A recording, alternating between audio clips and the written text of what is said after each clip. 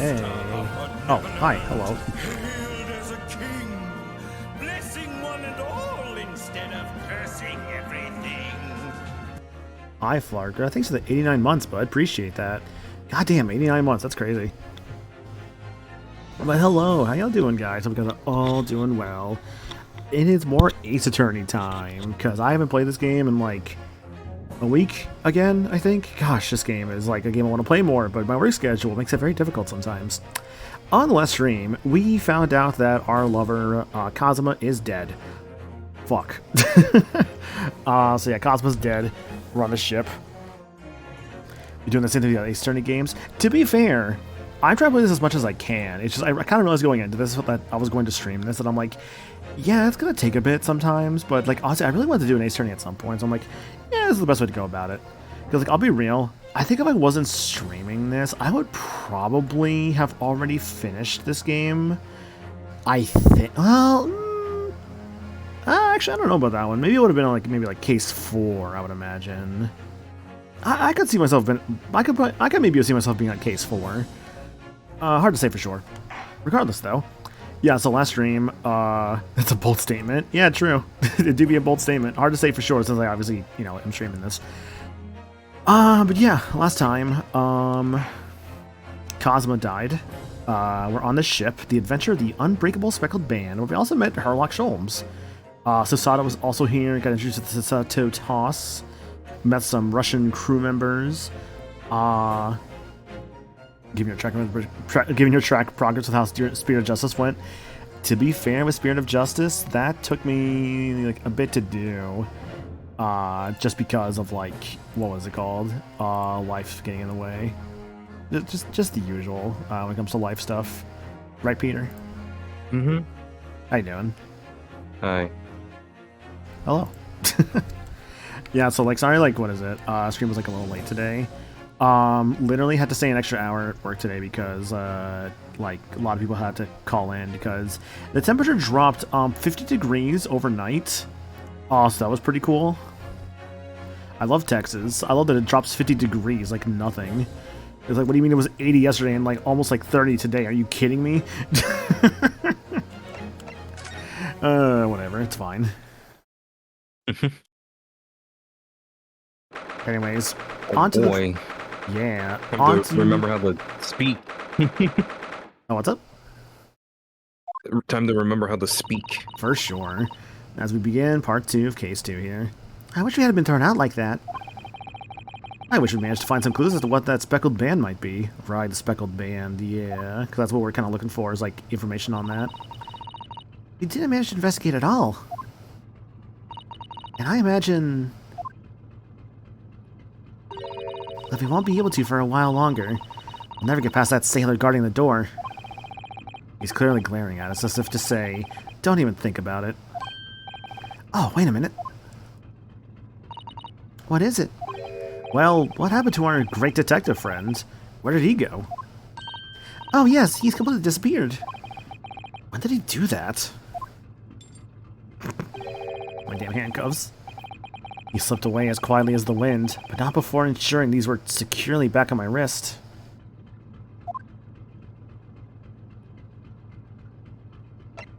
Examine. Hello, guardsman. I really wish you'd had a chance to look around in Miss Pavlova's cabin.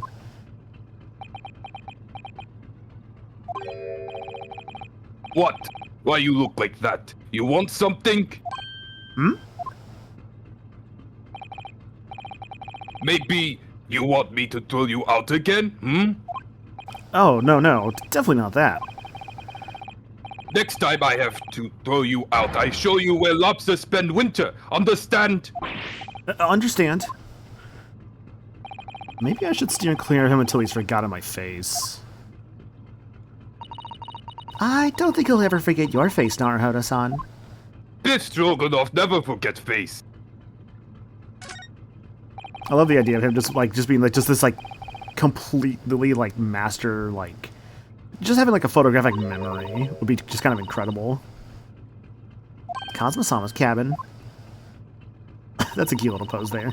Your accommodation is confined to the wardrobe inside the cabin. You know how to make a stowaway feel small, don't you? As small as the wardrobe I've been calling home.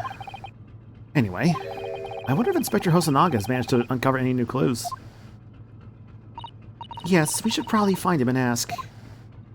Hosonaga, where could you be? Move. Yes, I don't think I'll be able to get to the cabin. Yeah, so perhaps Cosmo's cabin? January the 9th. SS Buria, first class, cabin number 1. Looks like they're still investigating in here. Yes, on that subject. I wonder if Inspector Hosanaga's unscathed. What do you mean, unscathed? Surely you haven't forgotten, have you, Naruhodo-san? Don't you remember what he said about allowing you out of his cabin to investigate? He was going to talk to the captain about it. He said he'd lay his life on the line for you. Oh, yes. But I'm sure he was exaggerating. Let's see what he has to say for himself. He might have some new information for us. You never know.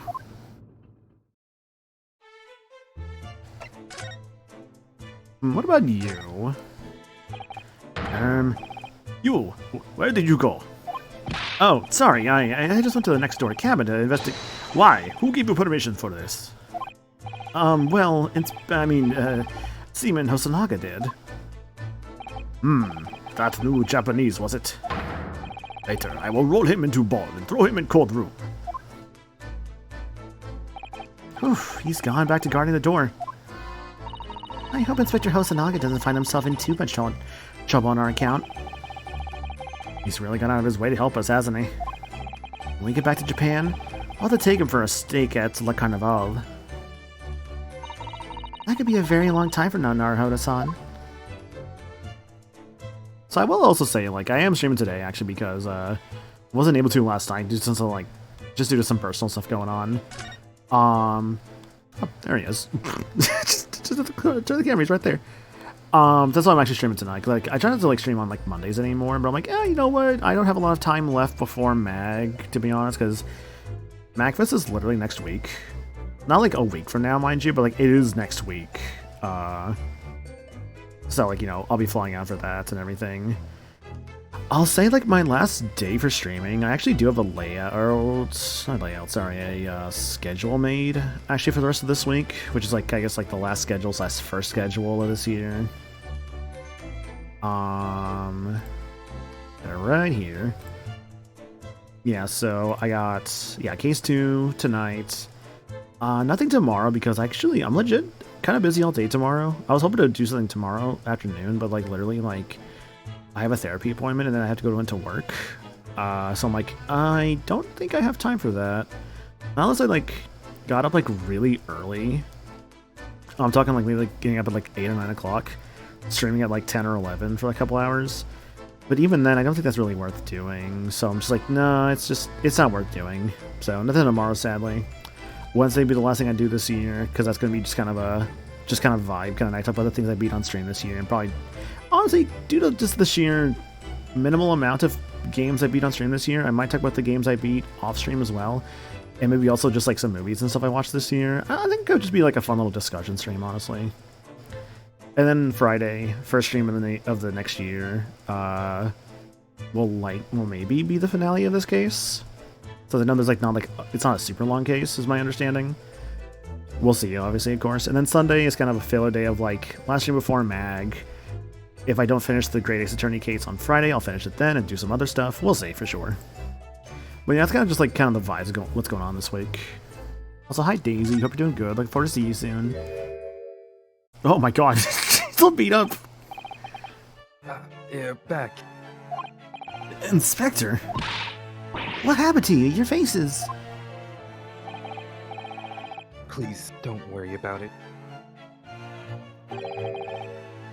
They're just Made by a bear, maybe. When I told the captain that I'd given you permission to investigate, he told me he'd pummel me with his fists and then toss me overboard. Doing better than Wednesday? Yeah, from what you told me that happened on Wednesday, yeah, I can imagine you're doing much better than that, girl. But the pummeling was over in a flash, and he must have decided against throwing me overboard. So it was nothing, really. It looks like he wasn't joking when he said he'd lay his life on the line if he had to. Well, thanks to your efforts, we now know a little about the neighboring cabin. Yes, so I understand. Oh, I bumped into a man claiming to be a great detective a little while ago. I think his name was something like Herlock Sholmes. I don't think he was German, though. that explains it. Shall we compare notes then? We can tell you what we found out. Yes, let's do it. Cabin next door. What? Oh, sorry. What? What? Nikolina Pavlova? She's in the cabin next door? Oh, do you know who she is? Please, what self-respecting ballet fan wouldn't know the graceful angel? He's a ballet fan. Interesting.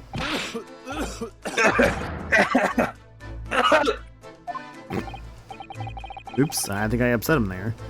So, what is it? I don't think they straight up said it, but I think the idea is he has, like, a disease, right? Like, I think I, like, vaguely recognize, like, what the disease is supposed to be that he has. I forget what it is specifically, but it affected people, like, around this time more. Well, that tells us the neighboring cabin is unrelated to the case, at least. Oh? How? Because angels don't go around committing crimes, do they? Angels don't go around committing crimes. Well, I've played Bayonetta, so that's like, you know, depends on how you look at that. Oops, I definitely upset him. Is that what you think? Okay, fair enough. Inspector, has your investigation in here proved fruitful? If I'm honest, there's very little more I can do. Our duty is to make sure the scene isn't disturbed, ready to hand over to the Hong Kong police. So I'm just keeping watch here, trying not to take my eyes off the job. Oh, I see. Ah, there's one thing. I do have a small piece of new information for you. Ooh, new info. Oh, what? Yes, do tell us, Inspector, please. New information. What is this new information you have, Inspector? It's this. The Buria's medical officer has finished his examination of the body. I managed to obtain the report. An autopsy report. Oh, Kazuma's postmortem report. Kazuma-sama. So, what was the cause of death?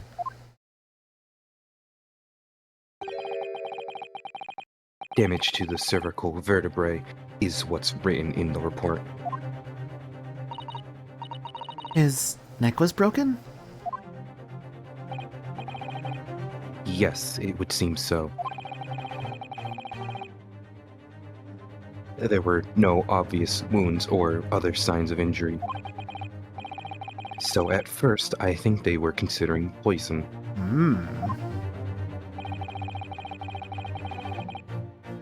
But it turns out they found no trace of poison in his system at all. Well, what weapon was used then?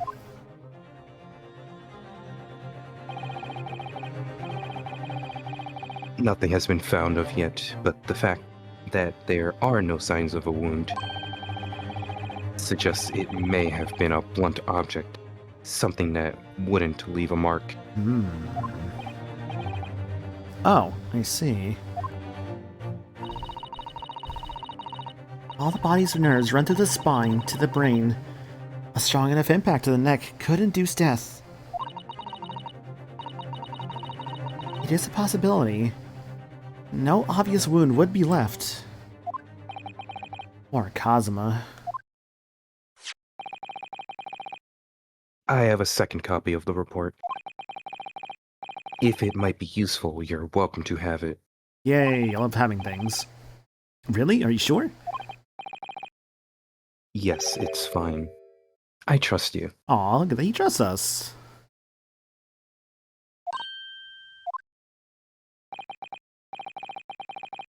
After all, if I didn't trust you,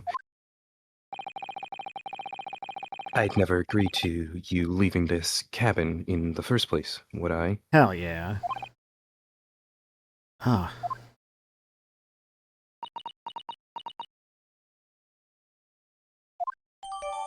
The postmortem report has been entered into the court record. A report from the SS Burion's medical officer, given the cause of death as a cervical spine injury. There were no traces of external injury or poison. What about that great detective?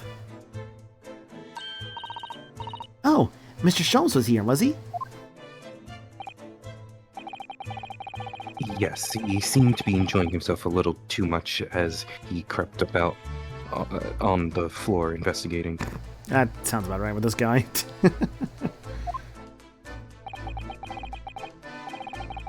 But then he suddenly left. I suppose he must have become bored. Did he say anything at all? Actually, now that you mention it, yes, just one thing, but he practically shouted it. Uh-huh. It's shoe polish. It was all he said. Shoe polish? I wonder what he meant. It was when he was over there by the piece of broken glass. Do you see? Oh, that's what that is. Ah, perhaps he was talking about this brick-colored bark, do you think? Oh, sorry. Ah, yes, that must be it. I keep thinking half the time I see Hosonaga, I think it's like Ryunosuke, I don't know why. I can't read, apparently. But how could Mr. Sholmes Neither can I. Yeah, so true. Reading is a skill that we were like, we learned at some point, but then we've slowly forgotten over time. Yeah, it's when we went to Jupiter. Yeah. But how could Mr. Sholmes know that it's shoe polish? That leaves me cold, I'm afraid. I have no idea. Sholmes, the best ace attorney himbo. Definitely has the big himbo vibes, I won't lie, Kaze Ninja. Hope you're doing good, dude.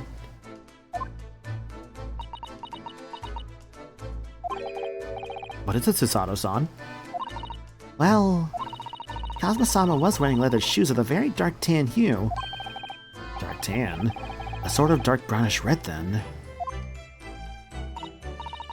Yes, a little like the color of red wine, but darker. I often repaired them for him. Oh, does this mean this mark was made by the polish on Kazuma's shoes they scuffed on the floor? Mark on the floor, a piece of a small glass object, and what looks like a scuff mark made by Kazuma's shoes were found by the victim's body. Interesting. That's really all I can tell you at this stage. I should return to my post. My fellow crewmen's eyes are boring into the back of my head. Yes, that might be for the best. Thank you. So hi, Minno. Feeling good. A lot of stream tricks, by the way. Goddamn, thank you for that, seriously. Poor Inspector. You look exhausted. Oh, no. Well... if I feel terrible that I failed to protect Soki-san. He was my responsibility.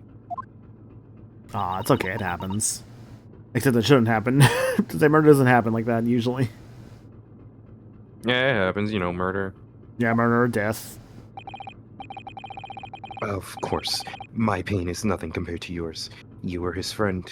Like, imagine, like, just, like, trying to, like, just comfort someone, like, oh, man, you know, like, friend died. Hey, man, it happens. Like, motherfucker.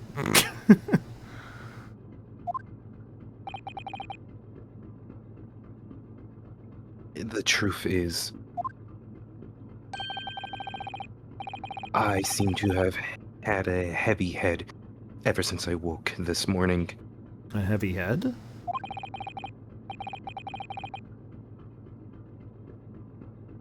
That's interesting.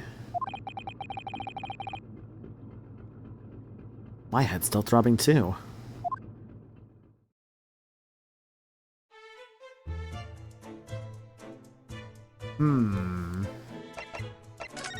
So then... Cosmo-sama's quarters. Yep, Seaman Stroganoff in the way. Also, hi JDB, thanks for the hydrate, appreciate that. Hope you're doing good. Isn't it late for you? Nah. Legit though, hope you are well. Yeah, I think I talked about it. Like, I worked earlier. Work went fine, honestly. A little annoyance here and there because we were understaffed today, but like, it wasn't so bad. Nothing I couldn't handle. Same to you, Steam staff. Hope you're doing good. January 9th. SS Burya First Class Captain Passageway. Ah. Look, Naruto-san. Seaman Stroganoff is gone. Strong enough? The burly Russian sailor who's always crossing his arms and glaring at us. All these Russian names are impossible to remember.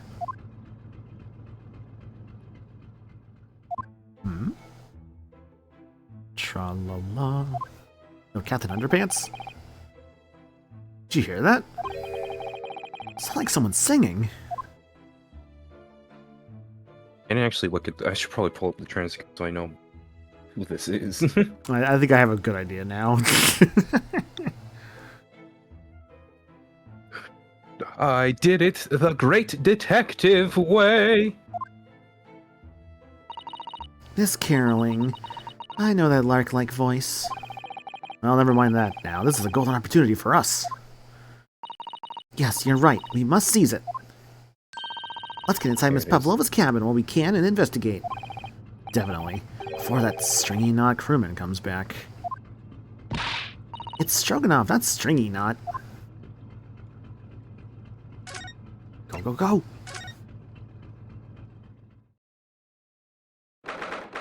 9th of January. Burya, First Class, Cabin, number 2. The suitcase is open this time. Miss Pavlova isn't back yet. Susanoo-san. Oh! Where's she gone? Hey, what are you doing? Those are her private things. There's not a moment to waste, Naruto-san. We must investigate as quickly as we can. I suppose you're right. Cosmo's sake. What's she doing? Not just for Kazuma-sama. What do you mean? Can't be long now until you arrive at port in Hong Kong. I don't want you to be in those handcuffs when we get there. Really? We must solve this case, Naruto-san. By ourselves if we have to. Yes, we will. Let's examine. Okay, first thing that caught my eye, the empty suitcase. What's going on there? Oh my! Miss Pavlova's case is open! It's completely empty inside. But according to the great detective's great deduction, she was hiding her special friend in there. Yes, a friend that she had to keep secret. Because you're not allowed to bring animals aboard the SS Burya. I wonder what kind of animal she had in there. And more to the point, where is it now?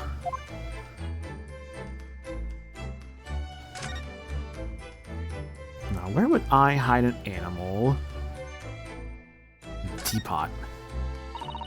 Yeah, but see, this teapot is empty. So the natural conclusion is that the Russians are a very thirsty people. Hey man, I'm very thirsty myself, you don't call me Russian. Or, because Miss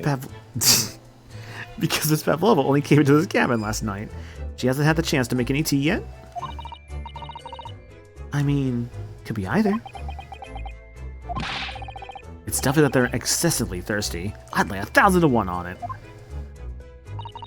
You're rather obstinate, aren't you, Naruhodo-san? Trash can. I suppose every cabin has a waste paper basket. Shall we have a little look and see what's been thrown away? Naruhodo-san, it's poor etiquette to go sifting through someone's rubbish, you know. Ugh, those eyes. She's looking at me like I'm a piece of rubbish now. However, these are special circumstances, I think. Exactly, we have no choice.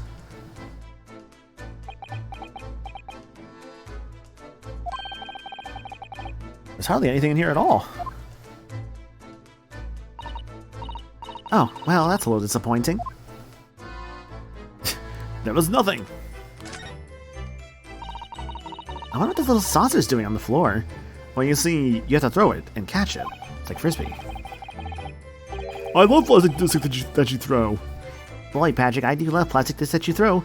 Oh, if only there was a name for this.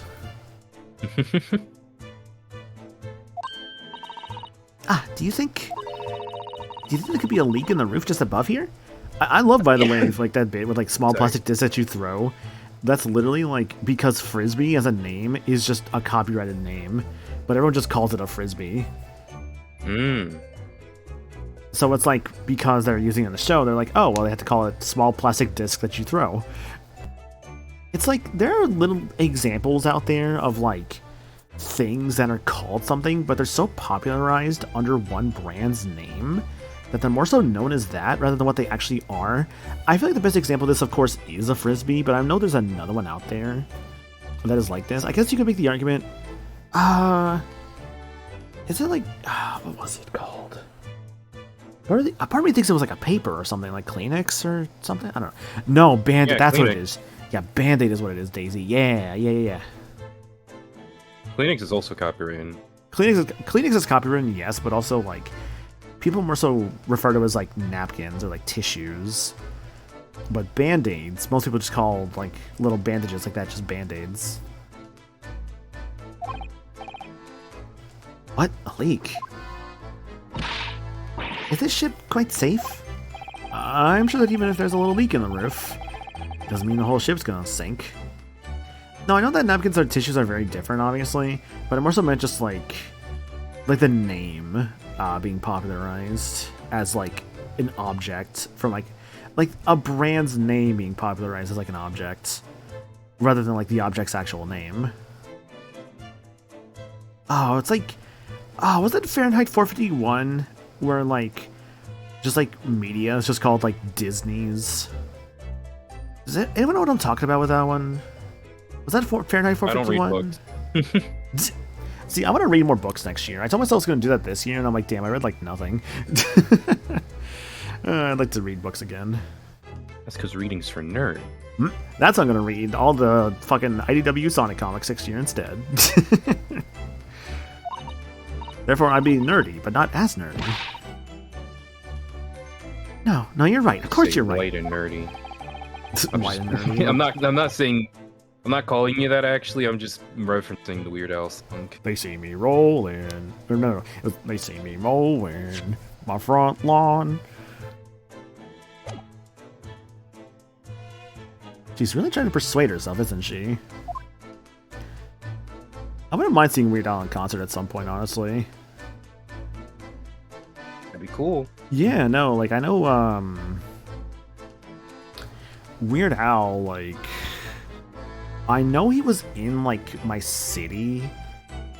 Just, like, a very, like, what is it? He was in my city, like, back in, I think, a few months ago, I want to say. So I could have gone to have seen him, but I just didn't. I think was it? I just didn't know if I would have the money for it. Of course, I got my job back in, like, May, so I definitely would have had the money to have gone to go see him. However, I think I didn't, like, what was it? I think I just didn't buy the tickets. I think I was just working a lot around that time that I was just like, it's not a big deal. Honestly, I would like to do another concert again. I don't do concerts too often. Not counting the ones at MagFest, obviously. Like, 'cause that's a different story there. I mean, I do enjoy MagFest concerts, but like, I want to go see like a concert. Like, just like find some band, be like, yeah, this might sound good. Last time I actually did the last time I did an actual concert of sorts was when I went to go watch. It was like Journey and Def Leppard, I believe, was the show. Genericide is the thing you were talking about. The process where the brand name becomes the common term for the thing. Okay, I did not realize that actually had a name for that. Phenomenon. That's interesting. Thank you, Storms. Hope you're doing good. There are just a few books on the desk. Nothing else by the looks of it. Well, Miss Pavlova only ran away from the ballet last night. She's hardly occupied this cabin for any time at all. That's true. I wonder what kind of book she likes to read. Let me see. Yes, I see. Let's see that Miss Pavlova enjoys reading. This is a cute little, like, animation. Books written in Russian. Thanks. I think I probably already knew that. It's rude to ask too much of people, Naruhodo-san. Kindly remember that. What else can we got here? All the books have toppled over together. Look, every single one. We managed to capture the eggs, Your Highness. Every single one. Good. Maybe I learned something after all. Do you think that's a god of the sea, perhaps? He's toppled too, though. It's exactly the same as the bookcase next door. Kazuma-sama's cabin. Recovering from a cold, otherwise doing good? Yeah. You know, referencing Spyro 3 there, fuck man, I love Spyro 3.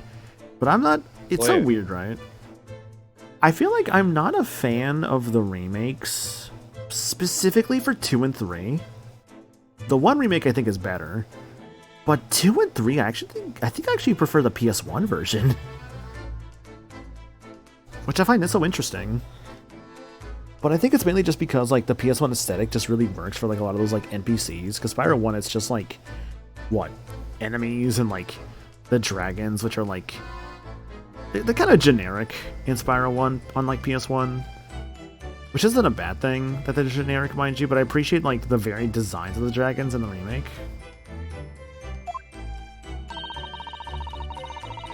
I just don't care about like, it's like, I appreciate them like the designs being varied, just don't really care much for like the whole like, I guess, I'm not sure how to else to put this other than just like, I'm not sure how I feel about like when people like see Spyro and they're just like, oh man, daddy, dragons, daddy. It's like, oh my god, that's not what this fucking game was about. If you like the dragons, that's fine, but oh my god. I don't know. That's like a small pet peeve I think I have, honestly, when like people reduce like a medium like that to just like sex, or well, not just like, not to say it's like sex stuff, but just like, just kind of like reduce a piece of media, I guess, to like a very like, not flanderized, but a very like simplistic thing like that. It's just like, there's still a really good game here. It's not just about like, oh, like you think a dragon is hot or something. I don't know. The internet has ruined a lot of things for sure. Dude, it's so funny, right? Because I feel like I've been like, for Zenless, like Zenless Zone Zero, I still enjoy that game, but I really feel like a kind of a small issue I'm having with the game that I feel like I've seen other people kind of also agree with, or just also talk about. It really feels like the game has a really bad problem of like just player worship. Like that game is just really like, oh man, you, the player, you're so amazing, you're so special. It's like, can I just be some guy? I don't need to be like the #1 like person in this world that everyone like fawns over. It's like actively kind of like messing with like my enjoyment of Zenless a little bit, I'm not gonna lie. Just got here, we're talking about sex stuff. I think I'm just kind of rambling right now, Jacob, honestly. We talked about Spyro, then I went to Zenless. I don't know what's going on anymore. Hope you're doing good, though. You know, actually, I'm surprised Zenless has not tried a dragon character yet, thinking about it. With the whole, like, Thyrans in that game, and how they're basically, like... Oh, yeah, there's, like, kimono mimis. Like, there's, like, a girl who's, like, a fox, but she just has, like, fox ears and, like, a tail. I actually don't even think she has a tail. Does Miyabi even have a tail? I think it's literally just, like, ears. I don't think.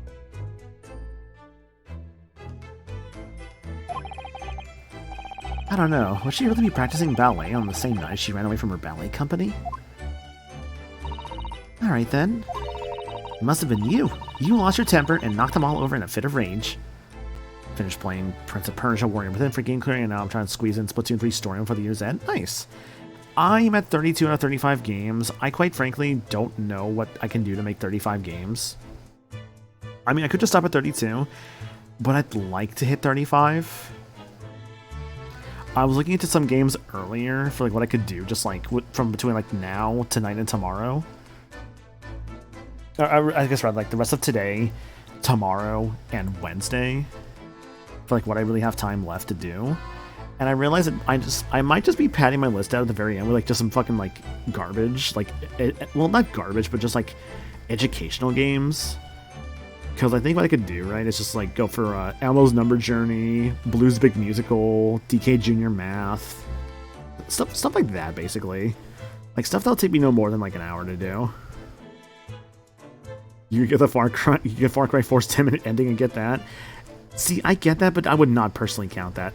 Also, I would have to buy Far Cry 4 for that one because I don't own that game. Not everything bad that happens on the ship is because of me, you know. Well, anyway, I'll set them all straight again in here, too. I don't like seeing things in disarray.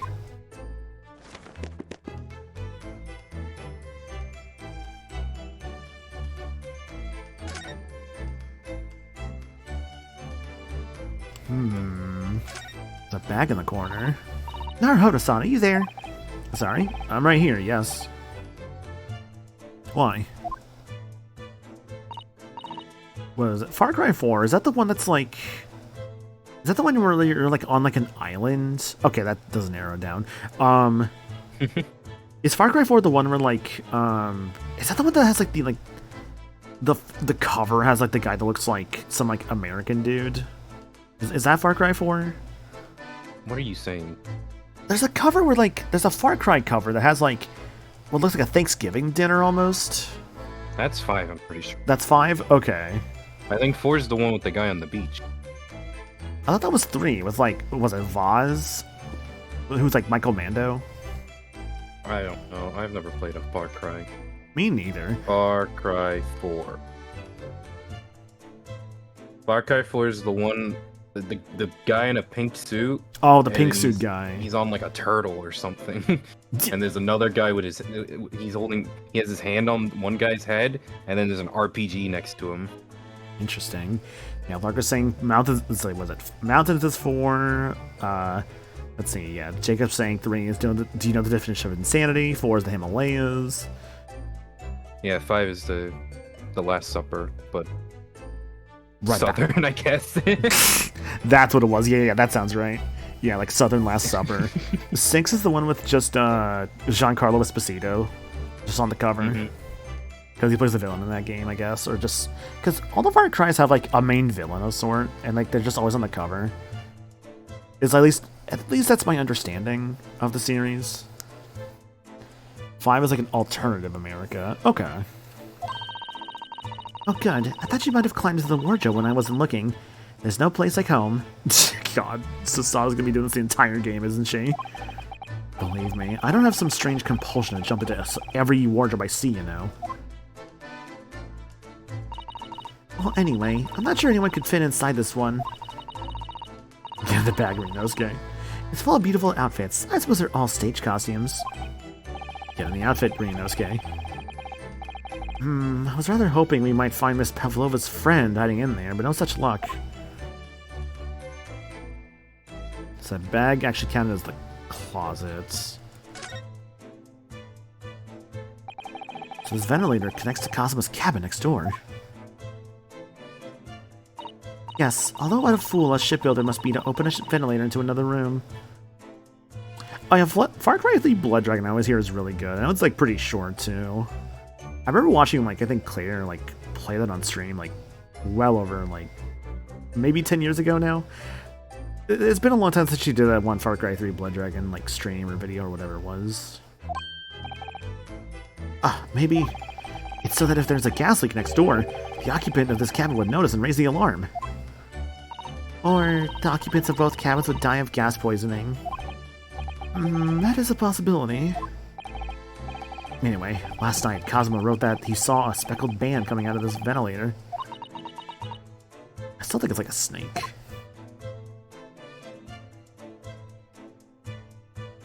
The bed. Nope. I think you're a snake. We're on the same case. Yeah, we're still on case 2. This is just part 2 of case 2, or like, what did the game say exactly? Yeah. Adventure of the Unbreakable Speckled Band Investigation Part 2, that we are currently on.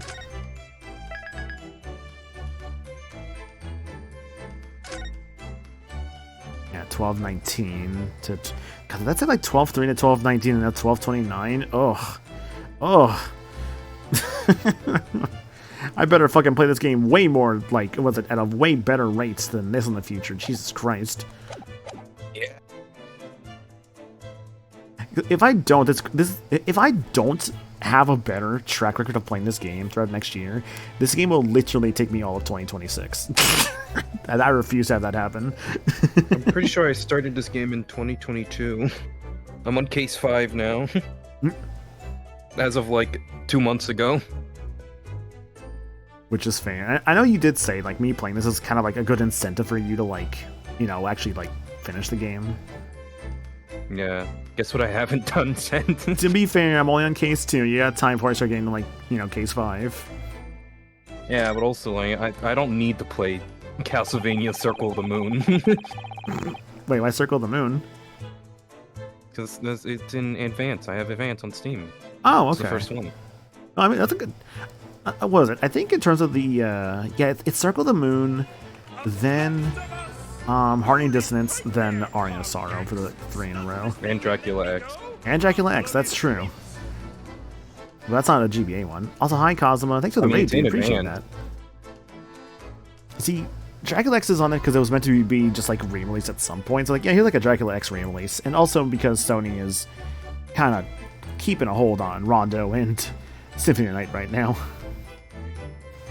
How was Star Fox 64, dude? Good choice. Nice. Were you going for, like, the hard path? Were you going for just, like, a casual run?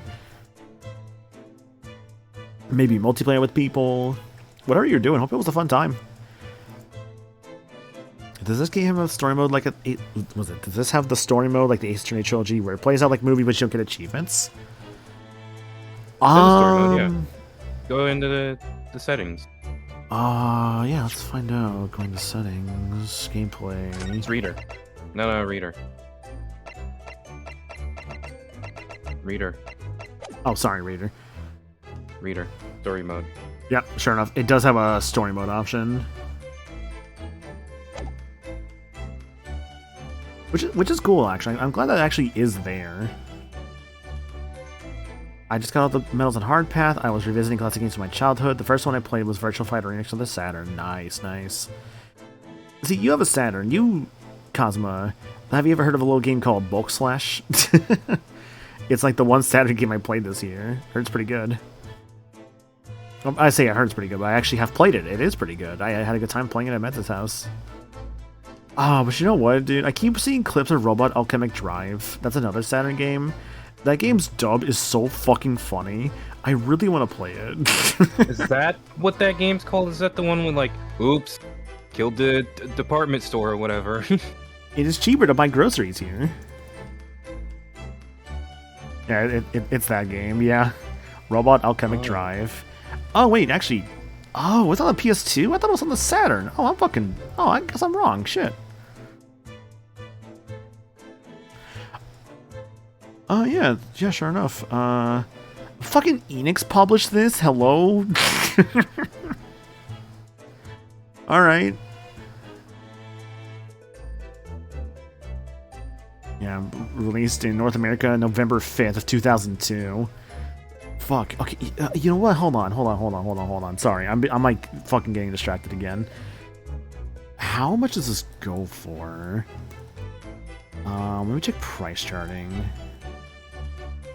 That's always a pretty good reference point. Robot Alchemic Drive prices. Oh, baby. 129 bucks loose. No surprise there, I suppose. But yeah, thanks for the raid, Cosmo. I really do appreciate that, dude. Hope it was a fun time with Star Fox 64. And let me get y'all some countermeasures.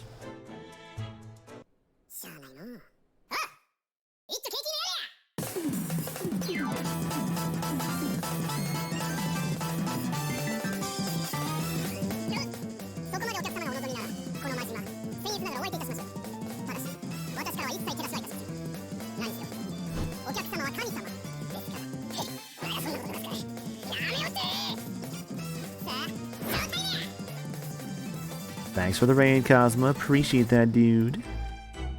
For those coming in from the raid or joining us for the first time, my name is Maniacal. I'm a variety streamer. I do a lot of different things around here. Currently playing some Ace Attorney of the Great Kind, aka Great Ace Attorney Chronicles. This is the first one I'm going through, which I believe is the Great Ace Attorney Resolve or Adventures. I think it's Adventures. I think Resolve's the second game, yeah. Because this game is actually 2 games in one collection, because they were both on the 3DS in Japan before they got re-released in these collections and localized and all that. Because Capcom was like, hey man, here's a Maze Attorney for you. Oh no, my gift sub to you expired 38 seconds ago. Oh no. If only someone would drop 20 gifts up. No, just kidding. You don't have to, actually. Or Yeah, obviously. Maniacal wants to buy something in the vendor hall at MagFest.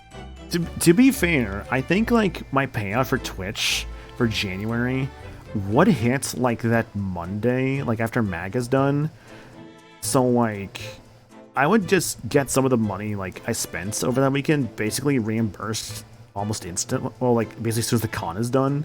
At least some of it. So that's why I'm just kind of like not gonna push for it, but like yeah, if you want to drop subs, it does help me out during Mag, obviously. I could buy more art prints and other things. Robot Alchemic Drive. Okay, you say that, but actually there are some games I'm gonna actually try and look for this time. I want to find, if possible, there's a Yu-Gi-Oh! 5Ds game on the Wii where you're like racing and dueling. I want to find that one. Card games on motorcycle. Yeah, I think it's called Duel Runners. I want to see if I can find that game. Is there like some other games I'd like to find for like just to come back from Mag, be like, alright guys, here's like all the games I bought from Mag. Let's do like a stream of them. I know last year I only bought one game, which was actually Like a Dragon Gaiden. I bought a physical copy of it while I was at MagFest, which was pretty cool. I felt kind of bad though because like, not to say that I bought it, but I only felt bad about it for one specific reason, and it's that like, when I went to go to Joe Zage's signing, I was like, oh fuck, I don't have anything for him to sign. Actually, no, I do. So I just put the copy of like a Dragon Gaiden. I'm sure it's confused. I'm like, why is he having me sign this thing? But whatever. He was still a nice guy and everything. I worry I like embarrassed myself in front of him, but like no, he was pretty chill, honestly. It was fun too, because like across like the room, like on the other side of it, because it was kind of a small room, there was people who were lined up for Colin Ryan, who was AlphaNad, I believe, in 14. That sound he's someone in 14. I think it's AlphaNad. It's not a particularly heavy bolt, is it? But still, it wouldn't slide across of its own accord, would it? No. The door's made of metal, so there's no chance of trickery using magnets to unbolt it from the outside. There's also Apollo in Hades 2. Alright. I'll get Hades 2 at some point. It's good. Yeah, I mean, I like the first one, so like, I know I'll like Hades 2 when I get to it. That's probably another game I'll get to next year is Hades 2.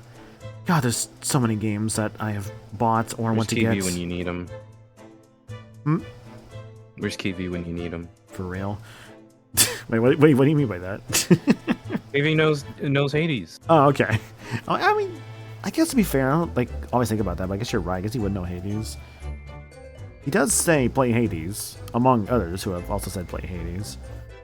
Which I feel like Hades is one of those games of just like, do you need to chill for Hades? I feel like Hades is doing pretty well for itself. It seals up perfectly, too, to stop any seawater coming in. So you couldn't use the method you told me of passing a thread through a crack around the closed door, either. I seem to know a lot of tricks for opening doors. I'm starting to see why they suspect me. Oh, Rinosuke. Ah, yes. They're displayed in this cabin, too. Look, the SS Boreas rules the passage.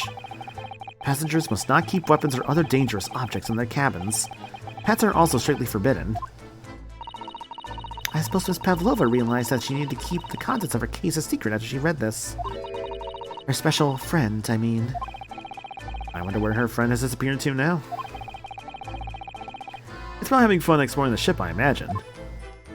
Could be, though. The friend. I just hope Seaman Stroganoff doesn't find it and throw it overboard. Oh, yes. So do I. Clearly it's... Oh, wait. This little thing on the wall? There's one of these next to the Ben and Cosmo's cabin, too. Yes, it's a bell cord. I can't resist. Uh-oh. She barely hesitated there. She gave it a good tug, too.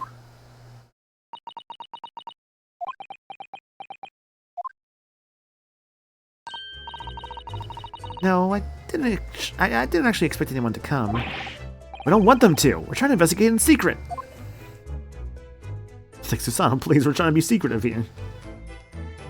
What have we not examined in this room? Was there something I'm missing? I just don't realize it. The door obviously has been examined. You look at the grate.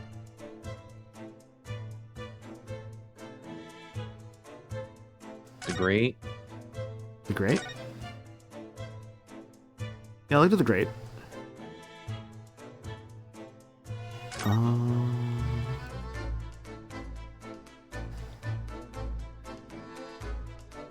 Coat hangers? No.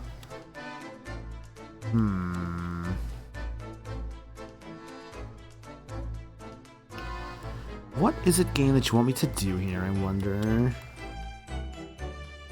Although, is it a possibility...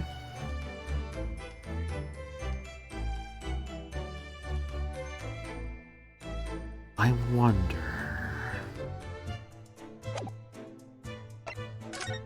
Is it because in Cosmo's cabin, I didn't examine the grate there?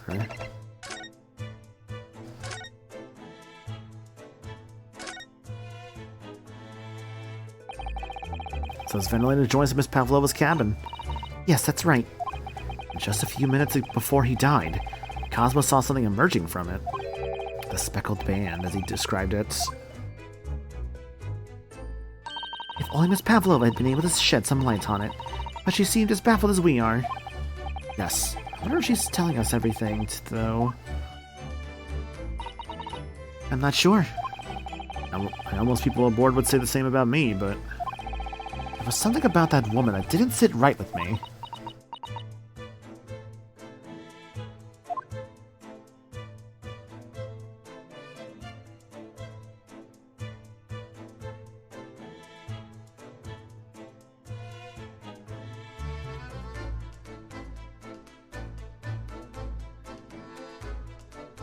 Sorry. Got paid for something dumb. Okay.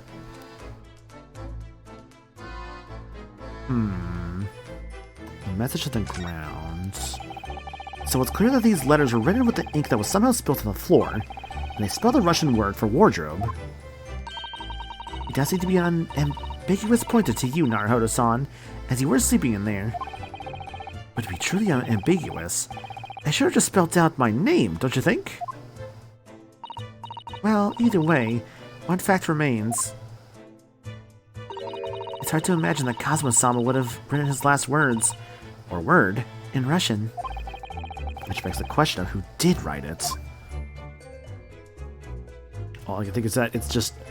I guess my theory, of course, is that it could be like a crewman that did it, obviously. So it really leads me to believe of one of two guys here, Stroganov or the other one. Other one, of course, being... a guy with no name. You know, the other guy. Yeah, say, hang on a second, he doesn't even have a name, I just have Stroganov.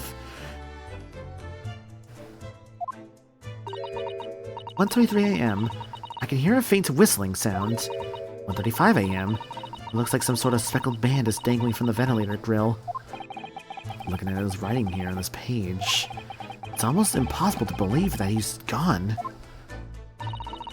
Kazuma-sama left us a valuable clue in these words, I'm sure of it. We have to solve this mystery, Naruhodo-san. We will.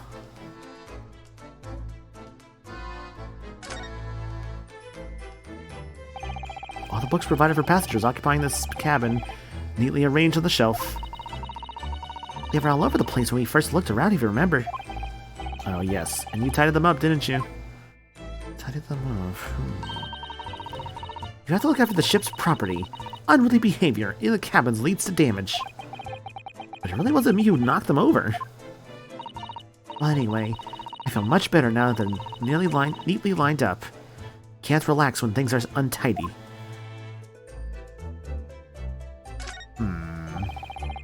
These are the rules of passenger travel aboard SS Buria. Passengers must not keep weapons or other dangerous objects in their cabins.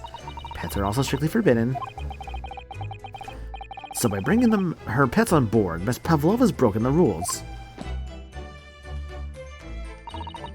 She called it her friend, didn't she? Yes, although we don't know what form this friend takes as yet. I'm almost certain that whatever it was, it's inside the traveling case in her cabin. A friend. There's more to this than it seems, I think. To think he's doing all this in handcuffs. It really has such a beautiful color, this glass. Looks like whatever it was has broken clean in two. But the other half is nowhere to be seen. And then there's a brick-colored mark, which is shoe polish, according to that great detective you seem to know all about. I suppose it must be from Kazuma-sama's shoes. Maybe. But what I'd like to know is, how could the detective be so sure that it's shoe polish and not something else? So actually it's funny, Minna, with the katana, they actually explained that, like, apparently he actually got special clearance to take the katana. So that's actually why he has it. Because he's a great detective, of course. That's hardly a reason, is it?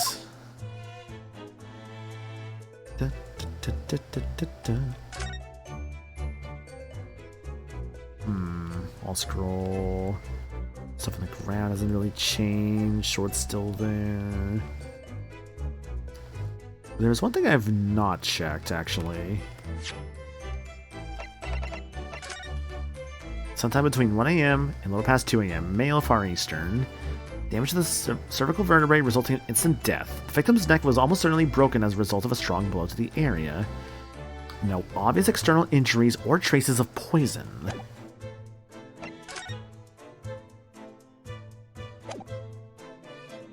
Piece of a small glass object and what looks like a scuff mark made by Cosmo's shoes were found by the victim's body. There's this shoe mark. Looks like a piece of like a bell or something.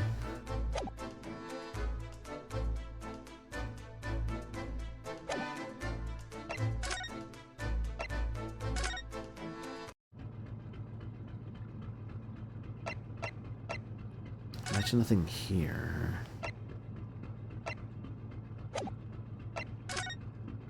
Or is there something else here that I missed?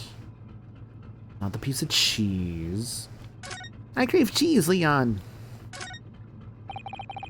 Miss Pavlova's cabin. This could be our chance. Oh my god, I just noticed it back there. What? It took you long enough. The burly assailant doesn't appear to be around them at the moment.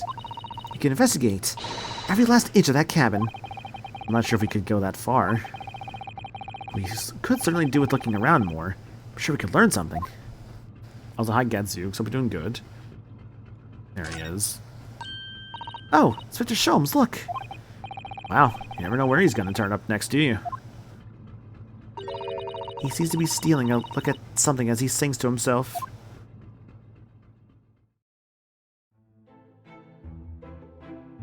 I did it. The great detective way! He's still singing. Do you think he hasn't noticed us? Or he's simply in extremely high spirits. Yes, there were times, I'm sure you do, when the yard bit off more than it could chew. And though it all, when there was doubt, it's lucky her luck was about. Excuse me. I solved it all, and I stood tall. I did it the great detective way. Mr. Sholmes. Ah! What is it? You want to fight, hmm? Holy shit. His fucking falling sprite is really good. Come at me, Ryunosuke. Come on. 1, 2. Honestly, interrupting a fellow when he's singing, and I was just about to reach the climatic finish. Sorry, I thought you were never gonna stop, so I figured now is as good a time as any. I very nearly dropped to the floor with one of my famous right hooks, and nearly dropped you to the floor with one of my famous right hooks. Alright, I get the picture. Now could you please put those fists away? Right there.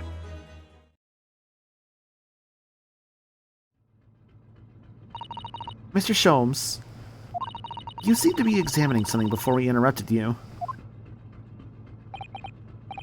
Ah, yes, that. I was immersed in study of the ship's log, as penned by the stockily built crewman who's usually on guard here. Oh yes, the ship's log. And did you find anything useful from it?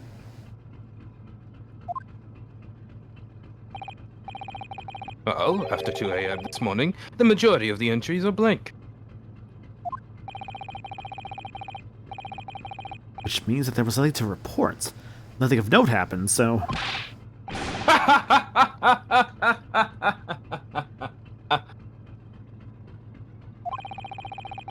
You truly are a student from the land of the rising sun. You've been utterly blind by it. Ha ha ha ha! Sorry? Your logic, my boy, is inverted. Whatever do you mean, Mr. Sholmes? Observe the other pages, and all shall become clear. Seem that the crewmen oft stand sentry in this first-class passageway, and has a almost religious practice of recording nothing to report every half hour. Oh, he writes that in every 30 minutes? Every half hour. It's fancier that way. Nothing to report. Precisely. Put simply, the seaman writes nothing to report, when there is just that.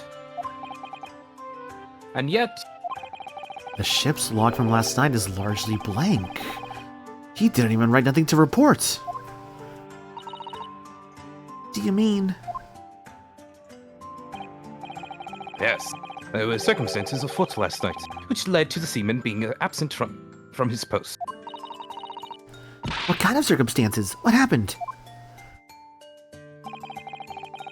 That remains a mystery for now, but we can be sure something significant took place. So significant that it caused the seaman to forget his regular habit of scribing nothing to report in the log. These are important details. I would stake my life on it. You must log the ship's log in your mental file. The ship's log has been entered into the court record. A record kept by the crew assigned to the first-class cabin area. There are virtually no entries from 2 a.m. until early this morning. Now that deduction was worthy of a great detective. Ah, you're starting to understand what my way is, I see. What makes Sholmes brilliant.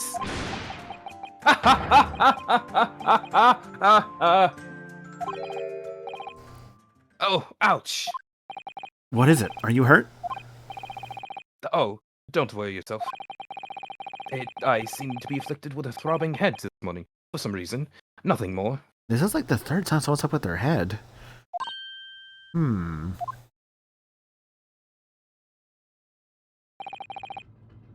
Well, my friends, until our next encounter. He's still singing to himself. I can hear it as he wanders off down the passageway. Tra-la-la, tra-la-la. Is something wrong, Susato-san? You seem lost in thought, all alone. It's just, well, I feel the same. Sorry? Ever since I woke up this morning, I've had something of a headache. A sort of continuous throbbing. Oh, you too? God, everybody? What's going on here? Is it like a gas leak?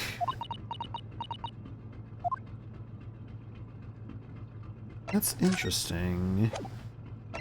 Everyone's got a throbbing head. Why? Why is everyone's head throbbing? Well, that's the real question to be asking ourselves, huh? Oh. Ah, what's that? Weird.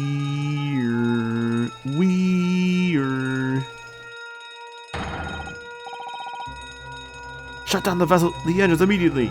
Vessel sighted a quarter mile 4. Full stop, hard to starboard. All hands, brace for impact. What's going on, pirates? What the? I think we're about to crash into another ship. What? I can't stand. Susato-san, hold on to me. Wah! It's like tilting. Interesting.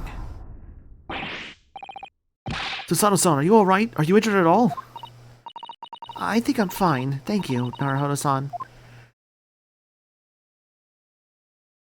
Oh, everything's falling over now. The Titanic! Looks like we avoided a collision. I think... Yes, the ship has come to a stop. Oh my goodness, what are you, Naruhodo-san? Are you hurt? No, I'm fine.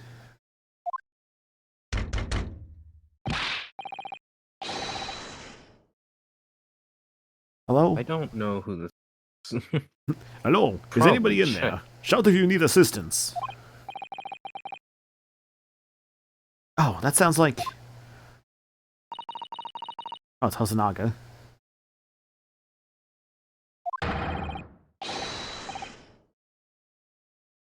Is that you in there? Naruto-san, unbolt the door, quickly. What? The bolt?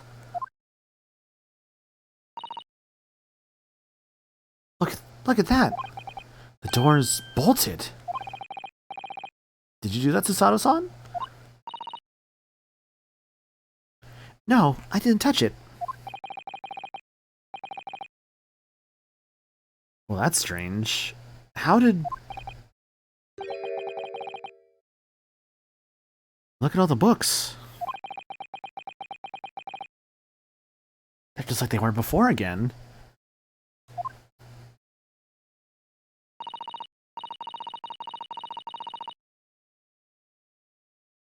Naruhodo-san, aren't you gonna open the door and let the inspector in?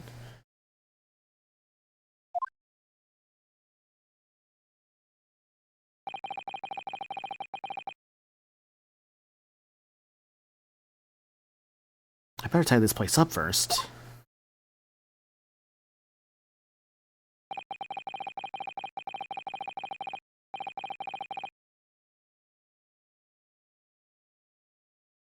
Our violent emergency stop had solved one mystery at least, in a very vivid way. But I knew what awaited us on the other side of the cabin door would not be pleasant. Why did it do that? Come on. I hurried around, tidying up the cabin with a new sense of foreboding in my heart. To be continued.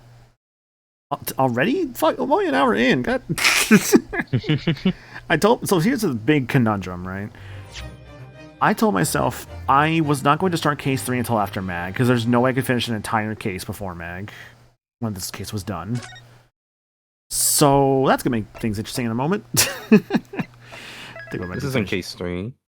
Well, I mean, we're still on case 2, but more so episode 2, I guess, but yeah.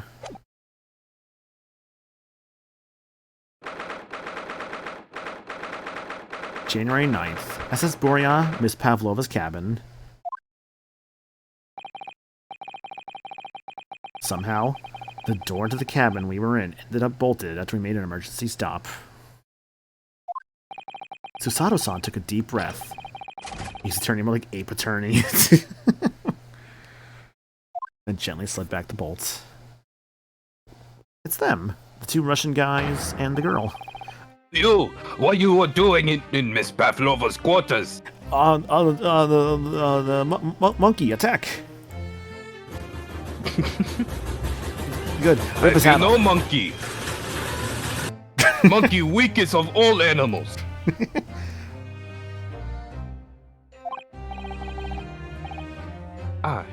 Both look hurt.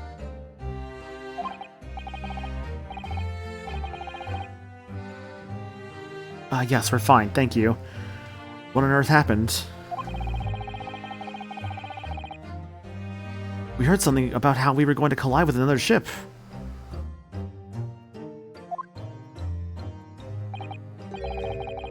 Yes, it appears to have been a false report, though. Oh? How did that happen?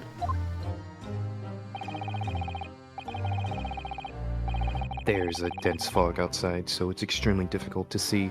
Someone must have thought he saw a ship ahead. This person obviously triggered the alarm, and that's why we made an emergency stop.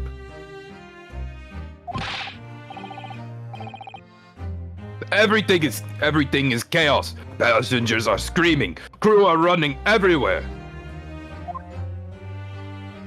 It's no surprise, right? You just had an emergency alarm going off in a ship. This first class area, only quiet part of the ship at the moment. Oh, I see. Someone triggered the alarm? Does that mean someone pressed that button outside? Ah! You wicked intruders, dressed all in black. You are the devil! Sorry, me? I've called a lot of things before, but Devil's the first. Yeah, for one thing, I'm not even like... not even Devil 7. One day you'll have good joke. Yeah. You opened my traveling case. How could you? What? No, we didn't touch it. It was already open when we got here.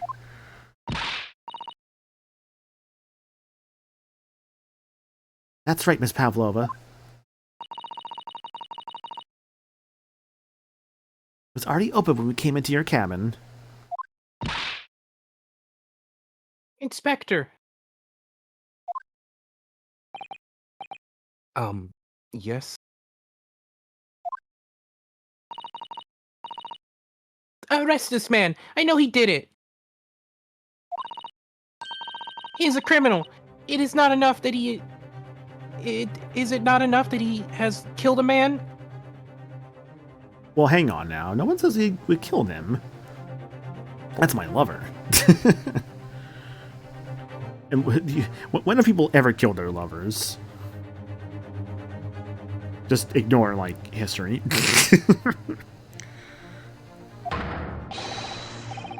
And he is stowaway as well. If Vixen promised not to steal chicken, do you believe?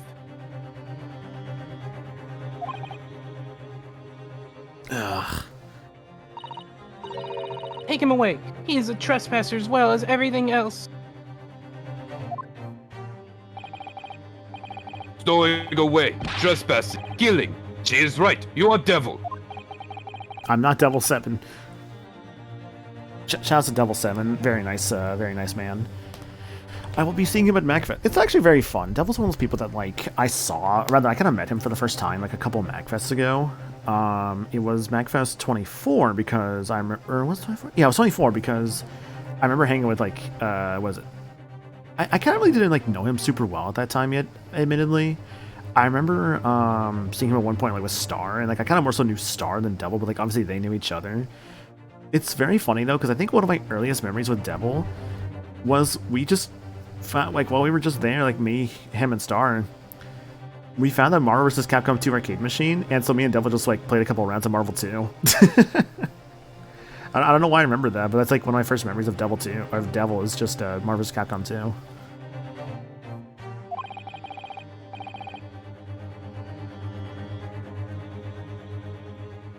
2. Cell below deck. Throw him in. Tomorrow we dock in Hong Kong, and we give you straight to police. Wait, a cell? Please, Inspector Hosanaga, is there nothing you can do?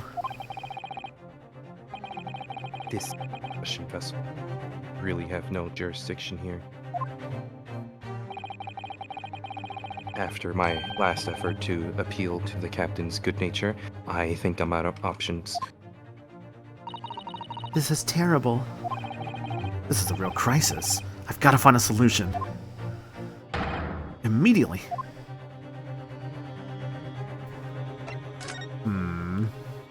Sanaga, Stroganov, and Pavlova. I just need to keep calm and focus on the task at hand, which is investigating.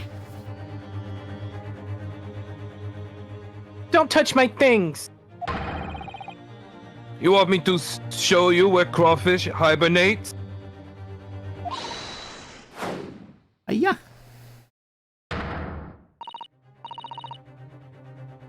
Mr. Naruhoda, what do you think you're doing? Wow, everyone's attacking me. I was just starting to think she was my friend.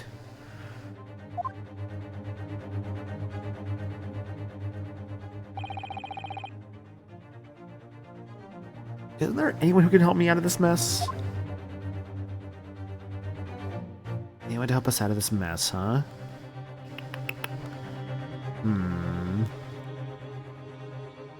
We can talk to Pavlova. Obviously, don't touch her things.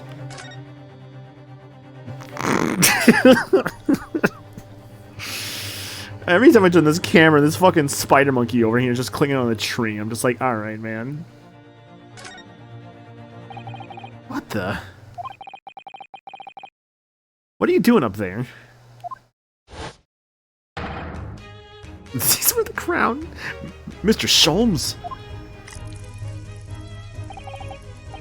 Naturally, I was analyzing what a weight of 20,000 rubles feels like on one's hands.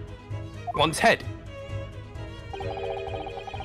Have I not told you that as a detective, it is my business to know what other people do not? This isn't mere tomfoolery, my boy. Oh, no, no. Well, why were you hanging from that hook before then? Isn't it obvious? To properly assess the weight of the 20,000 rubles, naturally. Shovels up in her bag? I don't know about that one. We'll see, I suppose. Also, hi, Becky. I wish to determine if it would bend that conceited-looking hook on the wall, so full of brag and bounce. I want to punch it. I never know whether to take this man seriously or not. Ah, you again, the great detective. Inspector! Inspector. Oops, sorry. I confess, I've been looking for you. Inspector, there's an imposter of me. Arrest that man. I have something to report to you most urgently. What are the fake Sholmes? It's just like Holmes. It's just like, hey, hang on a second. Well, you might try looking for me somewhere other than a hook on the wall next time. Don't you just feel like a hook on the wall? What is to report? Speak! An urgent report from a great detective can mean but one thing. Yes. The case of the curious murder that took place last night, here on this vessel, the steamship Birya, has been solved by me, naturally. It's been solved. What? Really? Yes, I have eliminated all other possibilities. No other explanation exists. So, allow me to illuminate all of your mind. For I am about to reveal my great detective's greatly admired great deduction to the case. Okay. Ah, you have solved it. Even Hedgehog understands this. Yeah, they know about Sonic? No way. We all knew who was responsible for killing Student Boy this morning. When we found criminal in the wardrobe. It is this stowaway, and he has handcuffs to prove it. I didn't do it. The trouble, there doesn't appear to be anyone else killed the victim. Because as the cabin door was bolted shut from the inside.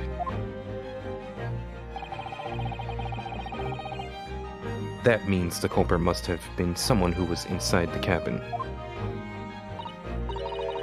Yes, it's what's called a locked room mystery in detective stories. Ah, locked room. That is point. The room was locked. Well, I can't deny that. There's no way the bolt could have been drawn across from outside the cabin. You are all quite mistaken. The cabin next door is not a so-called locked room at all. What? Oh, yes. There's another entrance. God, you're really gonna suggest the fucking grate, aren't you? An entrance used last night by the culprit in order to gain access to the cabin despite the bolted door. What other entrance? We never discovered one. Why? It gapes open-mouthed at you even as we speak. The ventilator, man. The ventilator? You think this is funny? It's actually hilarious. I cannot even put my arm through that hole. To be fair, you have a very large arm, sir. That's because your arms are as thick as tree trunks. Here's the culprit entered a victim's cabin through that tiny opening. It's not possible. Ah, but it is. And last night, the victim even witnessed the intruder in the act of passing through the ventilator. The speckled band.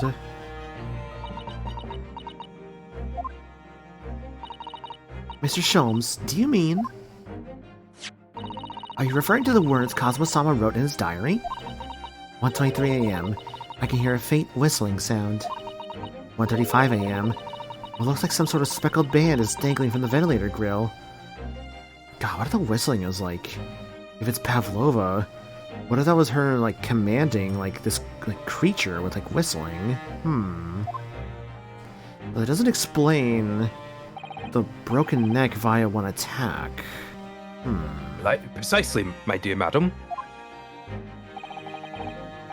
But what does it mean? What is a speckled band?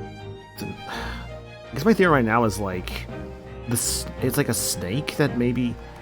Okay, let's look at my evidence real quick. Wrote it in Russian. This is the part that's still kind of weird to me. Like, why is it written in Russian? Unless there's one thing I could think of. Although, because I'm thinking right now, if it's Pavlova, could have wrote this down in Russian for the wardrobe, because she knew that Naruhodo was... wait, how did she know Rinosuke was in there?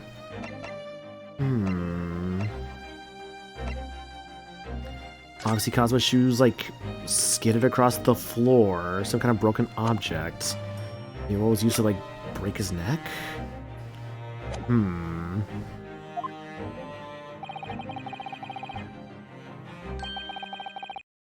The answer to that particular conundrum is in this very cabin. It's like, I feel like I have a lot of, like, the pieces, but not, like, the means to, like, just piece it all together. Like, I'm missing, like, one or two crucial details. Mr. Sholmes, what are you doing? There is a distinct element of danger, but fear not, I am ready. What I am about to expose for you all to see will shock you to your very cores. Behold, Yeah, what the? It is a snake.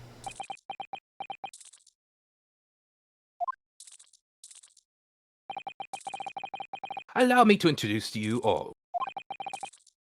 to the band, the Speckled Band. A snake. Indubitably. Okay, so I was right about the snake part. At least that mystery is solved.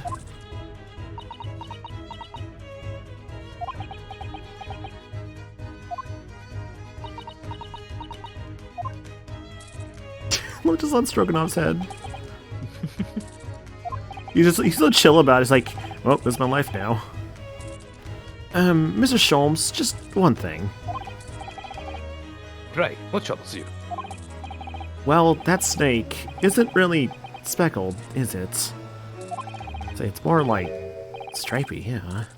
Looks more stripy, what did you say? Hmm? Hmm? Yes, you're right. I think in this case, you'd have to call it the striped band, wouldn't you? So I think I see Sholmes' pattern of just, he's always just slightly wrong.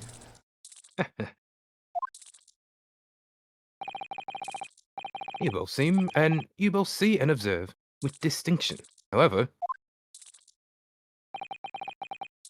do you not think that is precisely the trap into which the culprit wishes you to fall? Huh? Oh my goodness, really? It's a trap? How exactly? I think perhaps it's time I explain the intricacies of my train of thought. Oh boy, here we go. Are you ready, Miss Pavlova? I'm sorry for the young man who died, but that is all. His death is nothing to do with me. The whole thing is nothing to do with me. We'll see about that one, Miss Pavlova. There are two conclusions I have drawn from the facts. Number one. Last night, your friend infiltrated the victim's cabin. Ah, And number two. That same friend was responsible for the victim losing his life. no. She's turned as white as a bowl of rice again. Sholmes must be right. He's hit the nail on the head. This young woman's friend killed Mr. Asogi.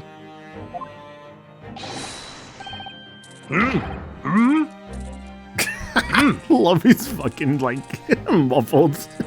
It's a really good touch.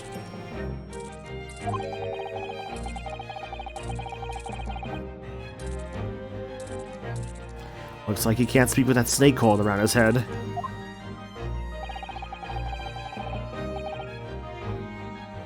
I would advise a little more movement I would advise as little movement as possible, Seaman. You wouldn't want the fangs of that long trend in your neck. So, everyone, let us begin. Herlock Sholmes is proud to present his logic and reasoning spectacular.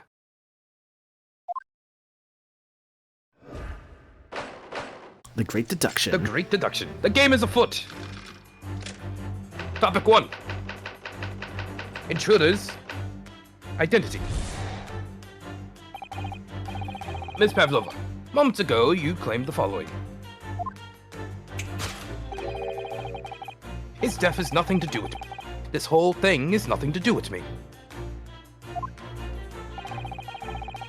Yet you cannot deceive yourself. Yes, when you recall those horrid events, your aching heart smarts with pain.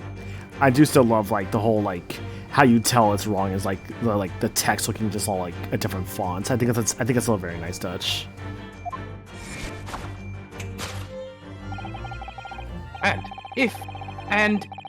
And it is that very pain that evidences your inextricable link to the victim's death.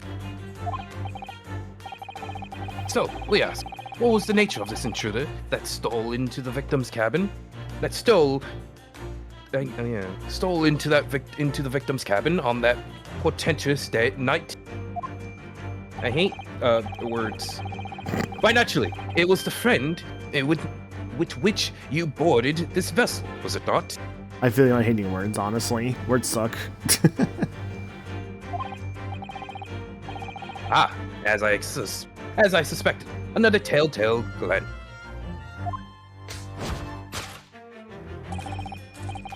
Without a doubt, your friend is the writhing serpent we see before us. Writhing. Never correct me.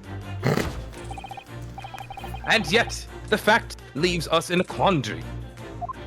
So was that the snake? Oh god. The victim's written observation of the night in question tells of a speckled band. So I just noticed like Stroganoff is just like visibly like getting squeezed with that. Whereas, regrettably, this specimen's markings do not fit that description in any way.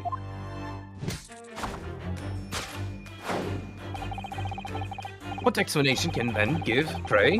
What was the sight that fell upon the victim's eyes last night? No, don't look at me. This has nothing to do with any of this. Oh, but it does. You have the answer to this quandary even now, hidden behind your back. So what's behind you? Huh. Yes, that which you are trying to, but failing to conceal, can only be the snake's lost skin.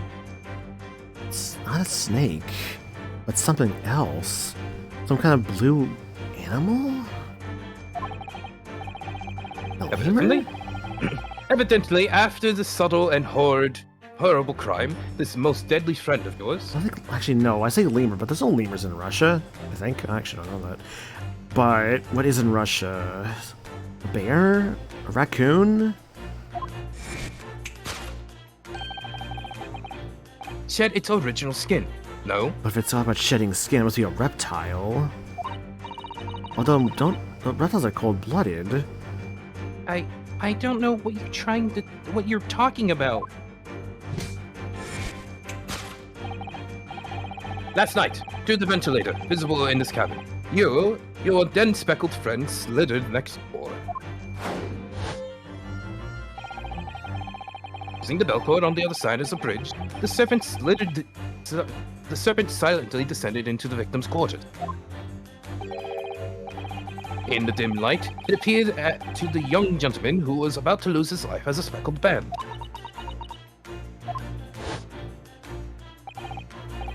In summary, the nature of this friend of yours, which last night infiltrated the scene of the crime,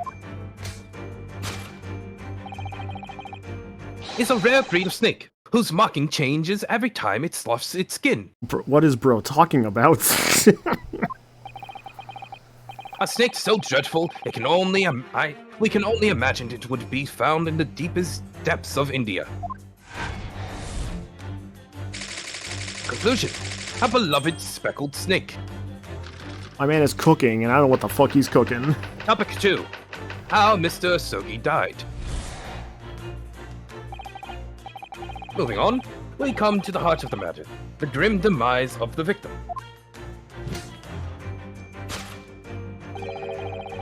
How did this young man lose his life, and why? According to the data of which I have been appraised, it would appear that there were no visible signs of injury.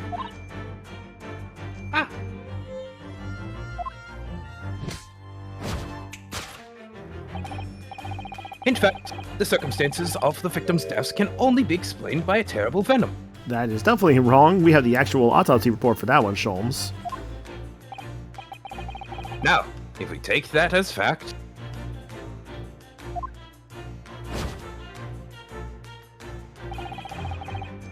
we can reasonably imagine that there remains evidence to affirm it at the scene of the crime. Sorry, Becky. Just Becky's comment. Jesus, guy is hot. So real for that, Becky. So real for that. Oh, no. Could there be?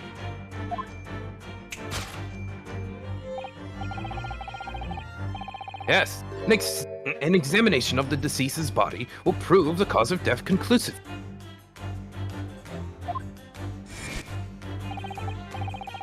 The almost, but not quite, what am I what is? Imperceptible? Imperceptible puncture wound left by the venomous fangs will seal the truth. Yes, the visage of the snake bite delivered by your terrifying friend. This makes no sense. Sorry, chat. My excuse is that I was in high school when COVID. I was graduating high school when COVID happened, so I didn't get a full education. God, I always forget how you're that young sometimes. You're like, based on that, you're only like what, like 20? 22. 22. Okay. Gosh, you are young. That's not a bad thing though. Also, I like math more than English, so yeah. Also, those valid. are my excuses. I was There definitely. is no point feigning ignorance, Miss Pavlova. I think, preferred English more than math, I will admit, but I still enjoyed math. After the incident, you endeavored to hide everything you endeavored to hide everything, didn't you? Though if I were to give like a favorite subject in school, I did usually enjoy history. History was always pretty cool. Geography, though, geography was a weakness. I will admit that. But now your involuntary glance betrays the hiding place you chose. That's right. You hid the evidence that links you to the victim's death in that traveling case.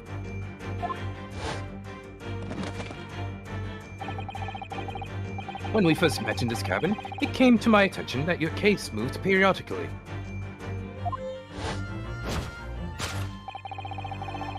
Your serpent assassin was restless inside, no doubt. You don't...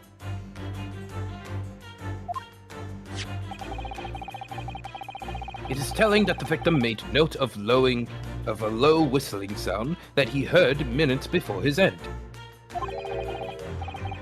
That was your signal, was it not? The sound you had used to train your serpent friend. To train?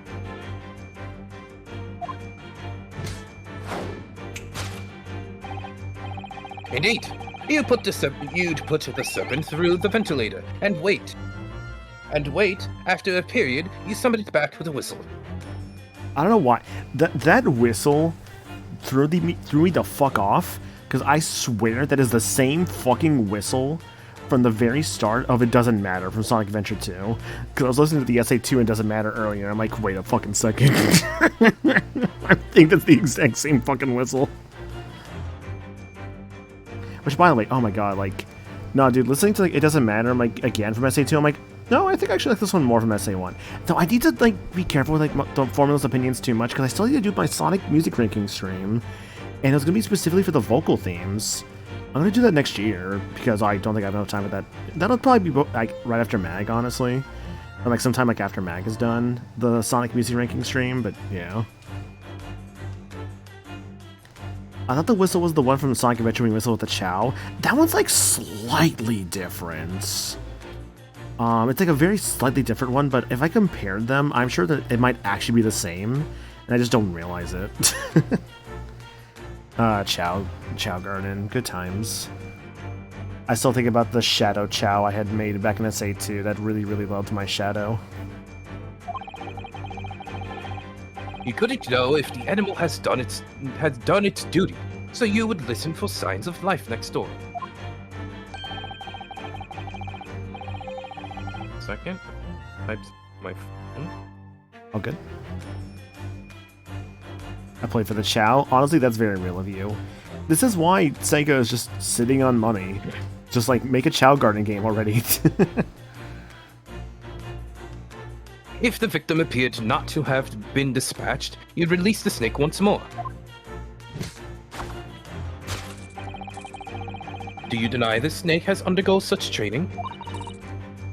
It's not true.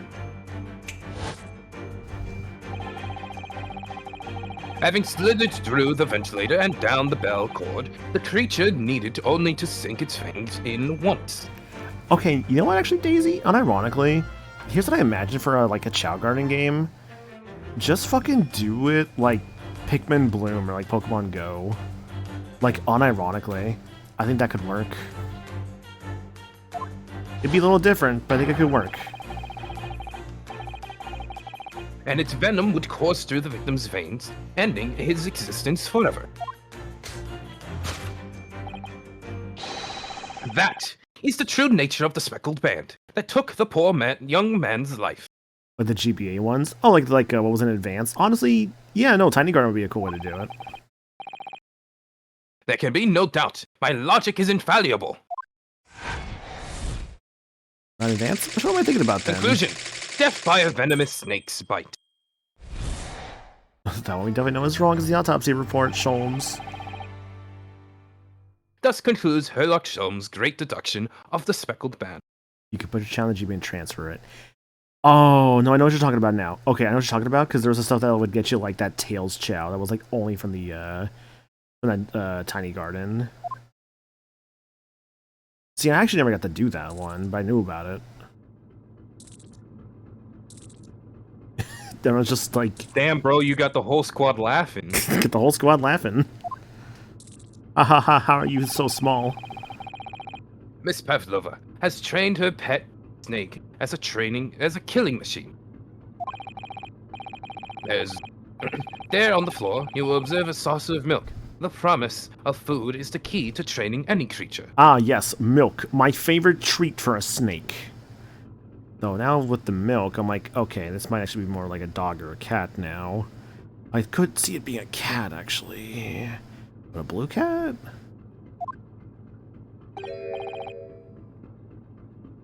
Incredible.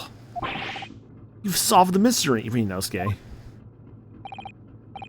Amazing. Your great deduction really lives up to its name. I see now why Herlock Sholmes has become such a household name. My dear man, it was nothing remarkable. As the Russians say, I could have done it with one left hand. Also, hi Gabby. Hope you're doing good, friends.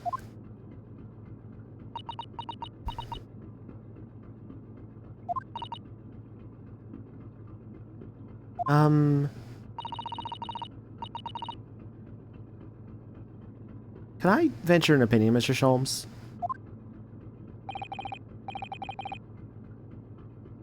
But of course, what's on your mind?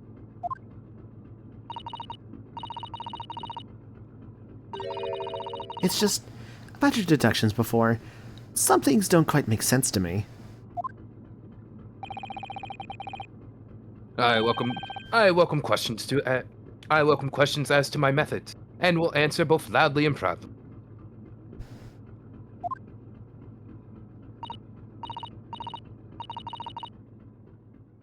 Oh, well good. First of all,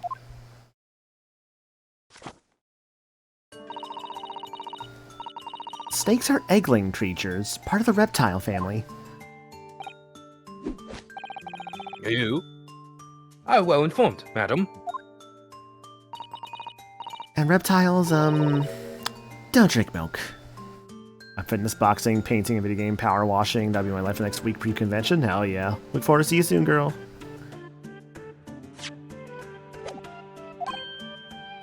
Ah! It's really only mammals that like to drink milk, you see. Oh, also, Gabby, I think you saw, like, I did, my copy of Princess Peach Showtime did show up, so I'll be doing a full playthrough of that at some point. I don't know when, probably after Mag, really. I mean, let's also be real, like, I'm going to keep saying after Mag because I don't have the time to start anything else because I literally leave in, like, a week. Well, weekend, like a day or two, but yeah. My flight's soon, basically. God, fucking weird to think my flight's in, like, a week. Well, like a week and a day, but yeah. So I'm not sure it would be possible to train a snake using milk as a reward. No matter. No doubt Miss Pavlova used some other treat to encourage her pet to do her bidding. Like, I've already actually, like, packed, for the most part. The only thing I've not packed are, like, my pants, and that's just because I need my pants for work still. Milk was merely an example. The logic holds. Well, there is something else. The snakes have no ears. Ah! Yeah, so I'm not sure it would really be possible to signal to a snake by whistling. Madam, what is the tale from... What of that tale from Arabia? My man's using the Arabian Nights as a source.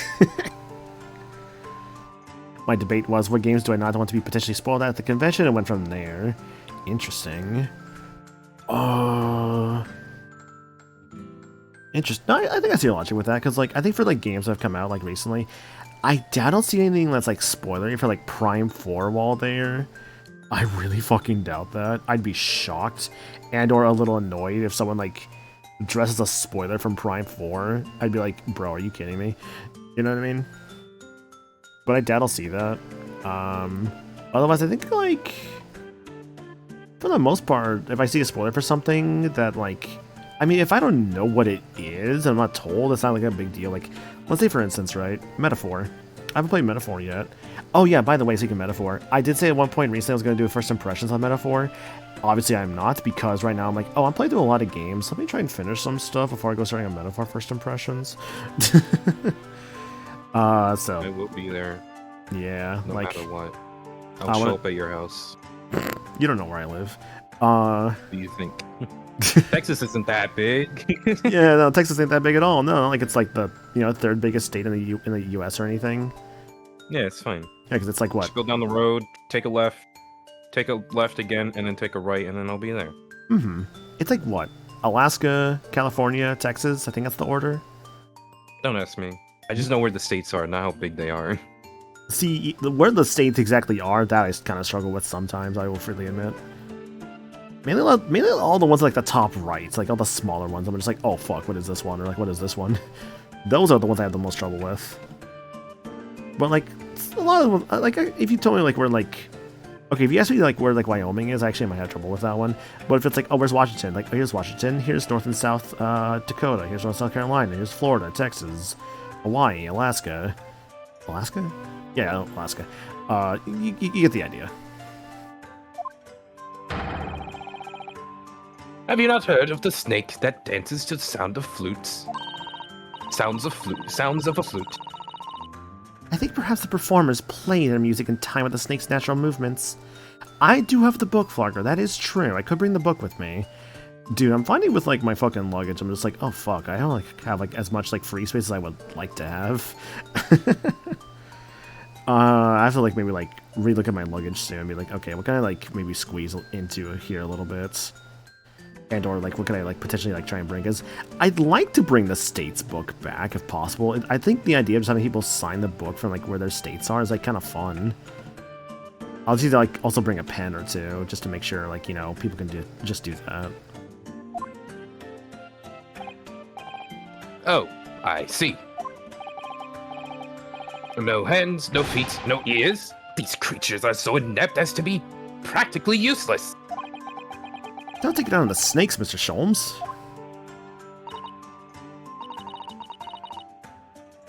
There is one other thing.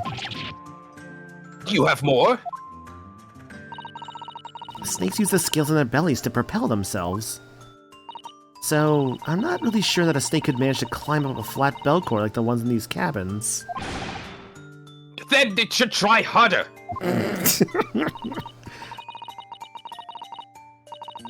Please don't be angry with me, Mr. Sholmes. The point is, even if the snakes had gone through the ventilator to the next door cabin, it couldn't have come back without help. What I'm trying to say is that there are a number of reasons why it's difficult to imagine the snake could have had a part in this. If it's not even her snake, where did it come from? What if it's like something insane? Like, oh yeah, this is actually like Stroganov's snake.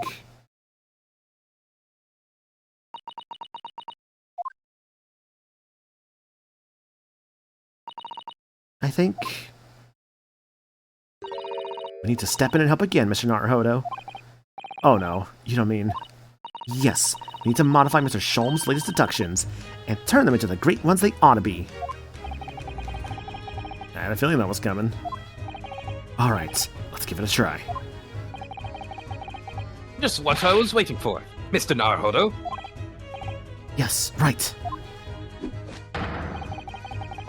You cast your eyes down to your... Though, cast your eyes down to your wrist again. What? Yo, my handcuffs are off. Oh, you've done it again. Your handcuffs are gone. Also, Gabby, I do agree as well. Like, hopefully no one spoils Octopath Zero. Like, that's another one I gotta still pick up at some point. I just don't know when. I think Octopath is still on the niche enough side of things that it might be okay. Where did they go? Fear not. I shall see they're restored after our work is done.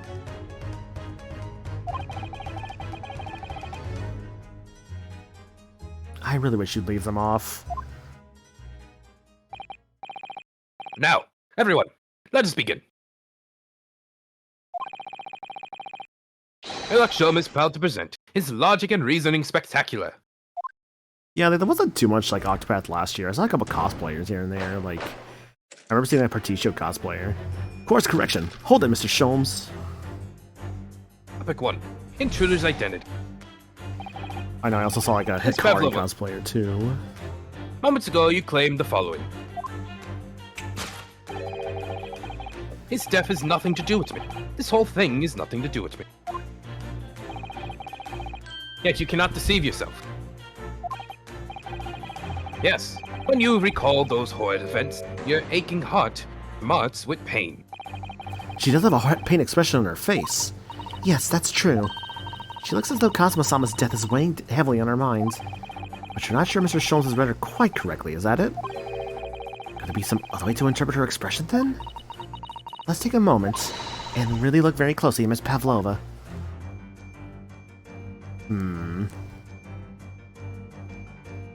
Wrist.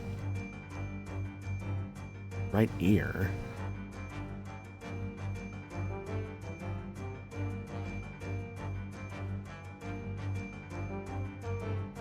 It's not her hand? Sure, you can move the camera. Oh. Don't forget. I almost figured I could move the camera in these, right. The claw scratch.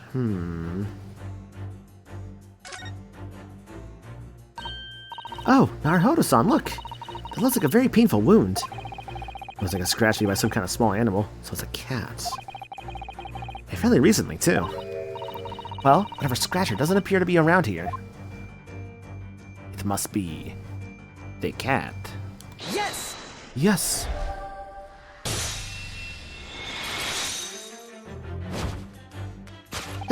Yes, when you recall those horrid events, that claw scratch smarts with pain. Indeed, and simple observation reveals that the wound is fresh. I was just like, huh?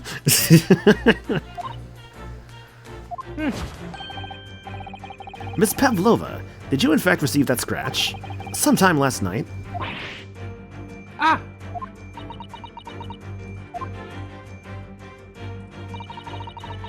When I think about the young man who died next door, I feel so sad. And when I am sad, the pain from this wound is worse. And it is that very pain that evidences your inextricable link to the victim's death. So, we ask, what was the nature of this intruder that stole into the victim's cabin at that portentous night? Why, naturally, it is that friend with which you boarded this vessel, was it not? Ah, as I suspected, another telltale glad. Without a doubt, your friend is that writhing serpent we see before us. It seems likely that the scratch mark on the back of Miss Pavlova's hand was made by this friend of hers, doesn't it? Except, snakes don't have claws, do they? No, they don't. They don't even have hands or feet on which claws might grow. Well then, if that snake isn't her pet, what is? What's the true identity of this friend of hers? We should follow her gaze, Naruhodo-san. That's where we'll find the answer. Follow her gaze.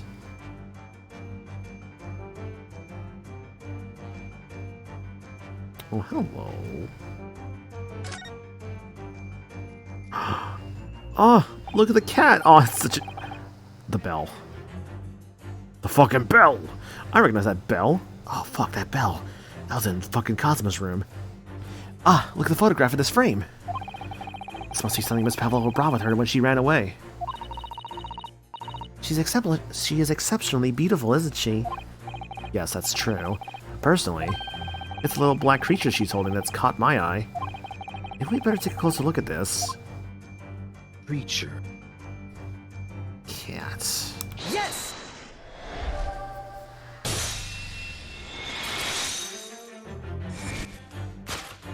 Without doubt, your friend is the little kitten we see before us. Yes, that scratch on the back of your hand makes that abundantly clear. Oh no. The whereabouts of this black kitten isn't clear, but what is clear is that you brought the animal with you when you ran away, didn't you?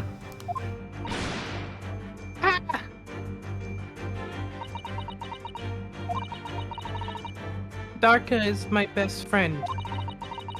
I couldn't leave her behind. Darko would appear to be a Russian blue. And yet, the fact leaves us in a quandary. Why do they call it the Russian blue when the cat is clearly black? The victim's written observation of the night in question tells of a speckled band. Whereas, regrettably,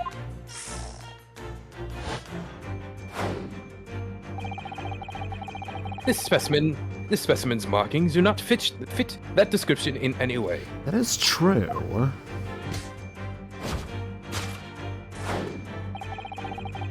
What explanation can we give then, Gray? What was this? What was this sight that fell upon the victim's eyes last night? Fair enough on the black and white, like, color on the photo, Daisy. I was mostly about just, like, I think Russian blues in general, more like, kind of like a grayish black color. However, speckled bands, I think I just failed to consider until just now. Where is it? The crown. The crown be the speckled bands? Is speckled in a way? Could this be what they're referring to by speckled bands? The cat wearing the crown? No, don't look at me. This has nothing to do with any of this. Oh, but it does. You have the answer to this quandary even now, hidden behind your back. Russian blues are a cool black-gray, which means there's blue in it. You know what? I think you might be right, actually. Yeah, fair enough. Oh, that's a very blue-looking color there. That which you are trying but failing to conceal can only be the snake's lost skin. Did you see that? Well, actually, sorry, I'm like looking up a Russian blue right now, because you know what? I'm kind of like curious now. Hang on, sorry. You know what? No, I can see what you mean. Yeah, no, I see what you mean. Looking at like Russian blues, yeah, there's kind of like, yeah, it's like a black gray. I can see what you mean. Like, there's like a blue and like this cat's like color. It's kind of cute, honestly. Oh, I kind of want a Russian. Oh, yeah. So I'm like looking at these now. Kind of cute cats, honestly. I love cats. She just took something out of her pocket and hid it behind her back.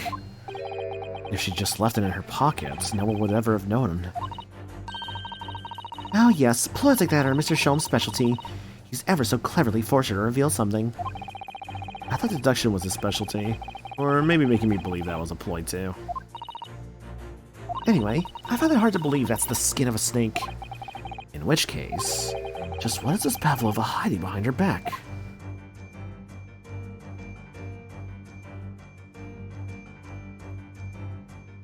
Hiding... the skin. Except it's not skin at all. A newspaper in her pocket there.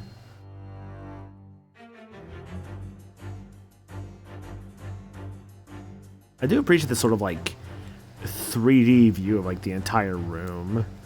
I think that's like a very fun touch. I'm just imagining how this might... I'm imagining this on the 3DS probably did not look as smooth. I'm just going to kind of take a wild assumption. Well, it is speckled, and it is a band, but what is it? It seems to be soft and fluffy. A long piece of cloth of some sort. It looks like a handle at one end. I think it may be a cat's toy. This sort is common in the West, apparently. How's that a toy for cats? Cats like to chase the band around and paw at it. Kids in particular love that sort of play. You only need to wave it in front of them, and they pounce to catch it.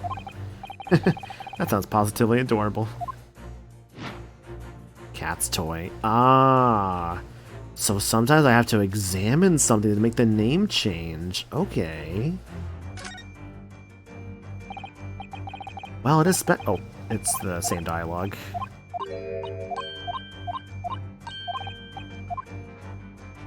Yes! Cat's toy. Yes, the thing you are trying, but failing to conceal, is, a cat's toy. Precisely, and the true nature of the now infamous speckled band. See, for me, like, my cats always love chasing, what do you call it?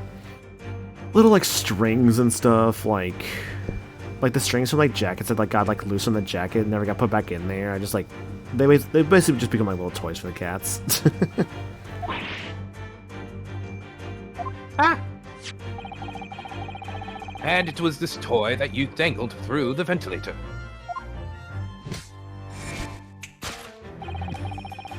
You waved it around, I presume.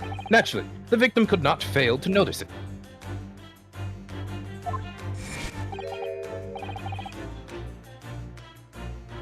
But why? For what reason? My dear boy, there can only be one answer to that.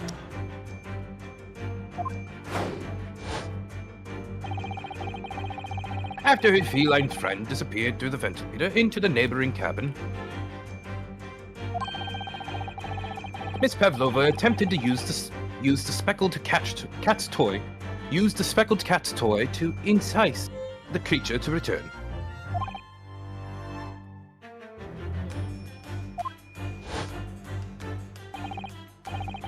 In summary, the nature of this friend of Miss Pavlova's, which last night infiltrated the scene of the crime,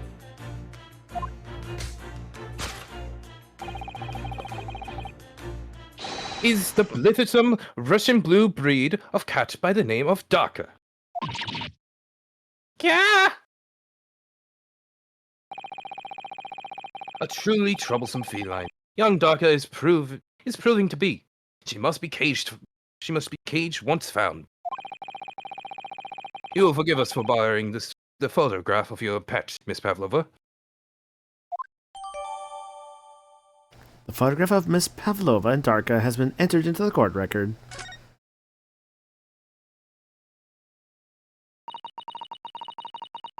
It was after I gave her food last night.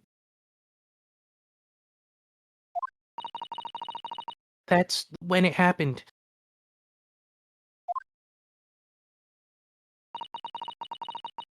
She scratched the back of my hand and then ran up the bell cord. Before I could do anything, she had disappeared through the ventilator.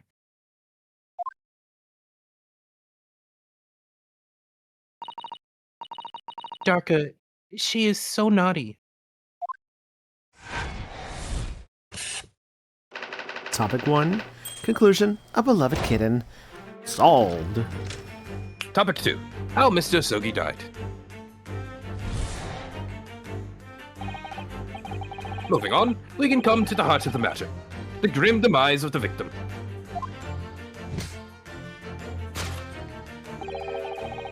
How did this young man lose his life, and why?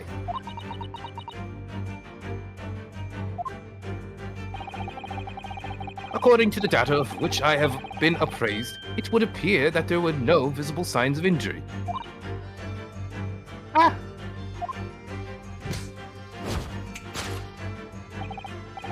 In fact, the circumstances of the victim's death can only be explained by a terrible venom. Yeah, I don't know that one. What Mr. Sholmes says is true. There were no signs of a wound anywhere on Kazuma-sama's body.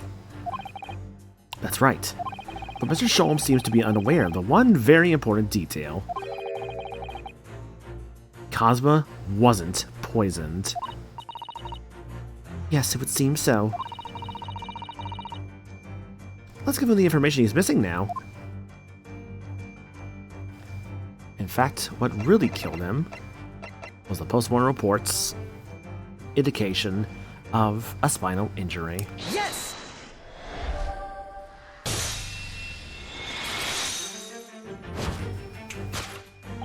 In fact, the circumstances of the victim's death can only be explained by the post-mortem report. Yes, I knew it was one or the other. Fucking show your lung out of your ass. His neck was... Indeed, the breaking of the cervical vertebrae is fatal. Only the Goliath would be strong enough to survive that. God, he is fucking Phoenix's ancestor with that face. Steven Stroganoff isn't some immortal freak, you know. I think that's actually the first time he's actually ever done that face, I want to say. Because I don't recall him doing it before.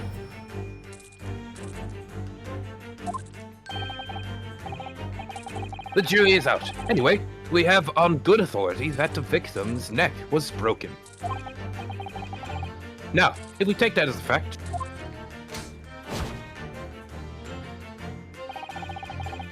we can reasonably imagine that there remains evidence to affirm it at the scene of the crime.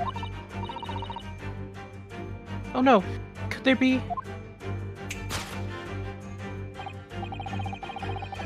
Yes, an examination of the deceased's body will prove the cause of death conclusively. Or at the crime scene, Kazuma died because his neck was broken. In other words, he was probably struck by something or someone. Yes, that's a distinct possibility. As of yet, no weapon's been found, though.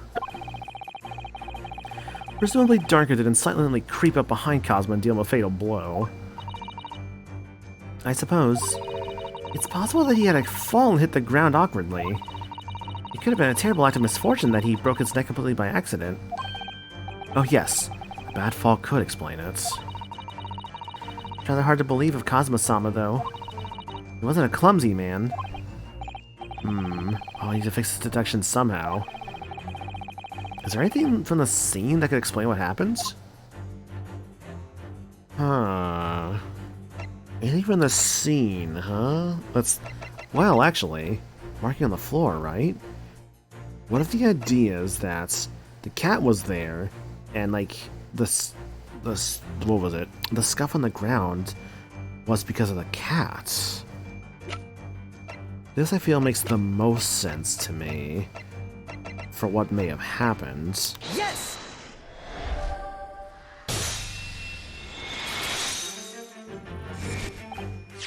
Yes, an examination of the mark on the floor will prove the cause of death conclusively.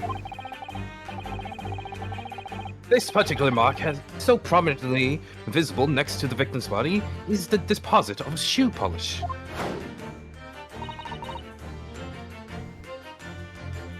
shoe polish? Indeed, positively identified by a little analysis device I constructed, which I carry now, as a matter of fact. Beeswax, tallow, and dye were my results. The identifiable Give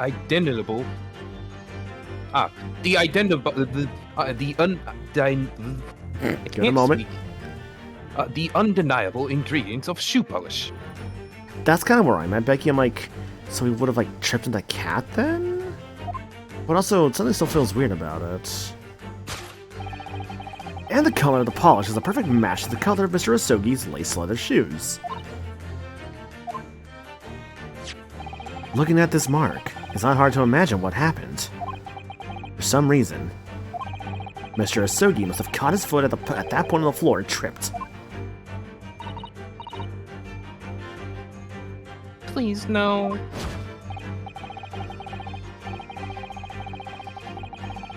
And, by a dreadful turn of misfortune, caught his neck against some immovable object as he fell to the floor. Do I have a view of the room at all in my court records? I don't, it seems. No. Only what I remember. Well, I think that could break his neck would be like maybe the chair he was sitting on?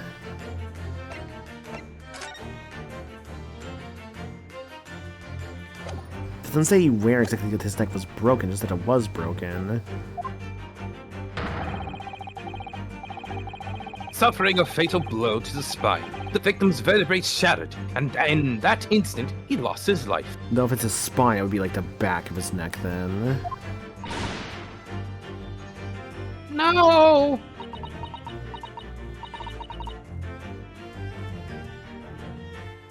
I don't know. I don't know anything about this. Is that really true, Miss Pavlova? What about the evidence left at the scene where Mr. Asogi lost his life?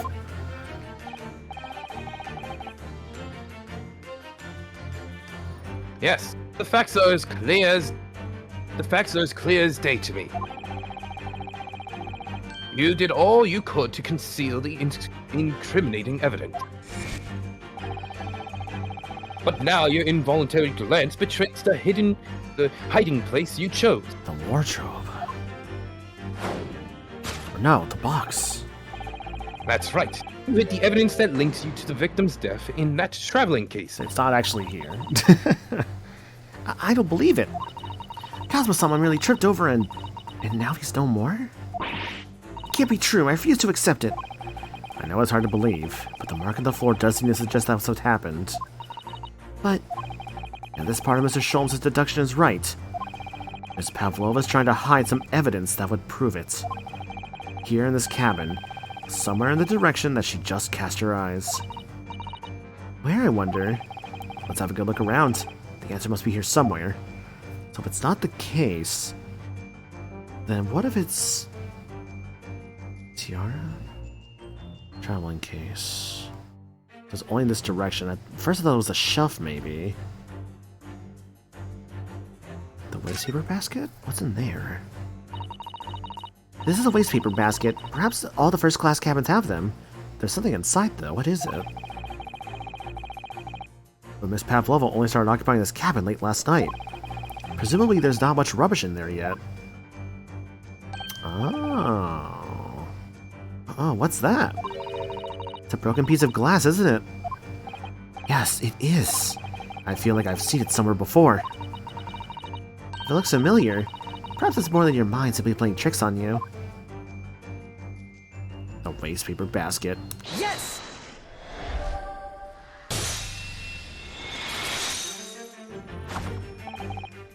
That's right. You had the evidence that links you to the victim's death in that waste paper basket.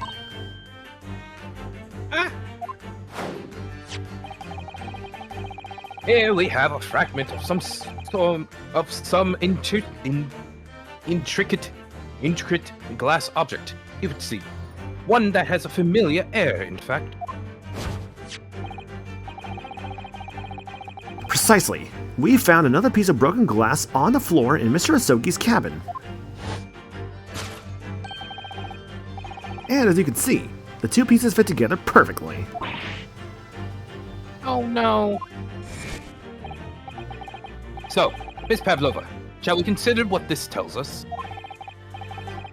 Why would it be that part of this glass object, which was evidently broken at the scene of the victim's death,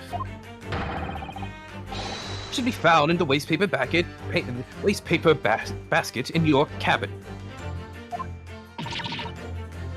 Ah! You're well acquainted with this glass bell, are you not? I don't... I don't know. Is that in that hushed Russian accent of yours? Won't save you this time, Giga. Why? It's not a cup, but a bell? Yeah. A bell that I'm assuming was from the cats, as I think we saw actually not just an assumption, but a fact.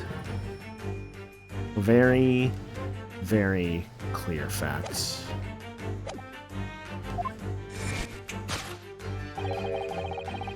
Because we have conclusive evidence linking you to the bell in question. Probably I think I just showed. What? Take it away, Mr. Naruhodo. Oh, I love him just being like, "Oh yeah, man, you know what you're doing. You take the lead." Yes. The evidence linking Miss Pavlova and the little glass bell. That would be... Yes! If you look at this photograph, you can clearly see, hanging from Darka's collar, the very glass bell in question.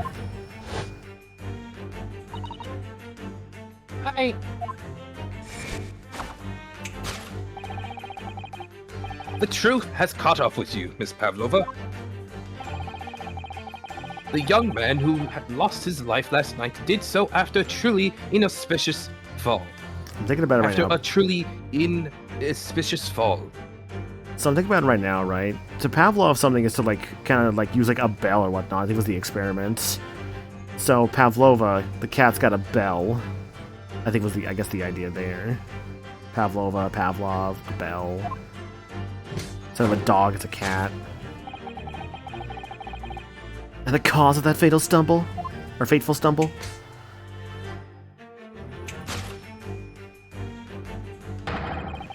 Your absent feline friend, Darka.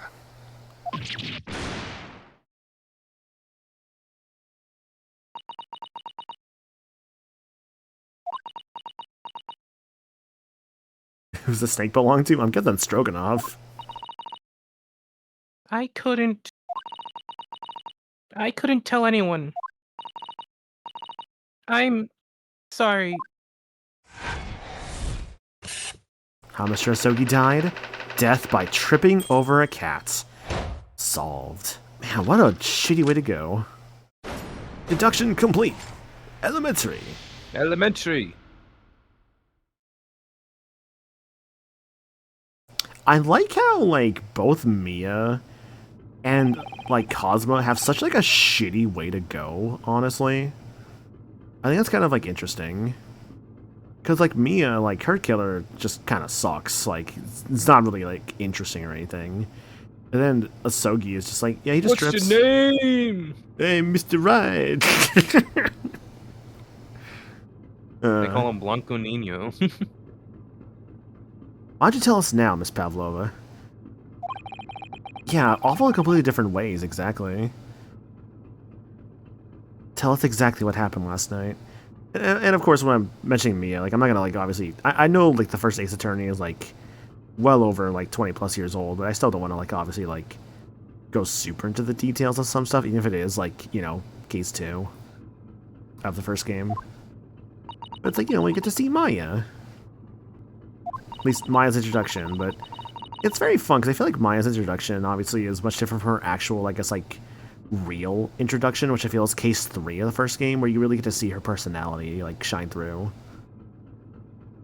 It was a little after 1 in the morning. It was so late, I hadn't had time to feed Darka, so I gave her some food. And then, all of a sudden, she scratched me and jumped out of my hands. People do say that cats become very anxious and nervous in new environments. Cosmos was lame and Mia's was sad and was a tiny side of the plot. True. She was so fast, she disappeared through the ventilator before I could stop her.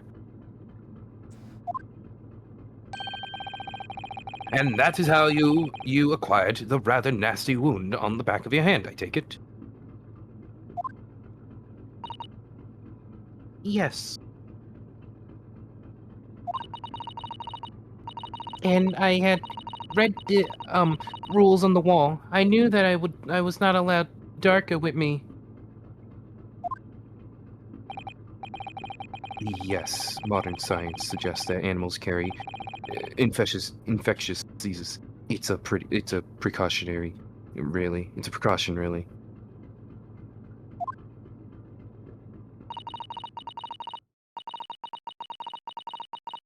So I listened and listened, trying to hear if there was some noise in the next cabin.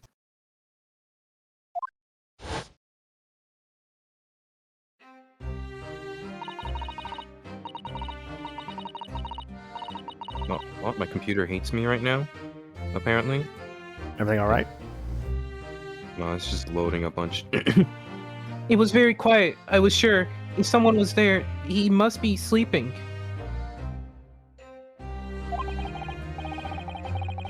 So at that point, you thought it's safe to try to lure the king back out. By dangling the end of the toy through the ventilator and into the adjoining cabin. Darka always loves this toy, but it didn't work. Nothing worked. I tried using her favorite toy. I tried whistling to her softly, but nothing. She didn't return.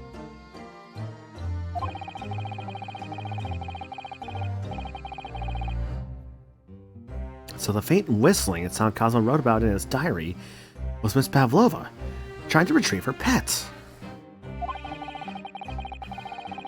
Cats have a propensity to remain hidden in the shadows when frightened.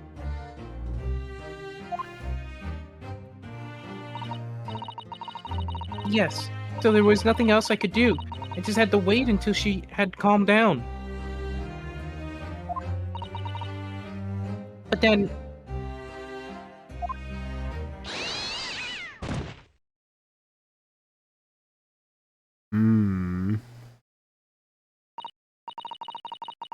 I nearly passed out with the shock. I heard her cry out, and then... Oh, it was such a dreadful bang. And afterwards, nothing. It was total silence. Cosmo was...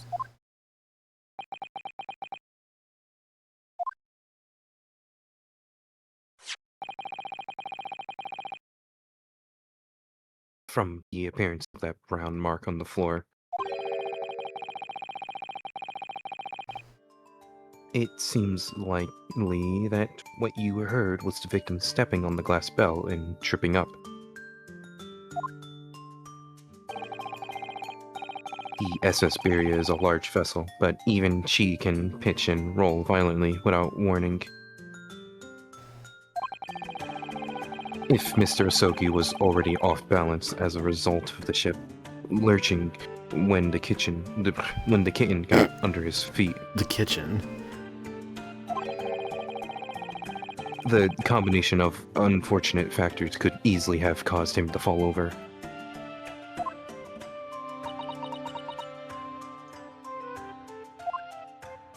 I don't know why I skipped that. I'm sorry. I read that in my head. Hang on, sorry. Oh wait, no, I'm fucking stupid. I'm so out of it. I'm sorry. I had a long day at work. But what became of the kitten afterwards? Trust me, man. I say I had a long day because I literally I was supposed to come home at 5. I didn't leave work until almost 6:30 because we were just so understaffed today. We had at least 3 or 4 people call in. I actually almost called in this morning because I was I woke up around 8. I'm just fuck, I feel kind of like shit right now. I mean, I feel fine, obviously. I felt shit in the moment because I was just I had a flu shot yesterday. And I was just oh, I feel kind of groggy and stuff. I was God, don't want to call in. I thought about it for a moment, then I'm wait, no. This working needs this is my work period of this money will literally hit my account while I'm at MacFest. So, having, to be honest, having extra hours working is not the worst thing in the world right now. I just didn't expect to to basically be the only person in my station. That was a little annoying, but it's all good. It worked out in the end, and I did my stuff. And I gotta go home when I was all done. It worked out.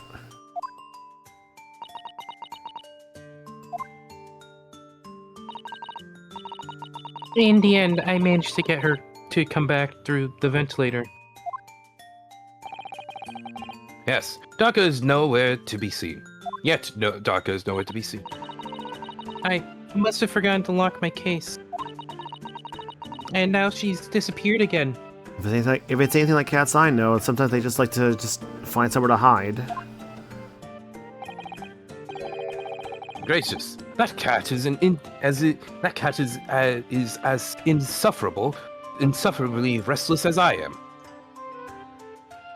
You know, Holmes being a cat, oddly fitting. Well, he knows something about himself at least. When I woke this morning, I heard that a young man in the cabin next to mine had died. But I couldn't bring myself to tell anyone what happened. What had happened. This is so interesting, because, like, this is obviously not her fault. This was just a freak accident. Nor is it, like, really the cat's fault either. Like, I guess obviously this could have been avoided if she obviously didn't bring the cat when she wasn't supposed to bring the cat on a boat that specifically says, hey, no animals. So in that part, she is at fault. But she obviously is not at fault for, like, the actual, like, death. That's, like, the big thing here. I was too scared. Scared that they would send me back. Oh, hold on a minute. What about the snake? You're right. Where is it?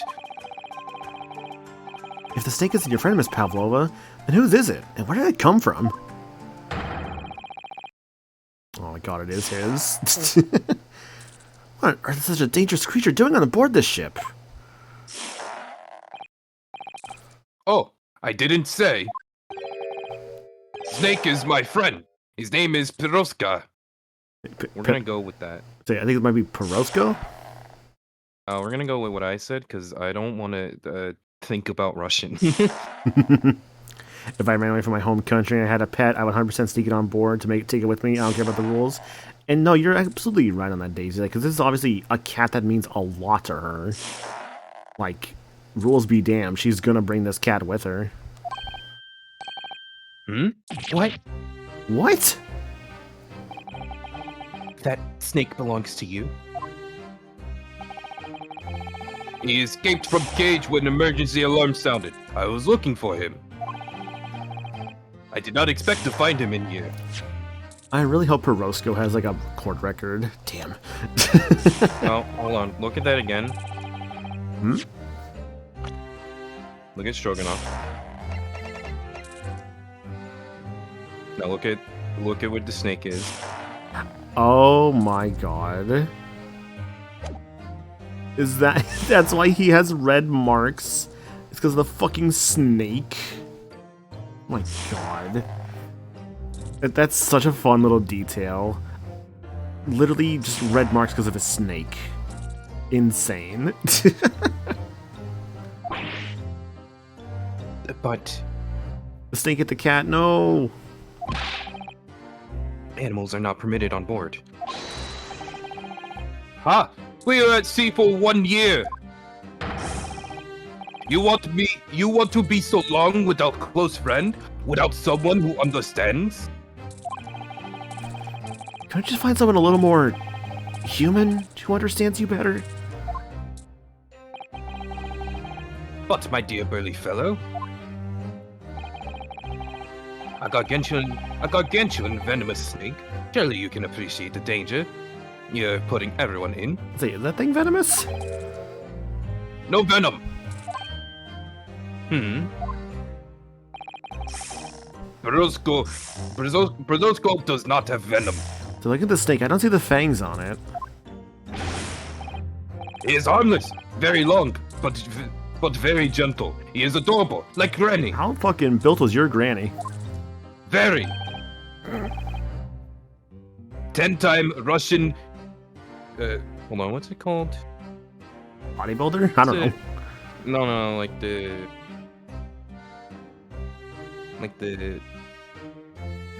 I don't know. Like, I'm trying to think of the thing that Safari did once, or a few times.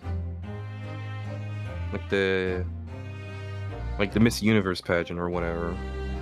What's that called? Like, where they get like women from all around the world. I mean, I guess you kind of just hit the nail on the head with just like a Miss Universe pageant. I think that's basically right. Yeah, that. Just put that inside the bit. I'm too lazy to actually continue it. It's venomous. Venomless. Yes. Now he is hungry. So he is in bad mood. But once I feed him, you will see big smile. What do you even feed that thing? Cats. What? And you feed him what? Milk, I suppose? Ah, like they say they milk chickens? Ridiculous. Snakes that drink milk are only in stupid stories. Borosco eats mouse. Big, fat, round mouse. So there's one big thing here. We may have found the cause of death, but why did he write that, like... Why did he write in Russian for the closet? What's that all about? That's my big mystery here still.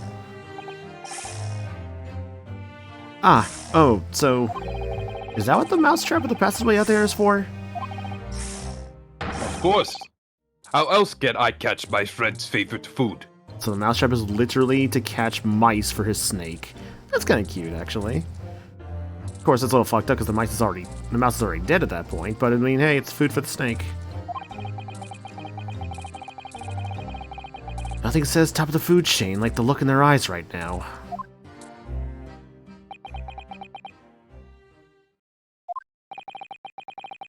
It refuses to drink milk, it can't hear a whistle, it can't climb up a bell cord, and it's not even venomous. How the deuces did something so inept land a starring role? It is not my fault. I do not make up stories. My Perosco has nothing to do with this incident. I love Sholmes' falling animation. It's like really good.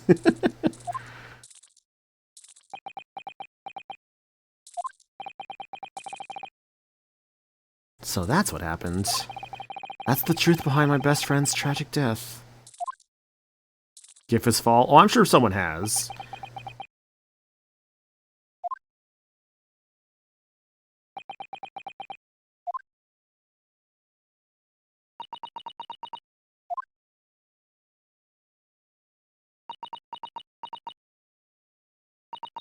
Miss Pavlova? I understand the difficult situation you found yourself in, and I do sympathize. But please remember this. A young man lost his life. If you're going to attempt to cover up your guilt with lies, then no matter what the circumstances, I cannot forgive you.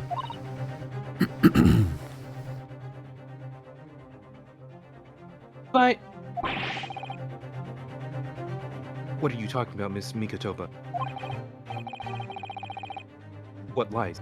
Miss Pavlova just confessed everything. So there's more to this after all.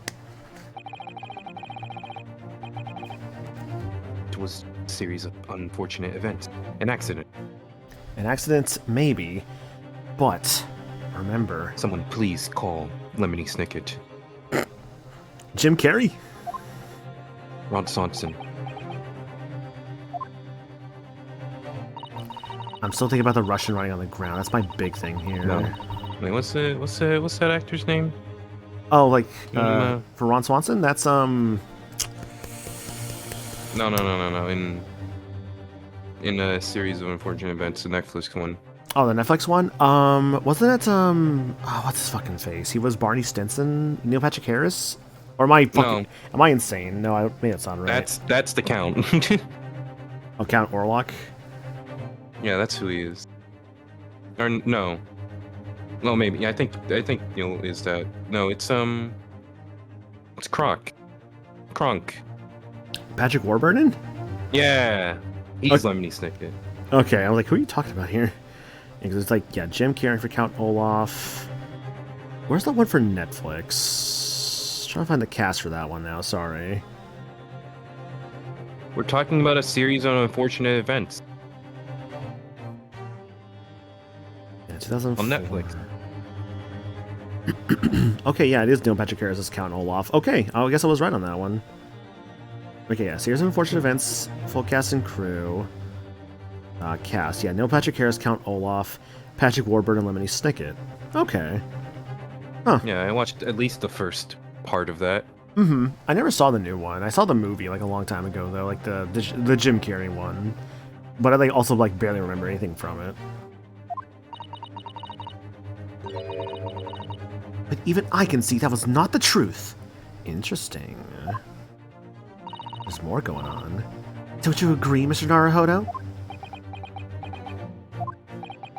To be perfectly honest, yes. There's a discrepancy in Miss Pavlova's story, I'm sure of it. I just can't quite put my finger on it.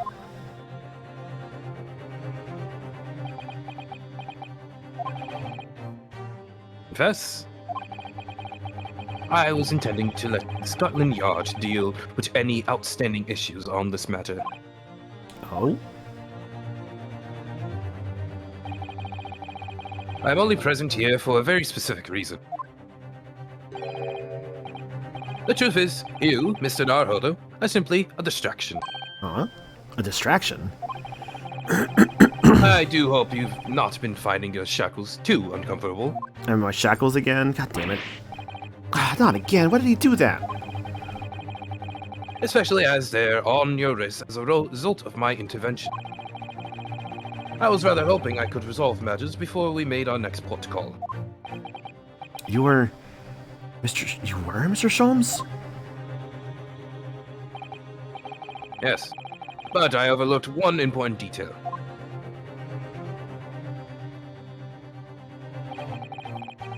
The deceased young man was a very close companion of yours. Was he not? Yes. Are you, in fact, not one of those homosexuals? God's only closest friend. I owed him my freedom, even. See, here's the problem, right? We're in like late 1800s. They would not treat, gay people well at this time. Holmes would. Never dealt Sholmes. Sholmes is 100% an ally. I think it's our main message. Sholmes the ally. It's just like me, for real, for real. For real, for real. Sorry, I'm being distracted by the prettiest woman ever. I booted up Zenlist. That's why my computer was not behaving earlier. All good. Hold on, I gotta claim Zhao. I gotta get the small bunny with a knife. I got the small bunny with a knife. Hell yeah. I'll log in later. Anyhow.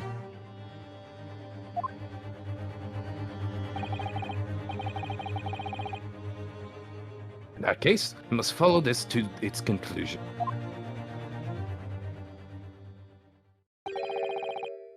No further distractions. We must uncover the real truth here, Mr. Naruhodo. I pressed the wrong button. Anti-brown, women, gay, trans, only white, straight with cis males allowed in this time period. Yeah. Yeah. Yes, whatever that may be. The key to this is the discrepancy in Miss Pavlova's story, I'm sure. If I could chase that down, maybe the truth will become clear. Kazuma. The truth about how you really died. About how that scene in your cabin really came to be.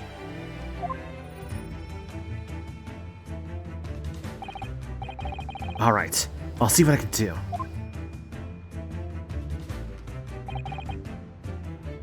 Excellent.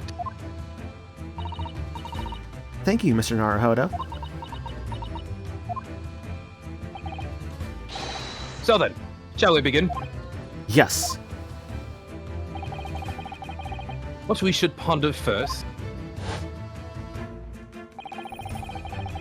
is the victim who lost his life in a cabin that was bolted shut from the inside. Was this truly an unfortunate accident? Or was it in fact no accident at all? That is what we must establish in the first instance. But we've already established it, haven't we? the man tripped over the kitten that had climbed into his cabin via the ventilator. Tragic, yes, but still an accident. Hold it! Hold it. Ah, hold it. Wait, let's just take a step back. It doesn't make sense that if that's what really happened, does it? I'm going to have to ask you to spell it out for me, I'm afraid.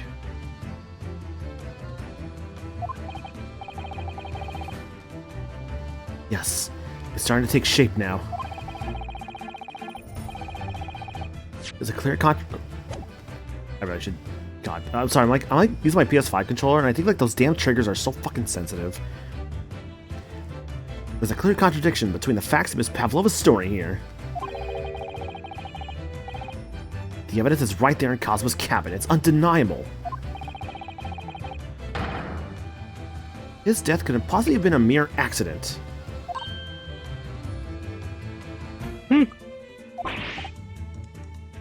Really?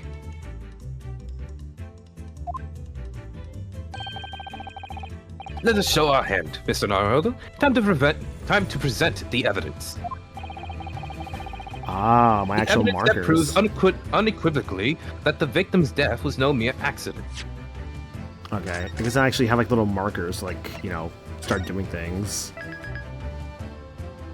I was wondering, actually, I was like, I feel like the evidence has to like kind of like come into play in some way somehow.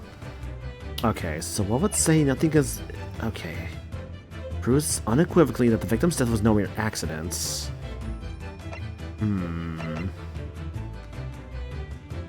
So either one of two things here. I mean, I think honestly it's probably just as simple as just a crime scene photograph. Because this would show that he's like writing, but does that really improve it?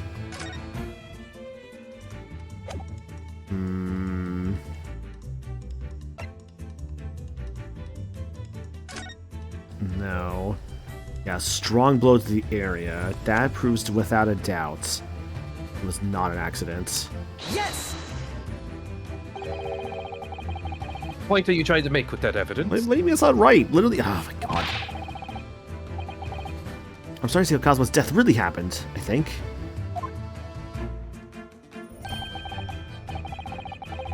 I think that you are starting to see nothing of the sort. And that was the evidence to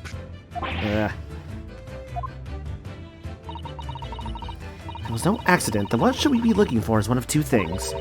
Either the absence of something you would expect to find at the scene of an accident, or the presence of something you wouldn't... Of the presence of something you wouldn't. They want the fucking bell, don't they?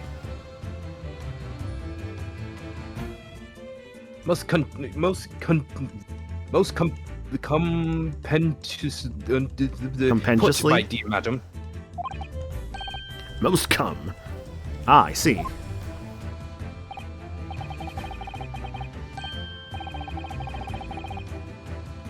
I confess your rather languid I see doesn't fill me with confidence, Mr. Naruhodo. Don't worry, Mr. Naruhodo. I believe in you. Well, more than Mr. Sholmes does, anyway. Yes, it's starting to take shape now. Clear contradiction between the facts and Miss Pavlova's story here. The evidence is right there in Cosmo's cabin. It's undeniable. His death couldn't possibly have been a mere accident. I think I saw this before. So then, the mark on the floor because of the bell. Yes! That's what they actually wanted. This piece of broken... Oh, you know what? I have realized because...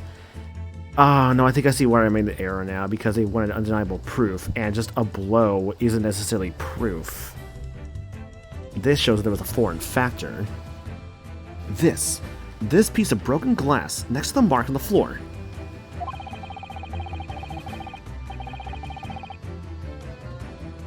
But that glass bell the kitten had around its neck, we already know about that.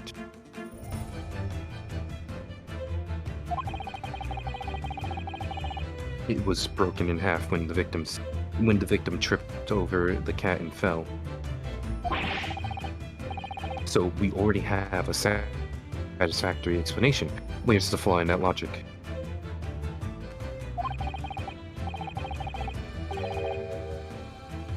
Unfortunately, there's a very big flaw. A fatal flaw.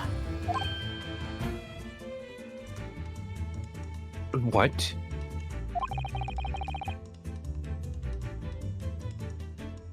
If that's really what happens, then how did one half of the bell end up back here in this cabin? Ah,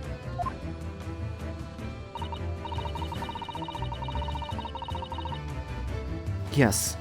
Remember that we found the other half of the glass bell in that waste paper basket. Would you care to explain that, Miss Pavlova? Oh no. That's not the only reason either. There's something else we found in Mr. Asoki's cabin. A remnant of something that couldn't possibly have been there if what Miss Pavlova told us was true. what? So, Susato-san's knows it too then. Putting a piece of the glass aside, there's something else that gives the truth away. Another piece of evidence that proves this was no accident. In other words, it wasn't an accident.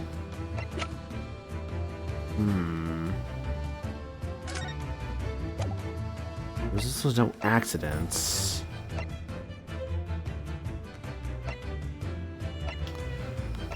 Would it be as simple as just a crime scene photograph? Yes! The truth is clearly recorded in this photographic print. Also, hang on. Sorry, I think my capture messed up for a quick second. Let me fix that.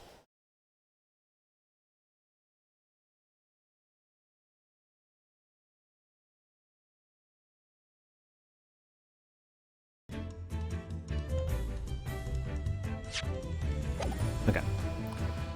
There's no way that Mr. Asoki could have left this message on the floor. That script, it's Russian, isn't it? Indeed, it is. The words written mean wardrobe. I see what you mean. Most people would leave a dying message in their native language, Japanese in this case. But maybe he was studying Russian. You're not helping your case here, Pavlova. It is a simple language. He could have picked it up very fast. That one I'm not too sure on, because I'm not really too sure how easy it is to learn Russian. There's all kinds of languages out there to learn. I know English is actually unironically considered to be very hard to learn, because English has a lot of rules that it just constantly breaks. That doesn't seem likely. It's actually not the point. It makes no difference to whether he knew Russian or not.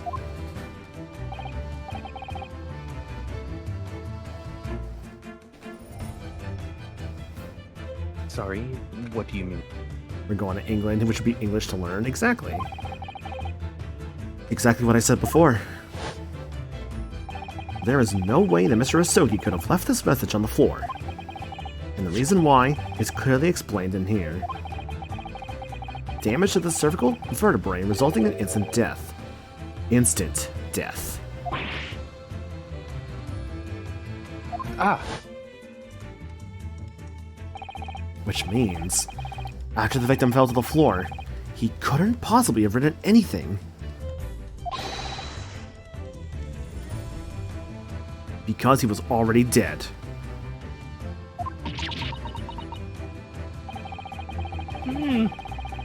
Both these pieces of evidence clearly point to the same conclusion.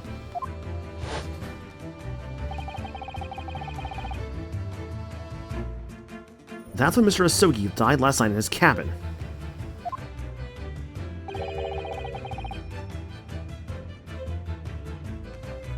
There was someone else in the room. With your outline.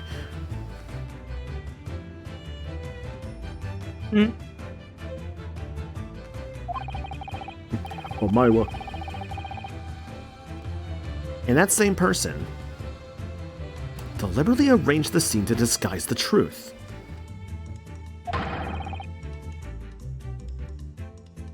In order to cover up their own guilt. Yeah!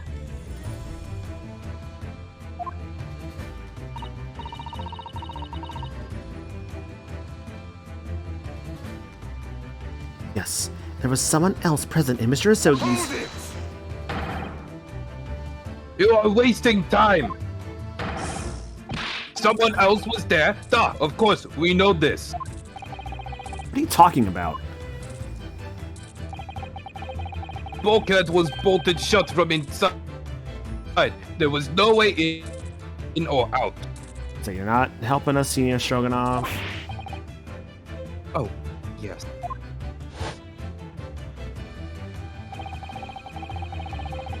And only other person in cabin when young student died was you. Yes! It's true. I was in the cabin when it happened. You were shut inside the cabin wardrobe, to be precise about the detail. But I don't know Russian. There's no way I could have left that message. Or that would have left that message. Not would have. There's no way you could have left that message, to be precise about the detail. Would you mind? Forgive me, my dear fellow. As I was saying, the person in question wrote the word wardrobe in Russian on the floor. In an attempt to incriminate me for the crime, even though I had been asleep in there the entire time. How I had enough air, don't ask. And then, the same person picked up the broken glass bell that had fallen to the floor, for fear of it becoming evidence that would show how Mr. Asogi really died. Look, this would have taken all pieces of the bell away. Leaving half behind was always going to raise questions. Yes, well, It was past 1 o'clock in the early hours of the morning. The cabin would have been quite dark. The single small lamp suspended from the ceiling would barely have cast any light on the floor, onto the floor there. Little wonder then that the culprit failed to notice a fragment of the tiny item. You all suspect me, don't you? Hold it! hold it. Seaman Stroganoff. Nina is woman of sea. She is daughter of strong sailor. 2 years ago, they noticed her dancing skills and she went away to join ballet company. But before, she was dancer on this ship, a member of ship's band. You do not accuse ship's angel of being criminal. Ah, so that's it. You say that when young student died, Nina was dead in his cabin. But that is not possible. I give my tooth. Well, this is all most interesting. And why would you give your tooth, pray? How can you be so sure? You are a great detective. You should know. Look, truth in eye. Cabin bulkhead was bolted shut from inside. Nobody could go into cabin. Not Nina, not anyone. Or you want to tell me that killer who can walk through locked door? Niet, it's impossible. But can Killer go through the grate? He's right. But wait, I've read about this in detective stories. People often tie thread around door latches so they can open and close them from the outside. Thread? Are you stupid? These bulkheads are not barn doors.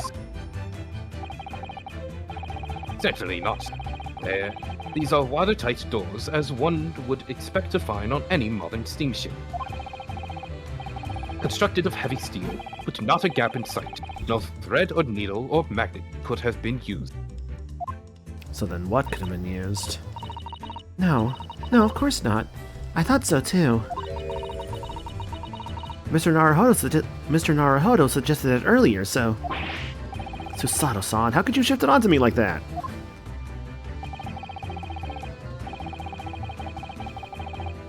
So, Seaman Stroganoff has a valid point. The cabin door couldn't have been bolted shut from the outside. Not necessarily. Not necessarily. What?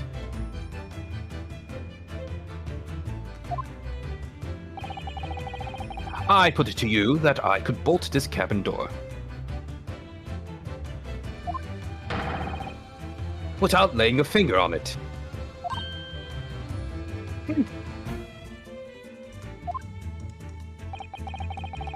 And in this very cabin, we can see the traces of the method I have in mind having been used before. I don't believe it.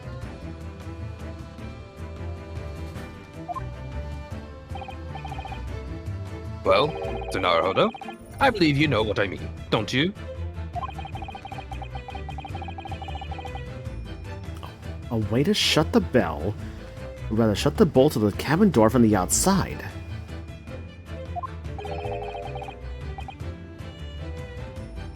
One way does spring to mind, yes.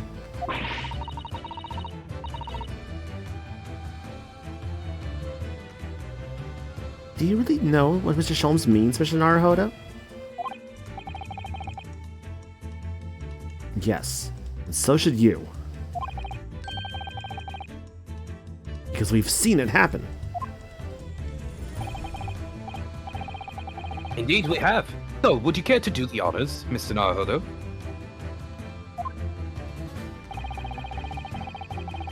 Point out the telling signs of the method that was used to slide the cabin door bolt across from the outside.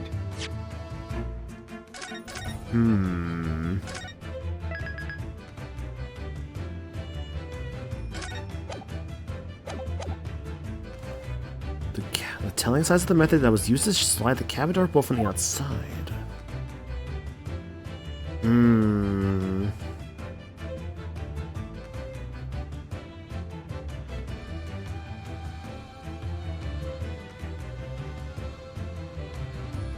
The grate, right? No. It's not on the screen in front of me right now. Hi, KB. Hi, KB. I know no one's wondering, but if you're wondering what I'm doing, I'm currently running the math to see what I would need to buy if I wanted a new outfit for the best character in Zenless Zone Zero. I think it's either the It seems like grate $20. or what I've been seeing a lot this whole time.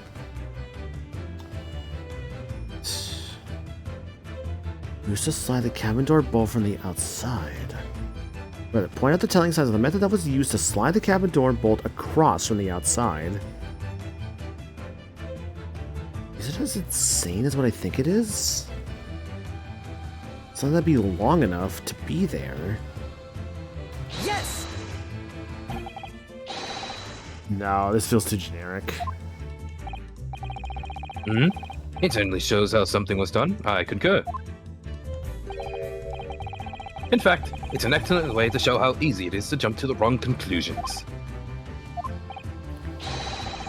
But a truly dismal way to show how the bolt could be made to slide shut from the outside the cabin. Did you really just say truly dismal? Surely it can't really be possible to make the bolts... Surely it can really be possible to bolt the side shut without touching it, can it? Hi, KB. Hello. I'm sure that it is. Something in the back of my mind tells me so. Do you really know what Mr. Sholmes means, Mr. Naruhodo? Yes, and so should you. because we've seen it happen. Well, you didn't know that last time. Okay, so... God, okay, so last time it was actually just... Wait. It was the cabin shaking last time. Did I want me to present, like, the floor or, like, the ceiling? Even with the cabin shaking, what is the surefire signal to show that the How does cabin physics shook? work? Well, I was thinking, like, oh, like, present, like, the actual, like, room itself, like the ship. You need to show something that, you know... Show shows something us that has moves. physics. So then, was it what I thought of at first with the statue? Yes! My god, what's the bookcase? Okay, hang on. I'm not like wasting those. I'm not wasting those, Yeah, that's those fair. things.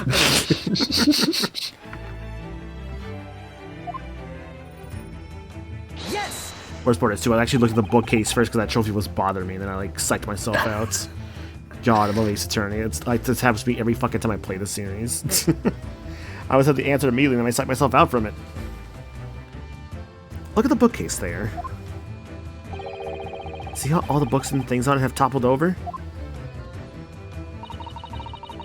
That must have happened when the ship made its emergency stop before. Yes, that's right. It's a very powerful vessel, after all. When the engine was thrown into reverse, a violent jolt goes across the entire ship.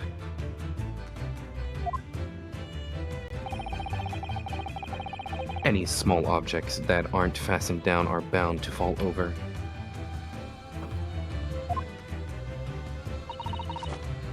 I believe, yes, it's what's known as the force of inertia acting on the objects. Is there something that Susanoo-san doesn't know? Or that isn't in her book at least? Well, whatever it's called. The same force that pushed over those books in the bookcase also made something else in this cabin move. The bolt on the cabin door.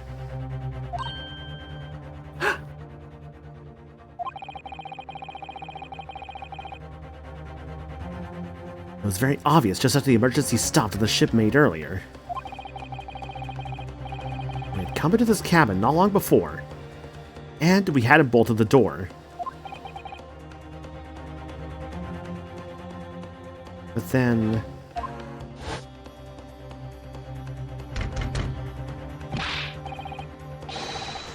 Hello? Is anybody in there? Shout if you need assistance. Oh, that sounds like... Inspector Hosonaga.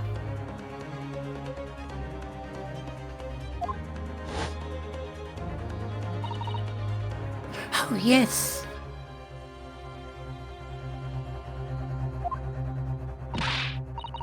That's it. When the ship stopped suddenly, the boat flew across and locked the door.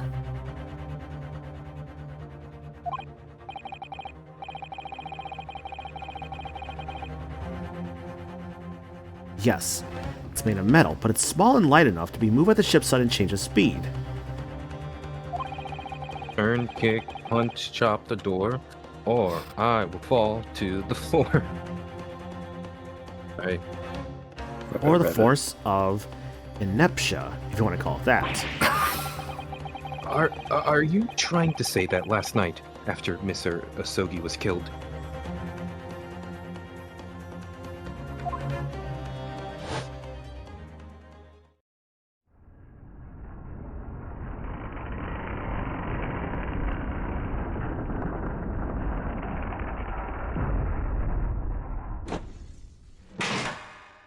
God, locked on the inside because of the ship moving.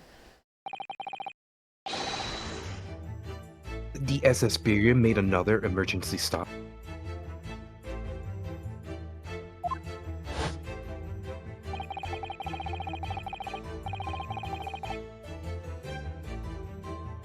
I woke up this morning and looked around the cabin. I thought it looked a little odd. All the books on the shelf that toppled over, all the ornaments. It was almost as if someone had run their hand across the shelves and deliberately knocked everything over. Oh yes, I remember that. And I stood them all up again, didn't I?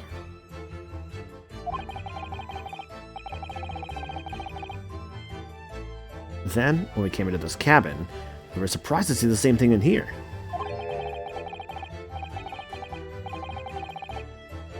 All the books and everything had toppled over, just like in Mr. Asogi's cabin.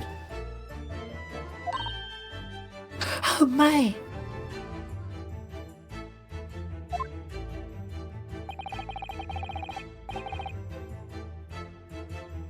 Do you have anything to say about this, Miss Pavlova?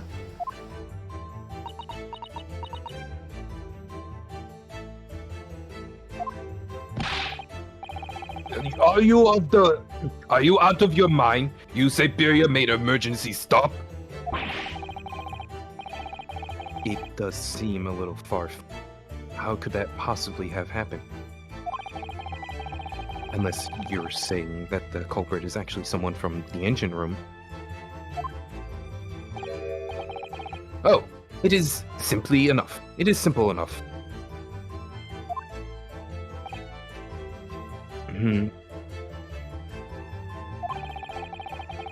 Are you forgetting the button in the passageway outside? Used to trigger the emergency alarm.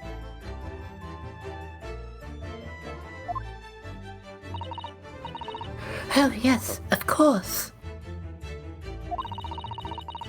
There was a notice, wasn't there, telling you only to press the button in times of emergency.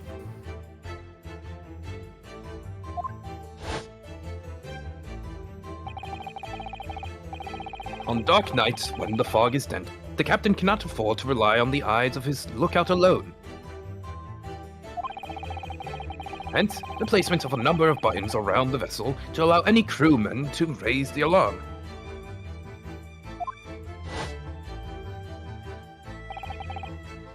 The sort of button one is almost compelled to press to satisfy one's curiosity.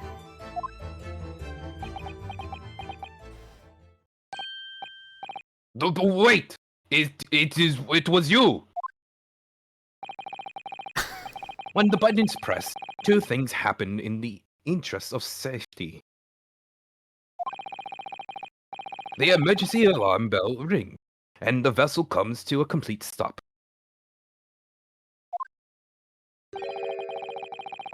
As indeed it did a little earlier today.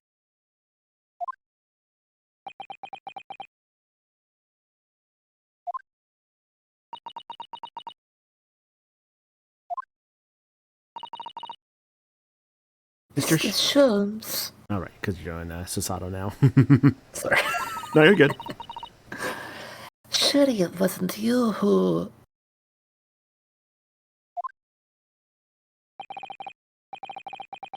As I always say, a button has but one purpose in life. To be pressed, wherever the occasion. He sounds almost proud of himself. How dare you mess with ship! I report you to Captain. You are in much trouble now.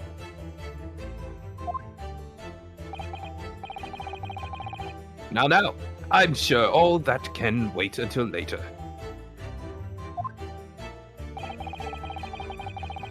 Let us not overlook the fact that we have now learnt a valuable lesson. When the vessel makes an emergency stop, the bolts on the cabin doors slide closed. So, what we must now consider... Yes, it all comes down to one thing now.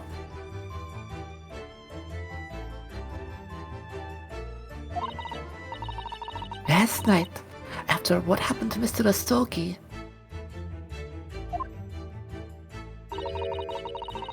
did this ship make an emergency stop, or did it not?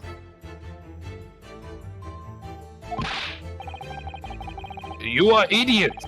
There is a huge ship with many passengers. if we make emergency stop even in middle of night. There would be chaos everywhere!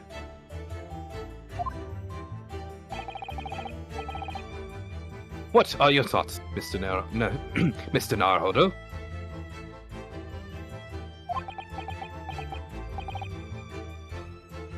Well...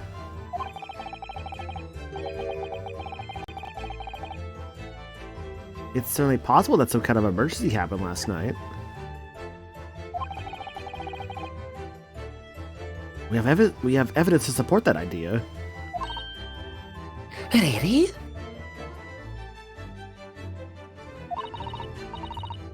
What evidence, Mr. Naruhodo?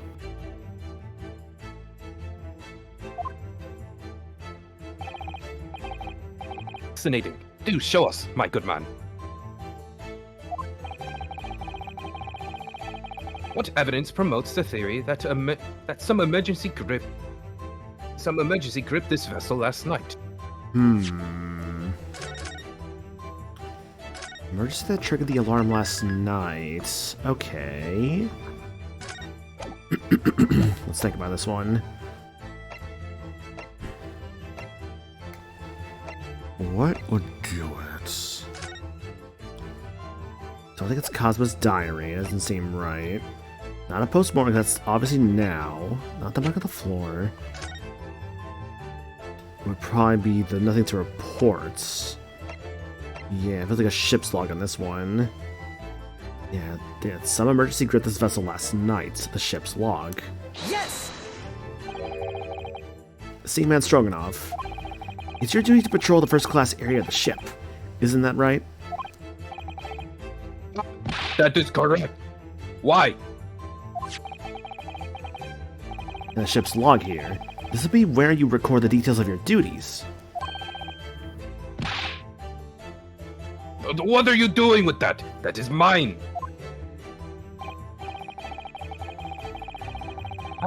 You rather carelessly left it atop the little makeshift barrier in the passageway out there.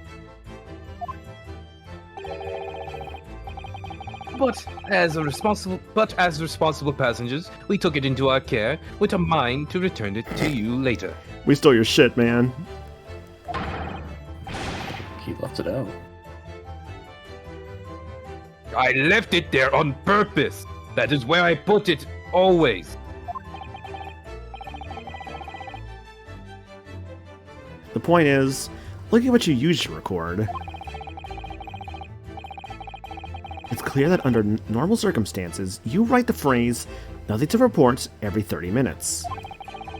But from 2 o'clock last night until first light this morning, nothing was recorded at all.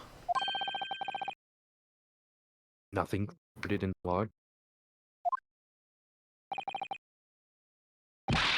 That is, because nothing happened.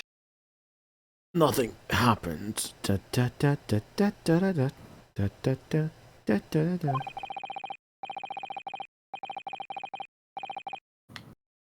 But if nothing happened, you would normally write nothing to report, wouldn't you?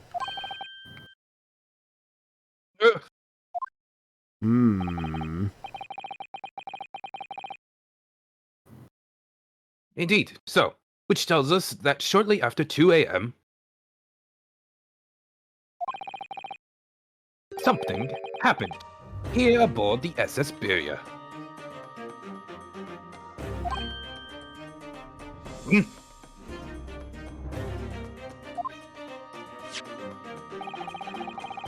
Something significantly significant to make you forget that it's something to make you forget to fill in the ship's log, in fact. Are you suggesting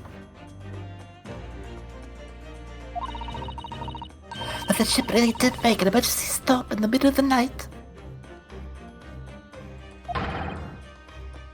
Stop talking rubbish!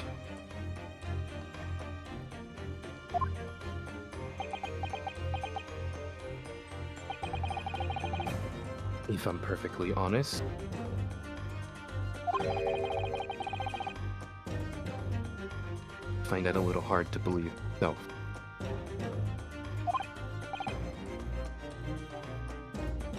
Oh, why?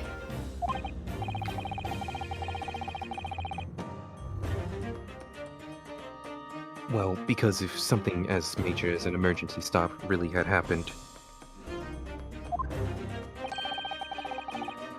surely all of us would have noticed.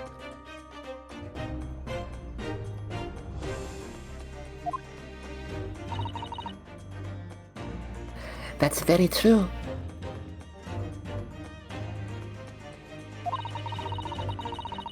Thanks to the emergency stop we experienced earlier, we all know what it feels like now.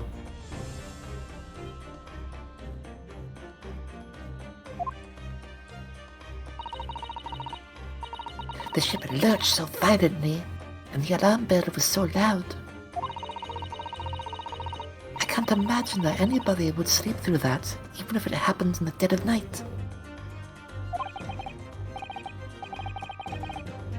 Well, no, that's a good point.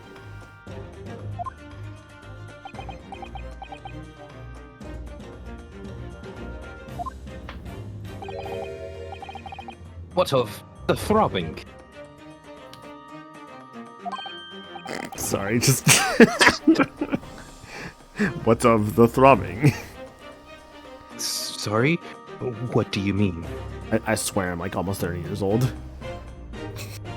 Could have fooled us. Your head, man. The throbbing of your head since this morning.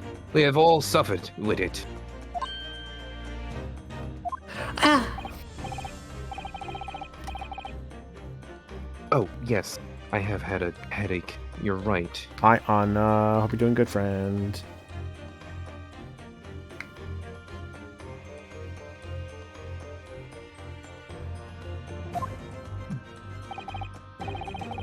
In fact, I haven't been feeling myself since I woke up today. Sorry, I was like writing down a potential raid message for later. I imagine this case has no more than probably like an hour left, if I had to guess. It feels like we're getting close to the conclusion, but we'll see. nor have I. I do have to pee, though. I have to find a good time for that at some point. I mean, Do it you now. can here right now if you'd like.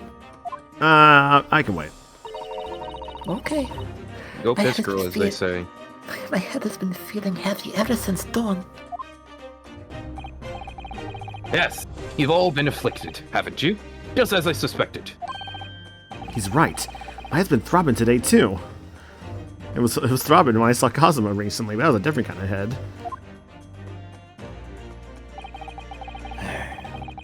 And since eating dinner yesterday evening, everything has felt sort of hazy. Motherfucker, who the fuck? Alright, sorry, just like seeing this, I'm like, hang on a second. Someone like, everyone's head is throbbing. Eat the dinner last night. Someone's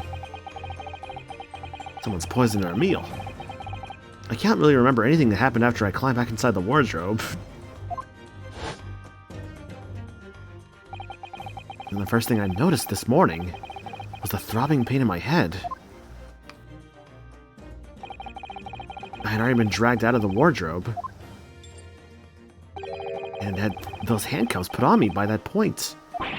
Or rather, had those handcuffs put on me by that point. Why didn't I wake up when all that was happening to me?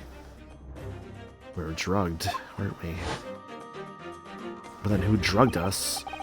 And why did it feel like a lot of people were drugged? Unless a lot of us were drugged so as to not be alerted to the murder happening. Sorry, I completely skipped Sholmes' dialogue there. Tell me, Mr. Naruhodo. You boarded this vessel as a stowaway, didn't you? Oh, well, yes. Sorry. The stowaway class of accommodation doesn't usually include meals. What did you survive on?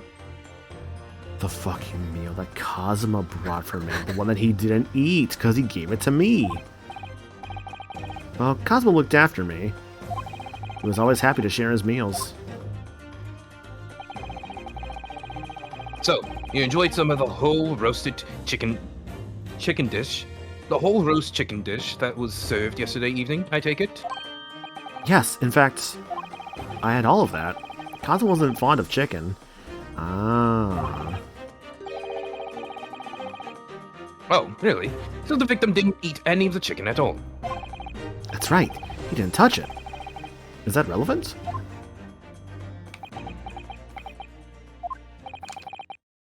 My dear fellow, does that not strike you? Oh, Oh, Mrs. Sholmes, do you mean to say that there was something wrong with the chicken? I do. no. Really? Is that really true? Somebody touch a moss chicken.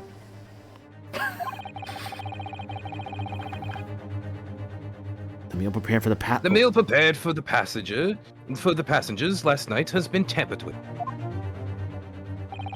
Don't fuck with my food, man.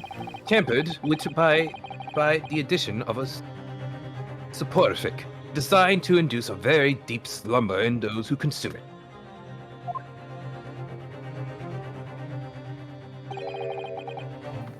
Sleeping drug? Yes, a sleeping drug.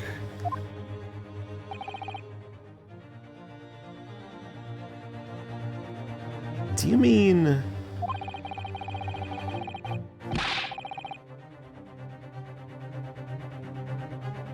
Whoever did this laced every meal with a sleeping drug, so no one would notice the ship's emergency stop? Mr. Alhodo, of course that's what Mr. Sholmes means. What a far-fetched idea.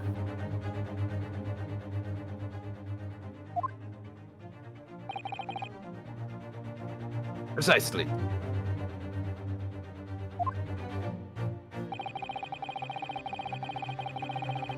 Lacing every meal of every passenger on board with a soporific drug would certainly be impossible. Unless, that is, every single member of the crew was a conspirator. Which sounds insane. What? Mr. Sholmes, Well, Seaman, Well, Seaman, me to Leonard Nimoy's role on the Sega Dreamcast. Or was it the Saturn? I think it's actually the Saturn. Wait, you're talking about the game where you talk to the fish? Yeah, thing? that's Leonard Nimoy, I'm pretty sure. That was Dreamcast, and I don't know if that was Leonard Nimoy, but I'll go check. He at least probably Xehanort. narrated it. I'm sorry to say that any more deception in this matter will get you nowhere.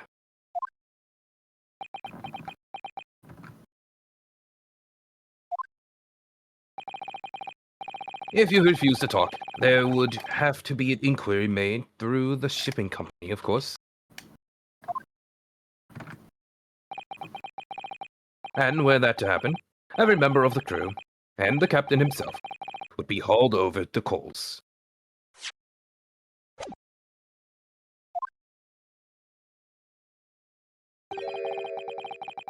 For aiding and abetting a renegade.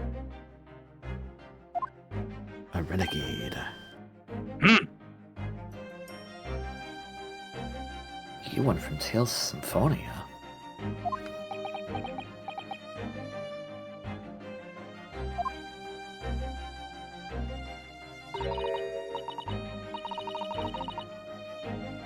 Please, no more. I will tell everyone.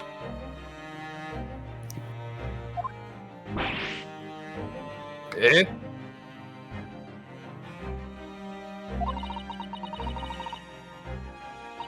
I cannot make problems like this for anyone anymore.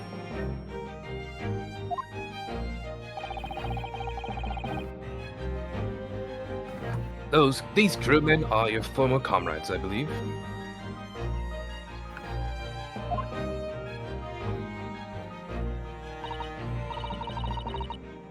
Yes. So when I decided to run away, I asked him to help me.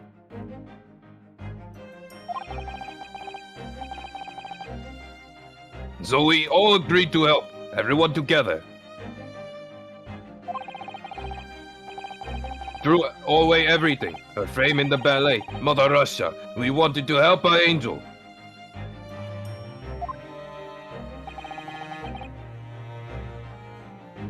didn't. I don't.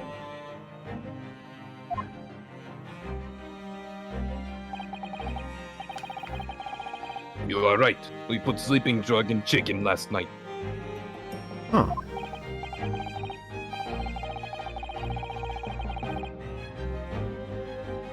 Yes, I remember now. I did notice chewing on a lump of something strange and bitter at one point. Why didn't you not spit it out?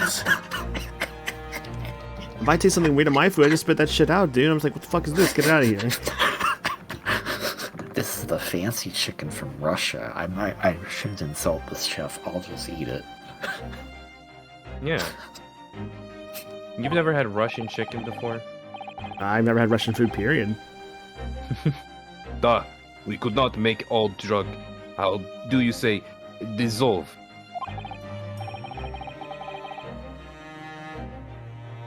Ugh.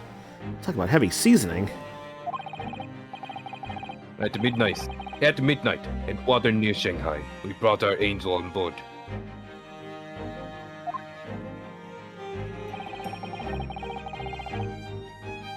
She was helped by comrade on shore with small fishing boat.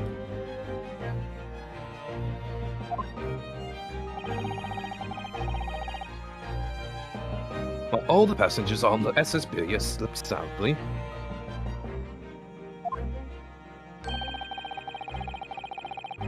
thanks to the almost magical effects of the slumbering-induced potion their evening meals had contained.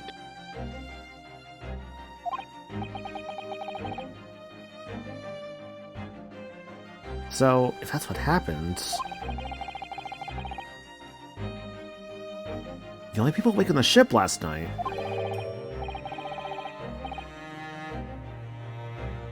were the crew. People who dislike chicken and the newly boarded passenger, Miss Pavlova.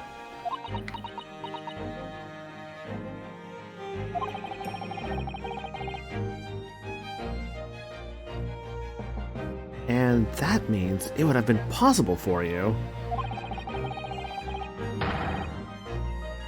You could have used the emergency stop trick to lock Cosmo's cabin door.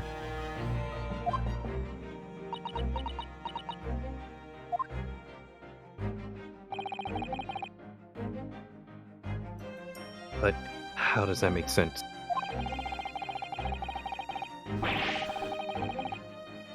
Surely every cabin door would have ended up locked in that case, and there would have been complete chaos. Oh, I wouldn't say so. What? Ah, of course. Just like us, all the other passengers would have eaten their evening meal of chicken in their cabins. After which they would have been overwhelmed by tiredness because of the sleeping drug. Quite. And, accordingly, all passengers were already in their cabins for the night. I only have to wonder, how did they, like, get a sleeping drug and, like, did they just, like, stick it in, like, everyone's, like, chicken somewhere? Like, It was probably cooked into the, like... Because I'm gonna guess that it was probably, like...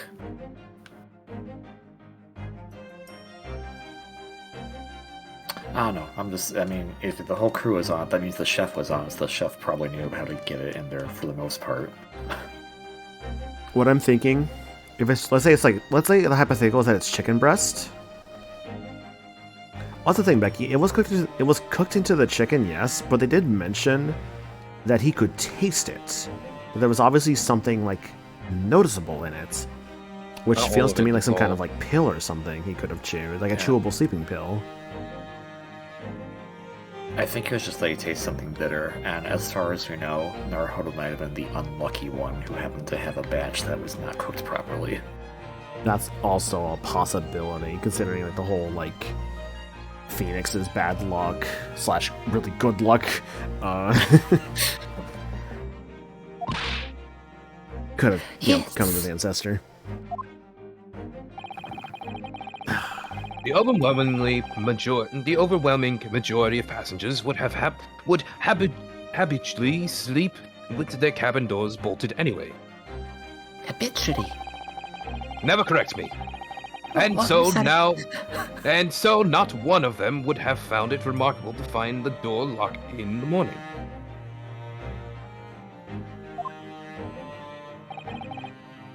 In summary, in order to fasten the bolts of a single cabin, a door on the ship, the culprit brought the entire vessel to an emergency stop in the early hour of the morning.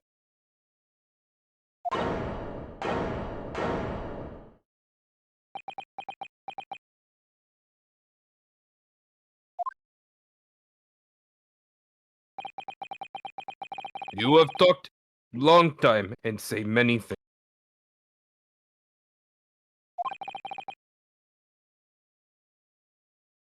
What is point?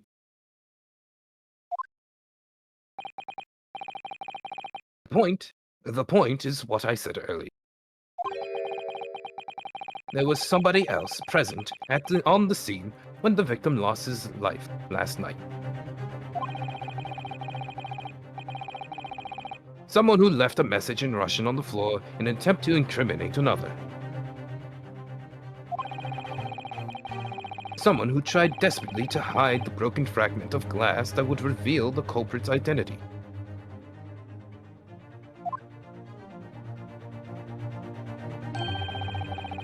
And someone who abused the ship's emergency stop procedure in order to lock a door.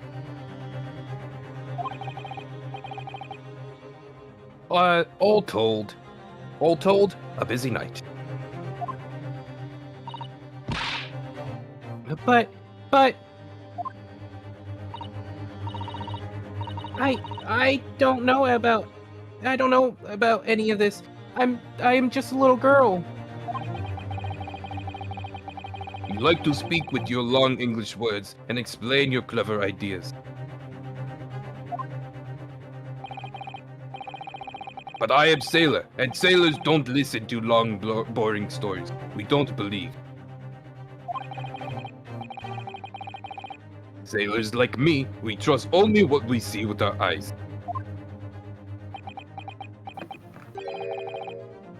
A laudable trait. What?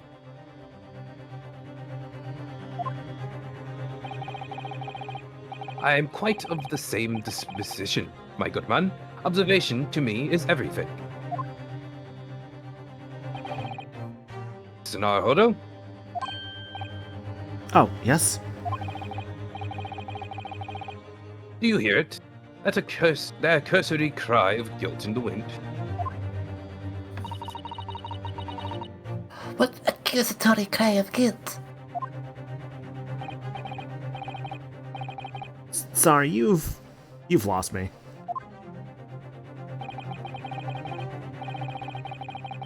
Proof of involvement, man. But you can't hear such a cry, such a call with your ears. No, you must hear it with your eyes. For observation is the basis of all deduction.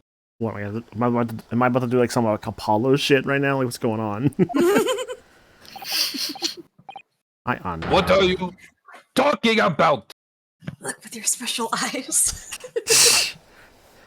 What do you see with your special eyes? I believe the time has come The time has come. It's so for one fine. final logic and reasoning spectacular. To expose the truth. Yes.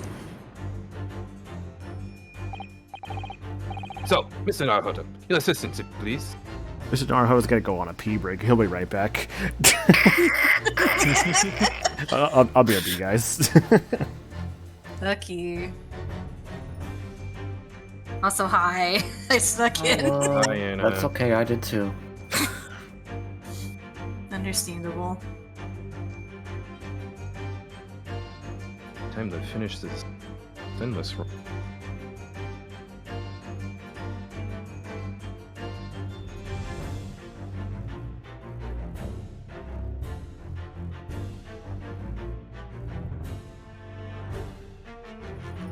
I just was like, you know what? I voiced this character before. I'll take over from now.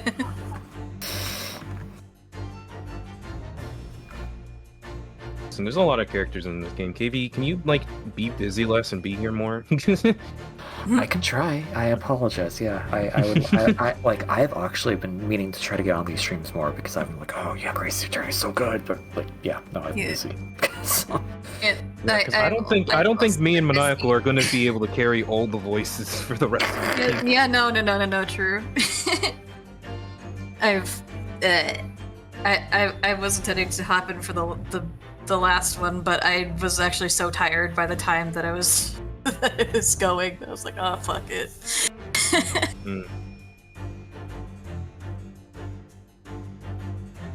But I'm here now and I have time, even though this is like, I think the very end of the case.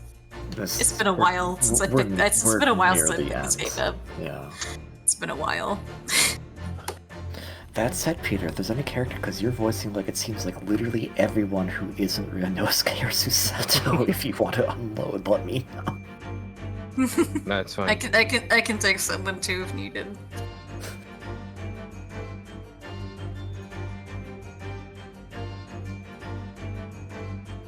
You can take Pavlova. Yeah. I will absolutely take Pavlova.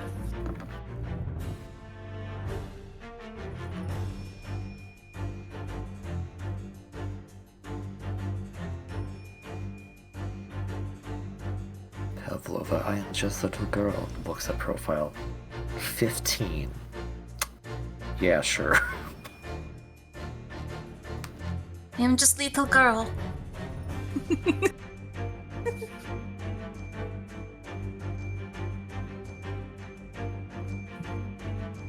So, tonight, did you do the part where you unmasked the bearded guy, or was that a previous stream? That was last time. Okay. This started at the beginning of part 2. Okay.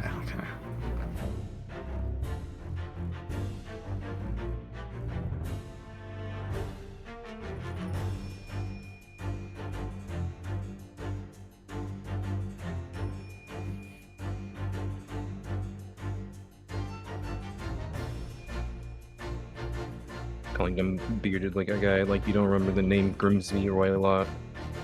I just know who actually was the bearded person, and it wasn't actually the bearded person. So there.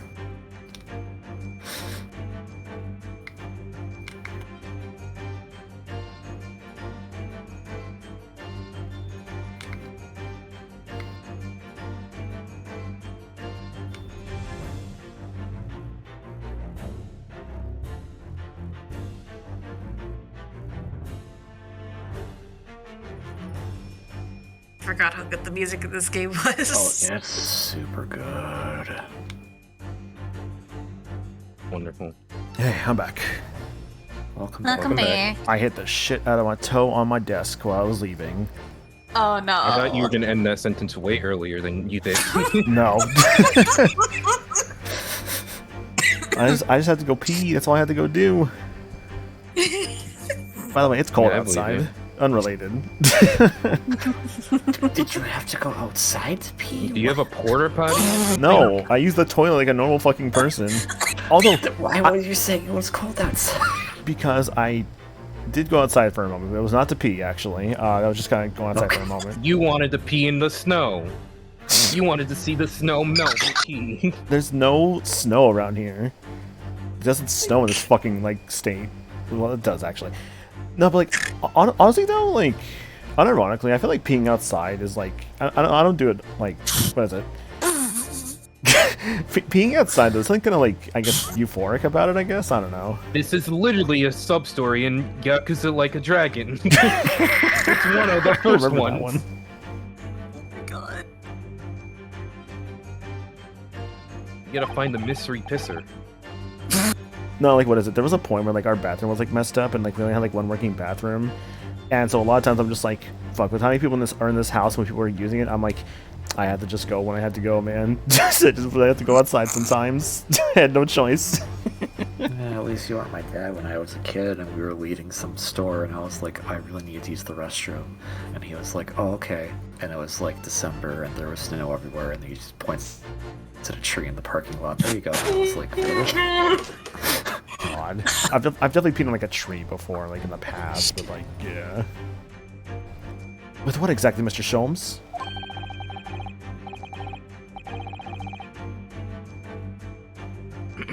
With observation, my dear fellow. Just as I said, of these two... What word is this? Prevaricators? Prevaricators, yeah. Yeah. These two prevaricators.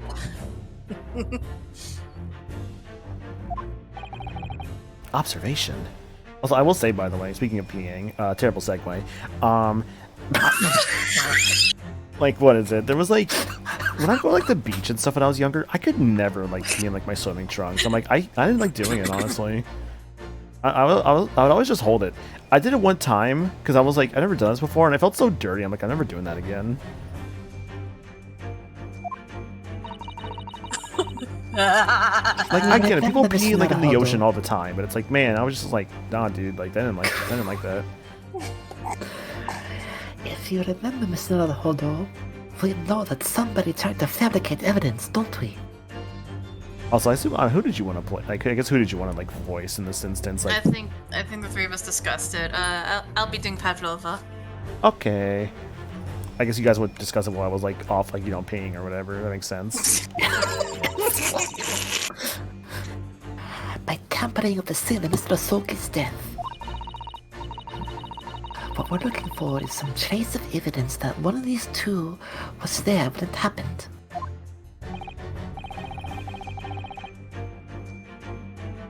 Precisely. You are delightfully quick to grasp my meaning. I've read earlier novels. Alright, I'll see what I can see. So looking for a trace of evidence that shows someone else was there last night when Kazuma died. What's it just that someone else was there in the scene? Chunky arms. Arms. Let me go a little lower. Come on, let me go a little lower. Come on. No.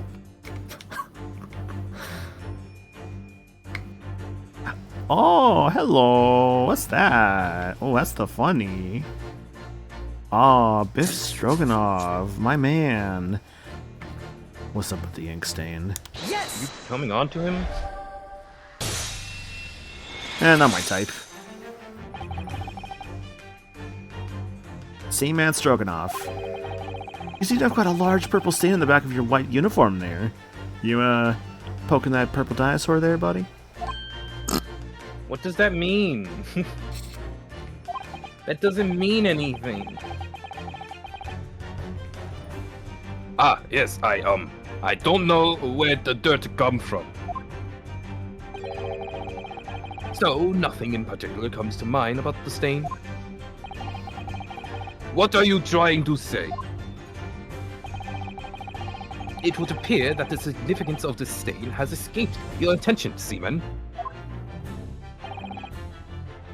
Allow us to make it plain. Also, speaking of Seaman, it was Leonard Nimoy. I did look it up earlier. Yeah, he's the narrator. I don't think he's the actual voice of the fish dude. Okay. It's a very large purple stain on the back of Seaman Stroganoff's uniform. And I think what made it is clear. Indeed it is. So, Mr. Darhuddle, present the evidence that proves it. My pleasure. Alright then. Let's go. Yep. The evidence that proves what that stain on the back of Seaman Stroganoff's uniform really is. My collar pin. Have you seen my badge? Where is the actual room? What the fuck?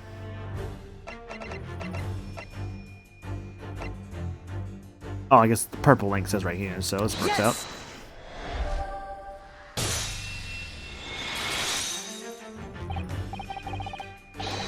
Yes, it's this photograph, and the ink it shows. That's what caused the stain on your uniform. Ink? A rather unusual color of ink. Purple. Ah! Purple. Ah! The penny dropped. At last. Now you see the significance.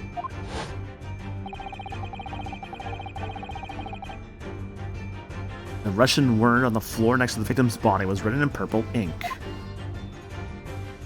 And the stain on the back of your uniform is ink of exactly the same color. If the ink had been dry, I couldn't possibly have stained your uniform in that way. Which means he must have been present in the cabin in the moment immediately after the ink was spilled.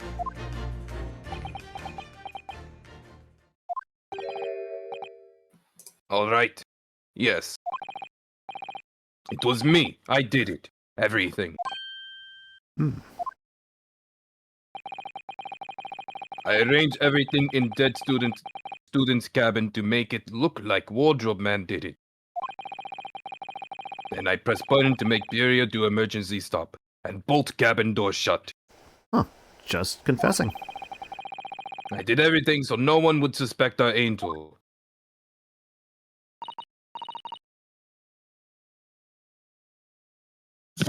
Oh my mic. Please. Apparently my voice is too soft for describing this. It's okay. Biff, please. Don't worry, Angel. Let me do talking. It was after 1 in the morning. I was on duty, patrolling passageway. Then our angel came to me. She was white like sheet. Please, you must help me. I went to her. The door, cabin number 1, was open. When I looked inside, I saw student boy on floor. What happened here?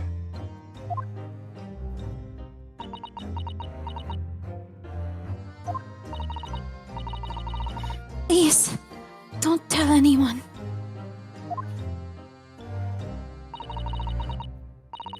My little one. My little furry friend.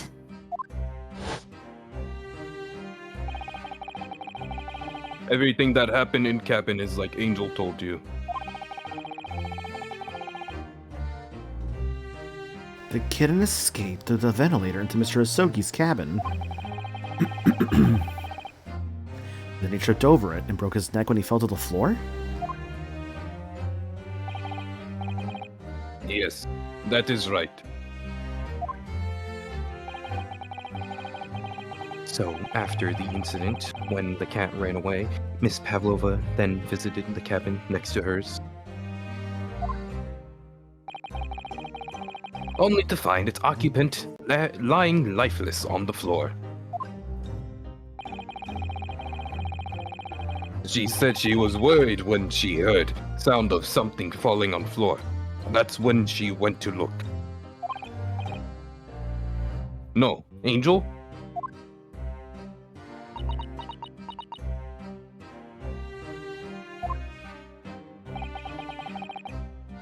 The door was not locked. So she opened to look, and you already know what happened after. Indeed.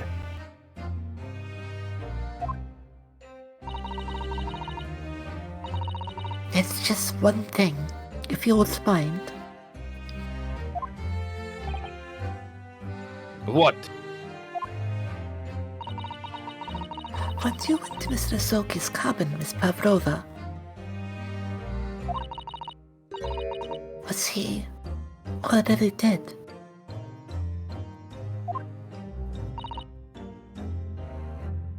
Why? I already told you. When Nina opened door of students' cabins and looked inside, I was asking Miss Pavlova. Let her speak.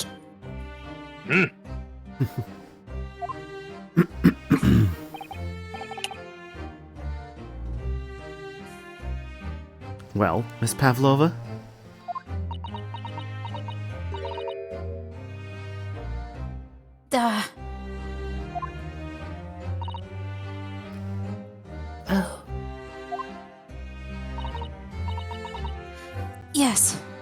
That is right. I saw him. It was dark, and he was wearing black, but he was on the floor, not moving.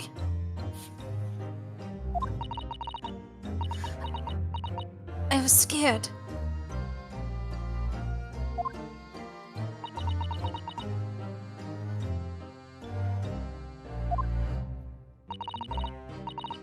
I understand. And I believe you.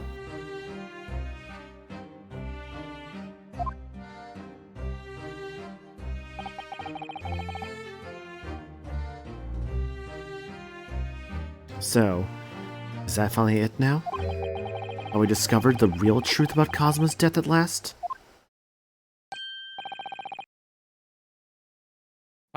Something very nearly slipped my mind.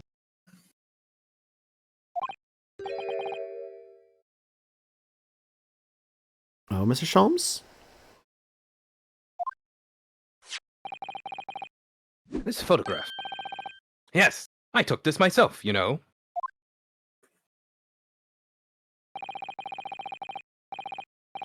The cause of death was a broken neck. Therefore, the victim died instantly.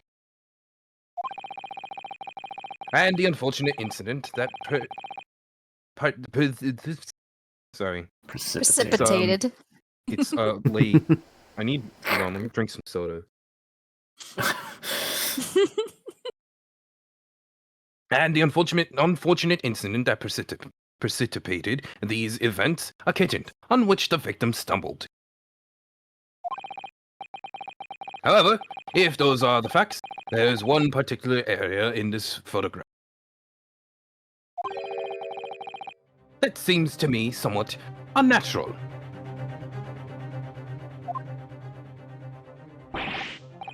What do you mean, unnatural?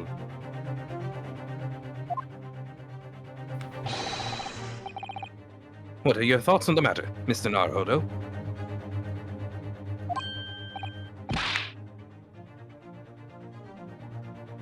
Huh? Oh, well...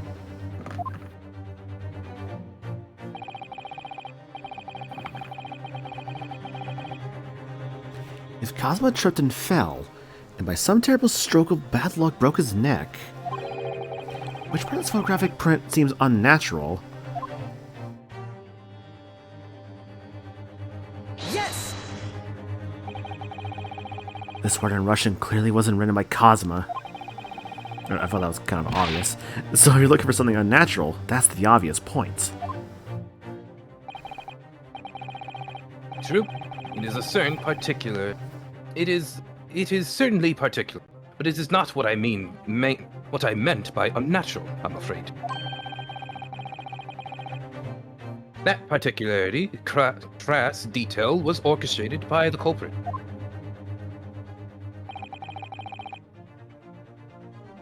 I mean to identify another point.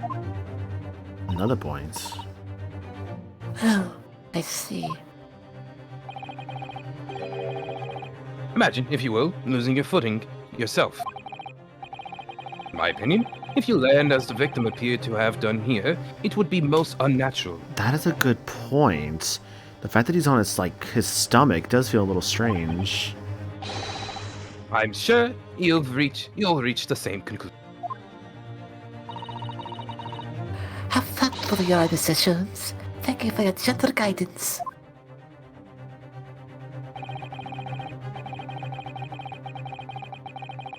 If Cosmo tripped and fell and by some terrible stroke of bad luck broke his neck, then it's more so I know that they actually didn't penalize me for actually going for the message there, but maybe that's the game just kind of giving you like a bit of a freebie. I think that was the game basically saying, yeah, we've been over this one already. You know this one. We're not going to penalize you for it. Okay. Then I guess I could probably just like Cosmo himself then. Yes! Or not. It's not that part.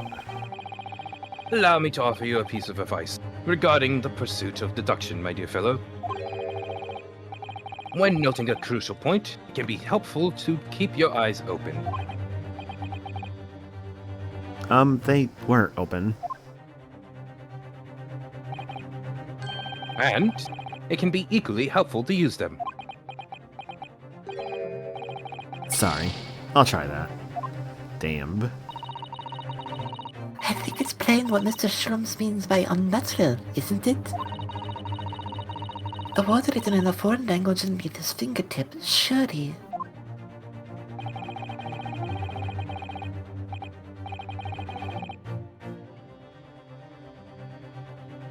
This is repeat dialogue. Yeah, so I felt like it.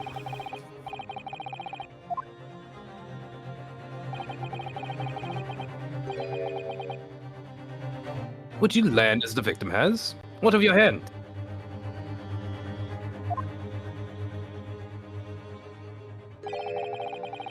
You look like the sort of fellow who stumbles with some regularity. This should be an easy task. Nobody said that. Awful. I Westford. Holy crap, a mega redacted.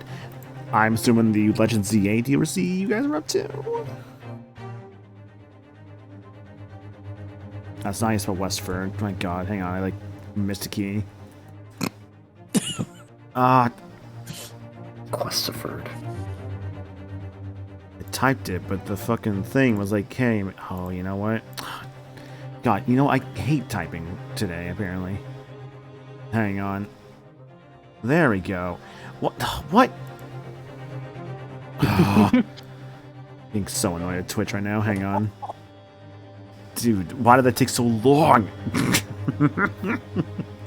That was Legends EA. Hope it was fun. I'm sorry Twitch is really weird.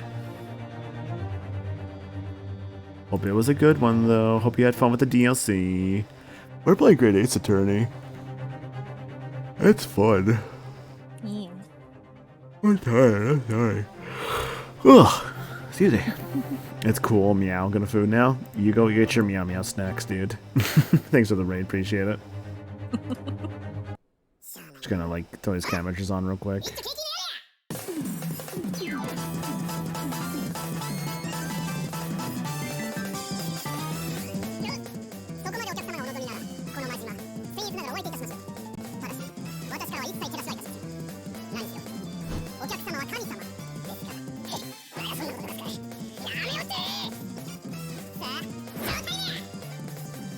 Westford and crew, thanks for the raid, guys. Much appreciated.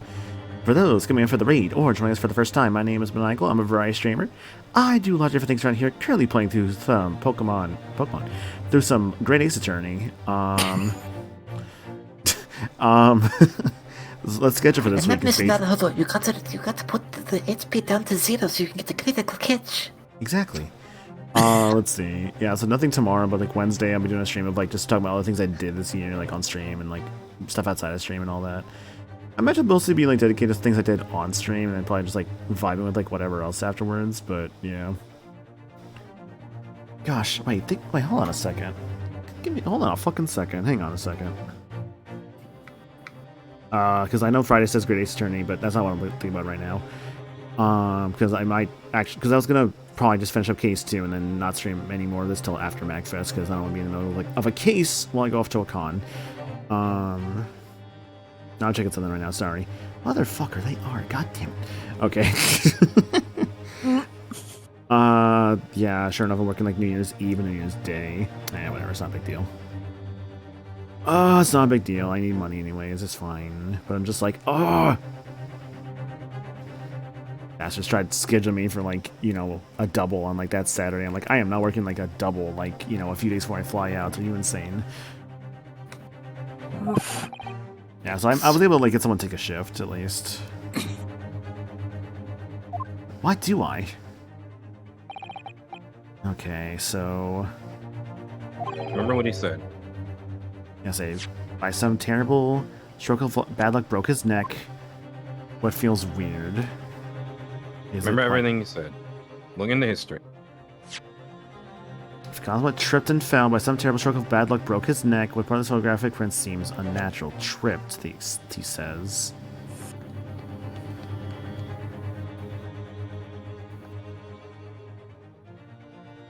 How about a scenario? So here's what I'm thinking. Imagine you trip. What is your first natural instinct there's still to do? there's more before that also.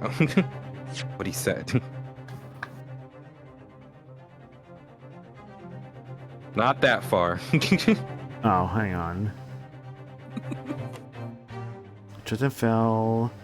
Which seems unnatural. Before that. You keep reading the same thing. Oh, the hand. Okay, I thought it was the fucking hands. Oh my gosh. I keep, again, thinking it's something that I don't pick that. I keep psyching myself out. Yes! Because the hands make no sense. Because he would try and, like, you know, prop himself up.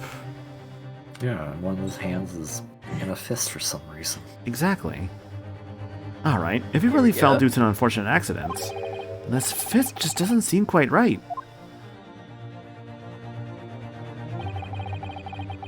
The exact same thought occurred to me. In a fall, one's instinct is to open the palm flat. Yet here we see the victim and his left hand tightly balled into a fist. Almost, you might say, as though he were gripping something. What do you mean? So he's holding on to something? Simply that I took the liberty of investigating the victim's fist a short while ago. Oh? You did? And what, pray, do you imagine I found there, my dear fellow? Fur, clothing. Mr. Sholmes, show us, please. Why, of course, my dear madam. Would I keep you in suspense? I mean, that is a good part of your novels. This is what I found. Oh. A Sailor Moon item. Limited edition. Let's not hold on. What is Sailor Moon? Don't worry about it. You're Japanese! Yes, Japanese And also in like the 80 year, years like, too early. 1900. Oh, a crescent moon with little gemstone in the middle. Yes, right, a crescent moon. It's very pretty, but what does it tell us? Moon, prism, power, make up? It tells us nothing! I'm not so sure. That crescent moon looks like something I have never seen before.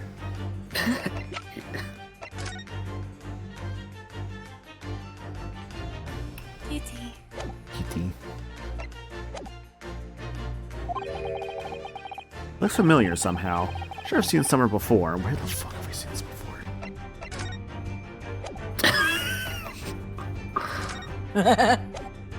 I've got the right evidence.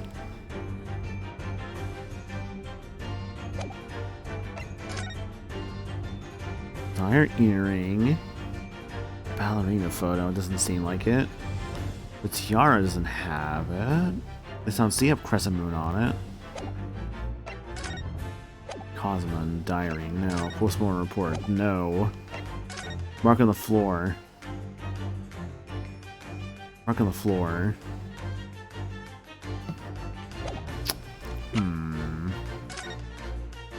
Ship's log. No.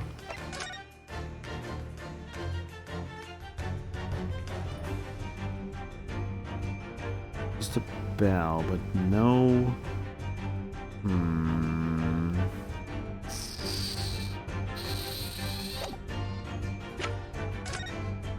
Is it maybe on the back? Why would it be on your badge? You never know. On the back of the paper.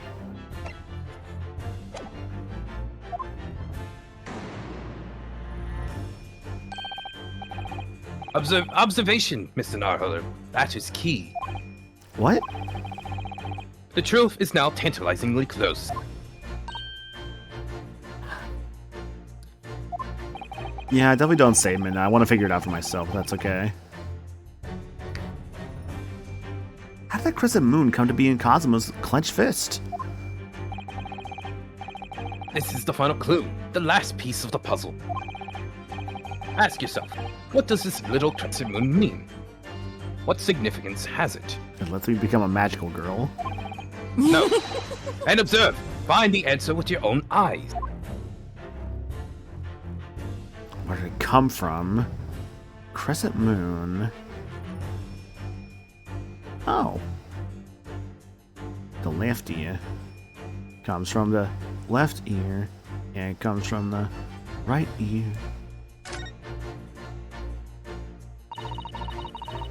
She has such... Oh, wait. She has such petite ears among the beautiful hair, like little pink shaders. Oh, what's that? Oh, well, what's this? There's something dangling down from her ear. Yes, that's an earring.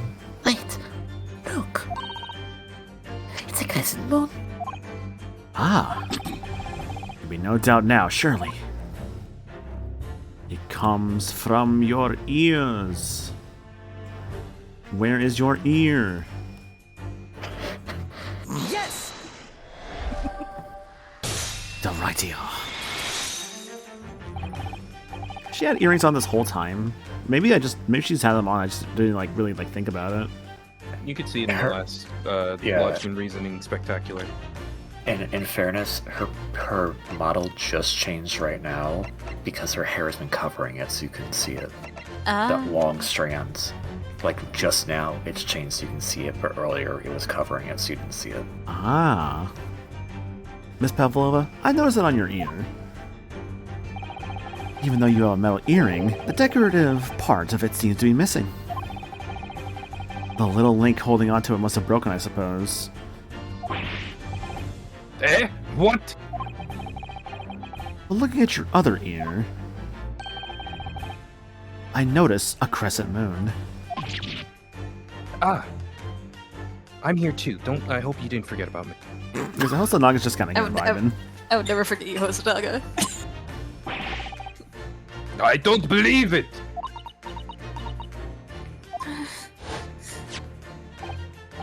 Now, the missing crescent moon was found in the victim's clenched fist.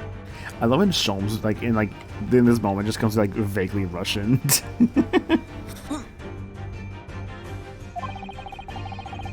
Clearly, there is only one logical conclusion. Wouldn't you agree, Mr. Naruto?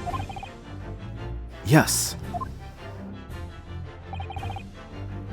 Miss Pavlova, Mr. Asogi must have grasped that crescent moon and pulled it from your ear. Perhaps just moments before he fell to the floor. In other words, last night in Mr. Asogi's cabin, you witnessed the moment when the victim fell with your own eyes. In fact, you were quite literally at arm's length from him. Trying to protect her. But then the question is, why did Mr. Asogi do that? Why did he pull your earring from your ear and hold it in his clenched fist during his final moments? I really want to write this part of the series. It's gonna be amazing. No. What's up, KV? Oh no, I'm just trying to be some Yasogi. Oh. Hey, door. No one can protect you now. Please, Miss Pavlova, tell us the truth. Last night, what did you do to Kazuma? I don't know what that was. Ed. I know that was Russian. I just didn't know what word it was. Actually, no, I think it was no. Russian. I just remembered. Did this still hurt? I think this is okay. And I think about everything that happened yesterday. It was too much. Running away, the fishing boat in the middle of the night, trying to climb onto this huge ship. And then, when I was at last in this cabin and I could relax after this horrible long day. Monica, wait! Can't.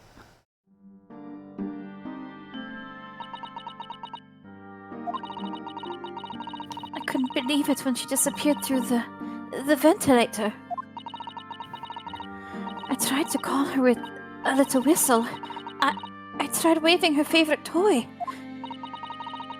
But nothing worked. Darka would not come back.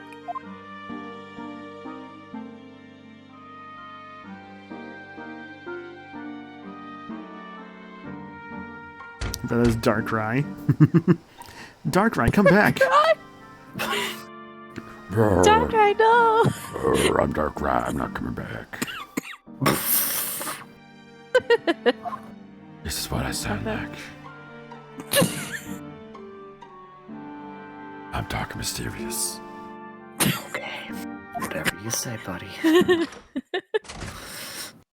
Clunk. Clunk.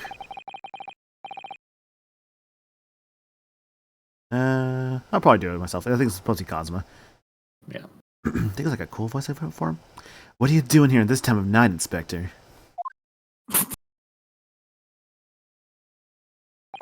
Oh. Oh, I'm sorry. I thought it was a friend of mine.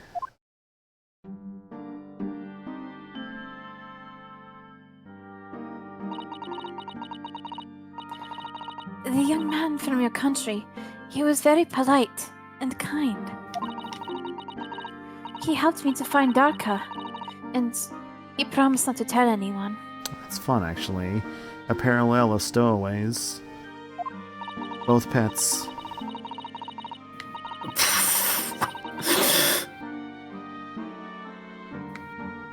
But then, when I had my friend in my arms again and I was going to leave the man's cabin... Just a moment. Sorry, but... Oh, yes? I'm sure I know your face. I've seen you somewhere before.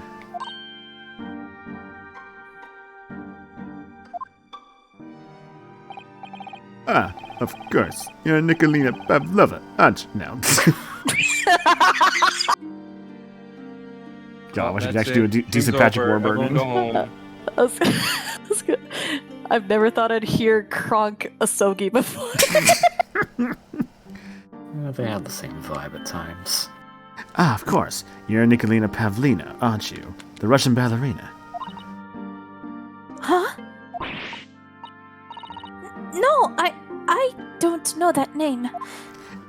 You're the Russian ballerina, the ballerina from Russia. That Russian ballerina. My heart nearly stopped when he said that. He knew who I was. Could this man from a land in the faraway east know a Russian ballerina? Ah, yes. I saw your performance in Japan. The beauty of that ballet made a deep impression on me. But what are you doing on this ship? I'm sure I read that your ballet company was performing in Shanghai at the moment. I can't fool him. I have to tell him the truth and hope he doesn't tell anyone. I have no other choice. Yes, that's Russian ballerina. I see. So you've run away. Please, please keep my secret. Don't tell anyone. Meanwhile, fucking Ryunosuke in the closet just honks shooing away.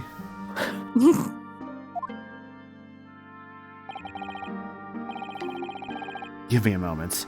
I can use another opinion here. Oh, it's actually gonna fucking wake him up. Oh no! He's going to pull that cord. He's going to tell the captain. Why did I think I could trust him? No, her anxieties made her think otherwise. It's like she wouldn't know that it was a stowaway. Then it happened. Everything at once. It was only a second, but it felt like forever. Wait! I shouted, and then... Darka jumped out of my arms and down to the young man's feet. And...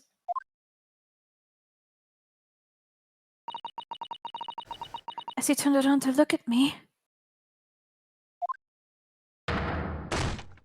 on the fucking bad side? I pushed him. I don't even know why. I don't know why I did it. I was just so scared. And I had to stop him from telling anyone about me.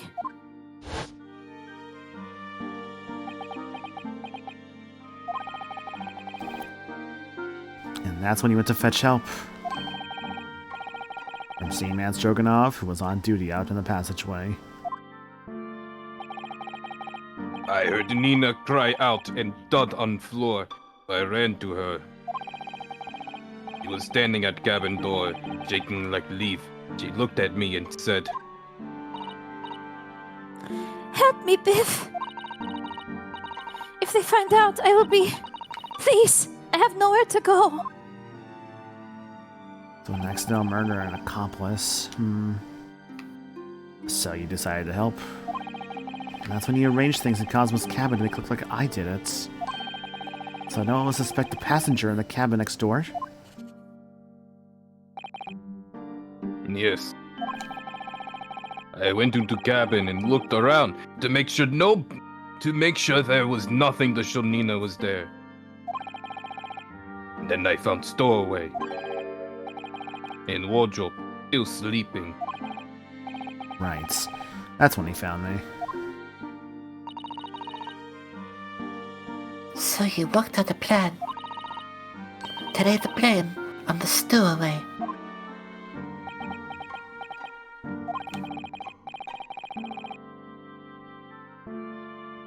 Alright.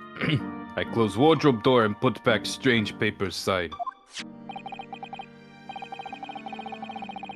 Luckily for me, that's the only reason Susato-san started to believe me when I said I was innocent. I dragged young man's body to good place, used ink that was spilled right on floor. I wrote wardrobe so that person who found him would look inside wardrobe to find stowaway. And tell me, what of the glass bell? It was by my feet, so I picked it up. I see. But it was dark in the cabin. I didn't notice the other half. Then Angel went back to her cabin, and I finished job. By pressing the emergency alarm button in the passageway? Yes. Accordingly, the SS barrier did indeed come to an emergency halt at a little after 2 a.m. Thus, enticing the bolt on the cabin door to slide shut, creating the locked room mystery.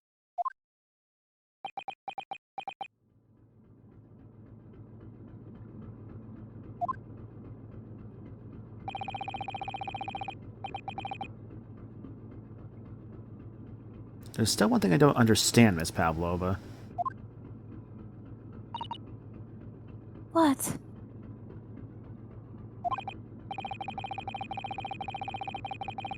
Well, you said that you told Cosmo about the fact that you would run away from your homeland. And it's because you were worried he was going to tell the captain that you pushed him. Isn't that right? Yes. But, you know, if he had pulled the bell cord and called for the captain of the ship, aren't you friends with every member of the crew? Why would that have been a problem?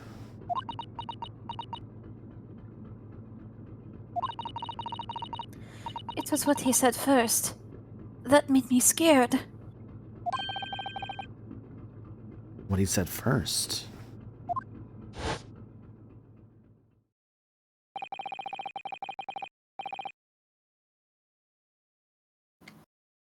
What are you doing here this time of night, Inspector?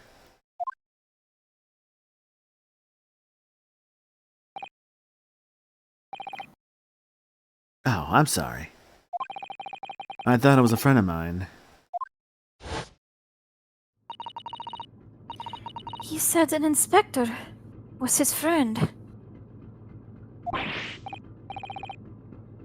Ah, yes. Meaning me. Who was supposed to be acting as his bodyguard.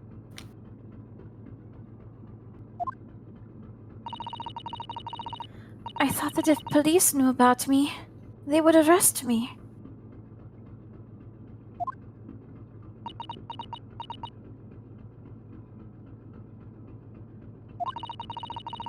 So, before he could pull the bell cord, I...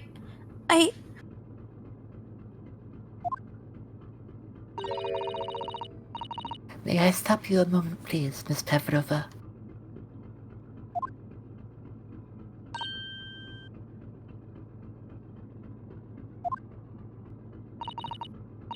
It just doesn't seem to make sense. I mean, was Mr. Soki really going to pull the bell cord? I don't know. What?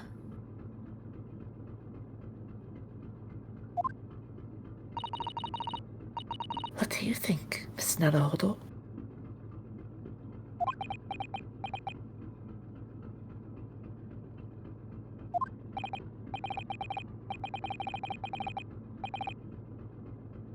Well, I'm not Kazuma, so I can't know for certain, but...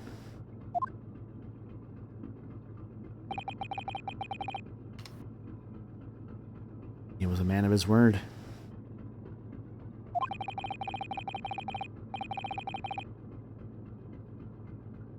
If he told you he wouldn't give your secret away, then he wouldn't have done.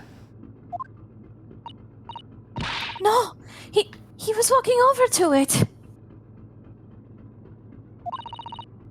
He was going to pull the cord! He was going to make them send me back!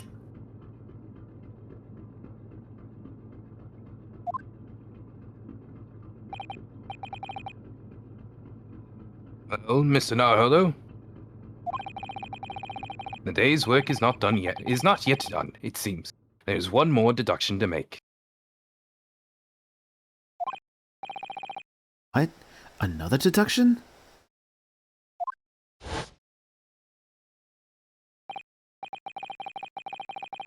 Yes. What action was the victim really about to take at that moment?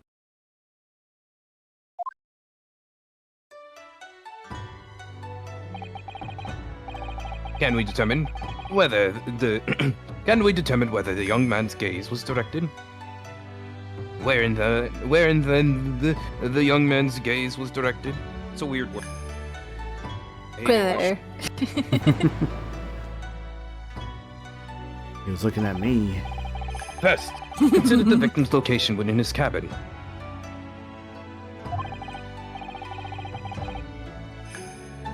That's easy. I remember every detail of that room.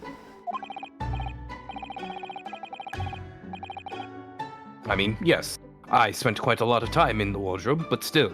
Oh, I was about to say that was the wrong line. it's okay. Oh, sorry. So it's okay. I spent many years in the closet. The fun part is, am I talking as Ryanosuke or myself? Ha ha ha. That cabin's been my home for this entire voyage. I say that, but like, I didn't really figure it out until maybe a couple years before it actually came out.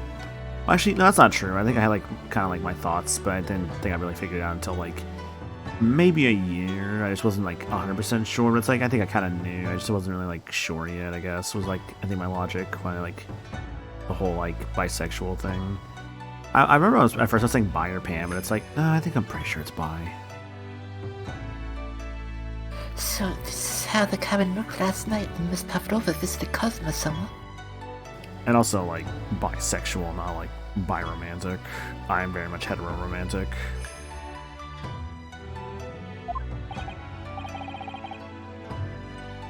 Yes, it's exactly how it was.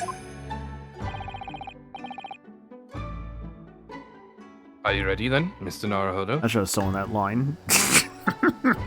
Come in, petty. Yes, there's one thing I've learned today. It's that a simple gaze can reveal all manners of truths. Like when he looks into my eyes and I just can't help but I can't help myself with speaking everything in my thoughts. Like when I look at a pair of tits. So real. I do love birds. And not only that, in order to draw the right conclusion, you can't afford to be out by even a little bit when you're following the gaze to where it lands. So, when he turned away from Miss Pavlova, what exactly was Cosmo looking at? What was he looking at? His bed. My boy was fucking eepy. His bed. I remember him being annoyed about the pillow. He said it was too thin. He put that big, thick book of thick book of Japanese law underneath it. In fact, perhaps he was thinking of looking something up. It's Either gonna that. be hard in your head. Yeah, Anna? I said it's gotta be hard on your head. is What I do you said. mean? I get an achievement for this. Look underneath the pillow. I think you could do that earlier in the case. Apparently so, but I get an achievement for examining the bed. Amazing. Why are my frames dropping? Yeah, it went weird for a second. Yeah, hang on. I think, like, OBS? Oh, hang on. It's coming back, I think. Let's... Okay, we're good. Okay, looks like it's coming back. Yeah, I don't know why apparently just examining the bed's a rare one. That's wild. Damn.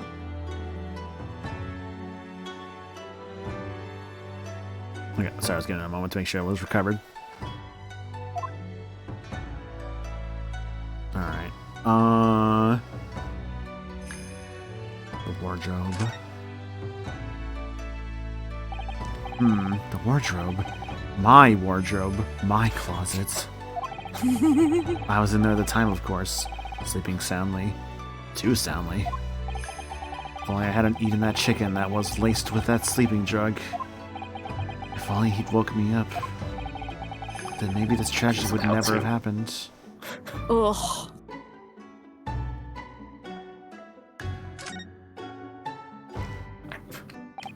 The bell cord. That's where I store my gay. So Miss Pavlova thought that he was just coldly ignoring her request. Going to pull the cord. The Cosmo I knew would never have done something like that. No, I'm sure of it.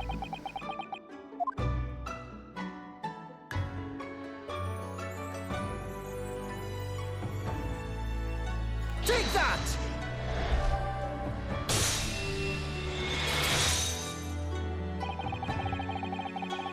Considering everything that had happened last night, certainly it may have looked as though Cosmo was going to ring the bell cord. Yes. Oh, sorry.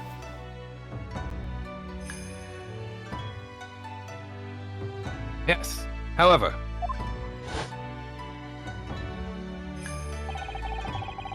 what is directly beside? What is Hold on. I need more soda, apparently. Soda kills me. What is directly beside the bell cord? The wardrobe.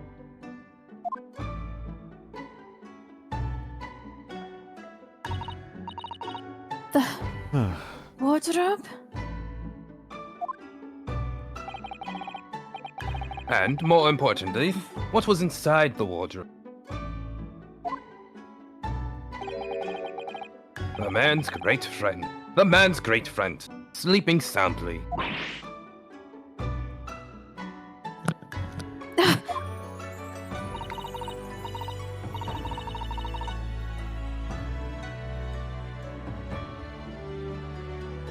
Miss Pavlova, please think back very carefully.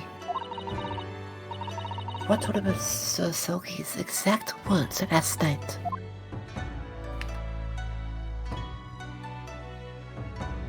Give me a moment. I could use another opinion here.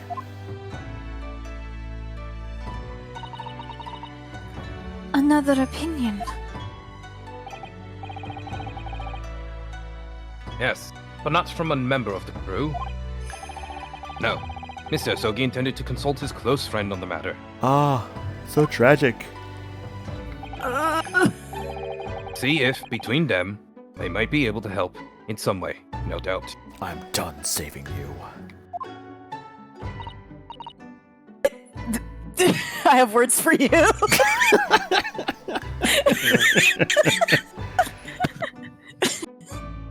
Oh no.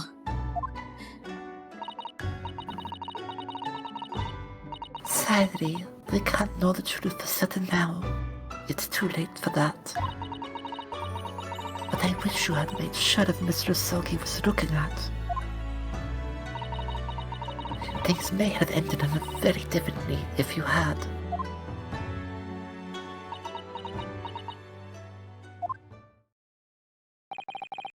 Miss Pavlova, I want to thank you for finally admitting the truth. But unfortunately, the truth is, a man lost his life because of what you did. And that will never change. I hope you'll never forget that. I'm sorry. Hi, Cinder. I'm doing good. I'm so sorry. Aw. What have I done? Yeah, like, it's just a very unfortunate situation. Like, it wasn't accidents. Like, in a way, it is technically murder, but a completely accidental one. Like, there was no ill will, intent, motive, anything like that. Like, for, like, murder. It was just an accidental death. It's fascinating to have an Ace Attorney death, or like, case where the murder is an accidental murder. That's honestly kind of fascinating, because, like, I guess without really, like, spoiling it. Like, other games. Don't think this really happens much. Exactly, more so manslaughter than murder, since murders that have intent, correct, yes. And so... You know, this almost feels like a Danganronpa case, but, like, good.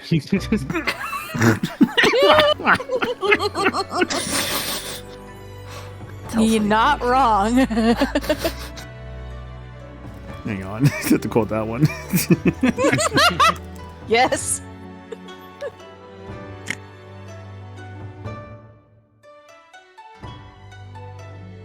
It's not yourself, Peter. Holy shit. Hang on, it's a bracket. Hey guys, it's me, Bracket Eater. Bracket Eater. This is bracketeering. Wrong game. No one plays that. I'm sure some people do. They're not real. And so, at long last, the mystery surrounding the tragic accident on the SS Buria was finally laid to rest. A woman has to live with the guilt her entire life of a murder, or rather of manslaughter. Was it involuntary manslaughter, I think is the correct term?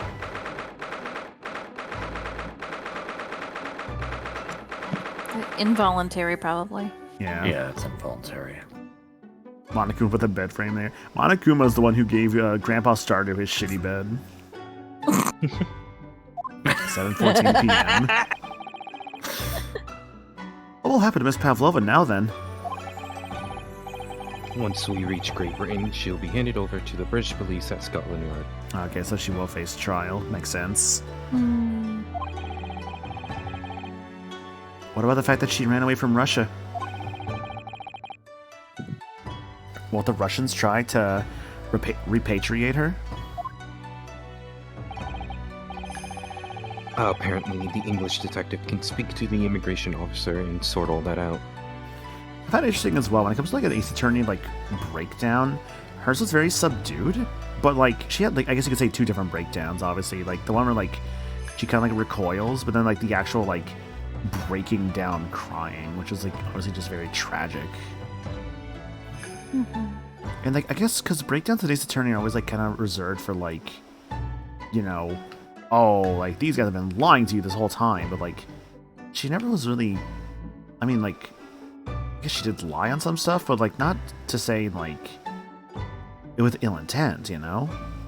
Yeah, typically, they're usually, when you find them, they are indeed wicked. Yeah, like in this case, it's there's just... only a few exceptions to that rule across the series. like in her case, it's just, she just feels guilty. She feels awful. She didn't want this. She never wanted like this to happen. Mr. Sholmes could do that? So, she won't be going back to Russia then? No, I don't think so. Breakdowns are usually because the murderer is intended to murder someone. This one was an accident. Right, because like, I think about the first breakdown of this game, which was that drill sergeant with like the baby in the first case. He did have a breakdown, but obviously he wasn't like a killer, but he still had like a breakdown. So I was like, oh, this is like the game's first breakdown. Even if she wanted to return to in the future, I doubt she would be able to. I never knew the murderer before he passed away. I only saw his red handkerchief. She ran away, so now she's in exile for life. I'd like to, if possible, like, get the chance to meet, like, Sungwon during MagFest. Oh, he's gonna be at MagFest? I didn't know that. Yeah, he'll be guesting at Mag. If he does a signing, I'm gonna try to remember to give him a copy of Three Hopes. I think that'd be cool to get him to sign, honestly, since he plays Holst in that game. Yeah, Holst is the best Three Hopes character. Yeah, Holst is great. That's true. If it's not that, I was like, what else do I own that, like, Pro CDs in? But it's like, yeah, I feel like Three Hopes is just a good choice. I know a thing, but I can't say it. I need to bring my copy of Hyrule Warriors Age of Imprisonment. There we go. There you go. Right, because I guess he is in the game.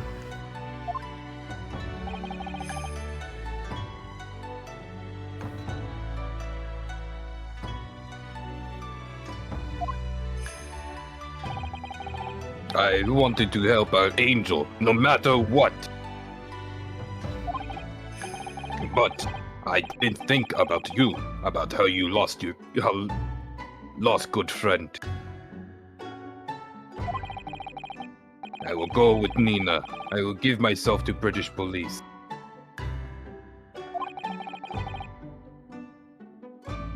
That's kind of you.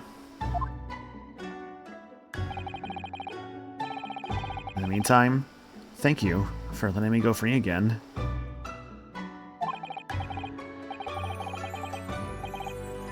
Cosmo's death feels like such a waste, but...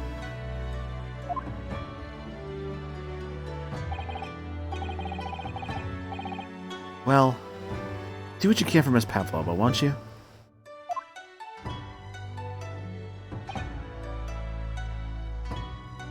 Duh.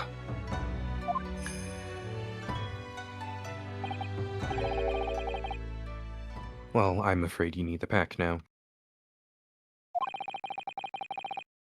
We're due to arrive in Hong Kong tomorrow.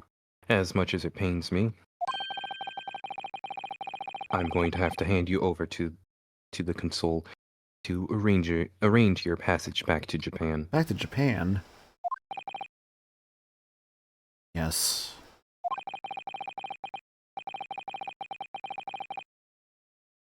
I did stow away after all.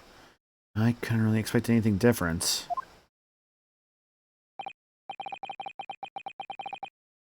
So you should get back to your cabin now.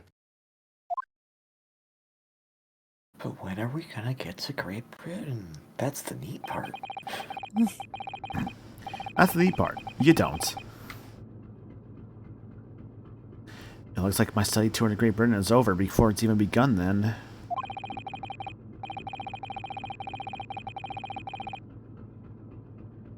To think that only days ago, Cosmo and I were laughing together about how we'd tear up the streets of London. That seems like a distant memory now.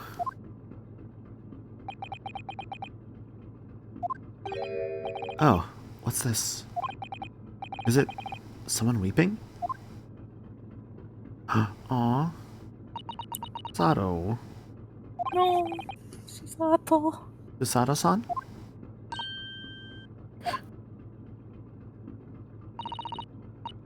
Sato-san, I didn't know you had returned. Oh, well, I haven't been back long. Inspector Hosonaga just told me I should pack, you know, ready to leave the ship tomorrow and all that.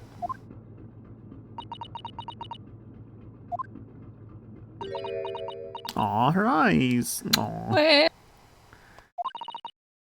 I still can't believe this happened. I can't believe someone's life can be over just like that. Susato-san. Aw.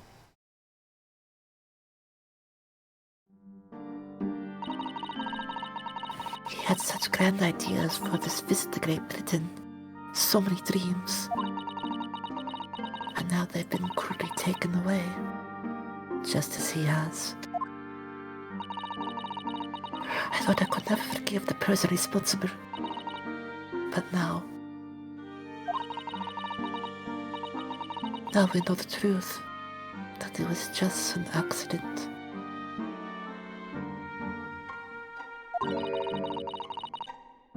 Just a silly series of mishaps. It's too much, Naruhodo-san.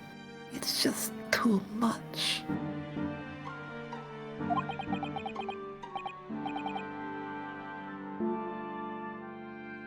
Yes.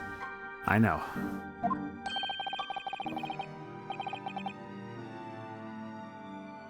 I believe this is Sholmes. Oh, sorry, it's endless. I wish there was something I could say. Close enough. Never mind. Close enough. Well,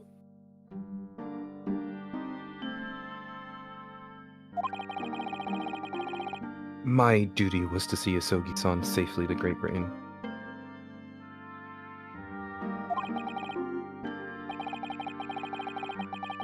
But I failed and caused his closest friends great pain and suffering as a result. I've let everyone down.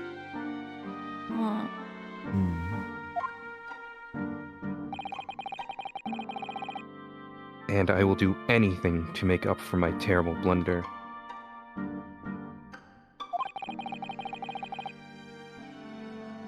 Nobody blames you, Inspector.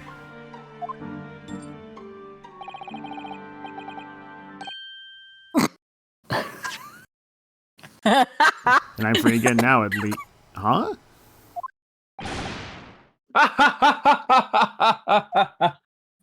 there he is.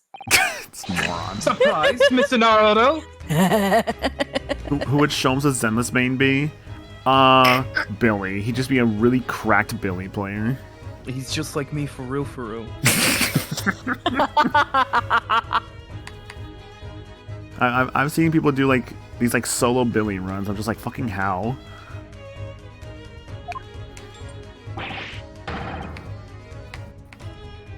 What is the meaning of this? Oh, a trifling matter. Uh-huh. Simply that in my head, I think I shall always picture you wearing those shackles. Yeah, buddy?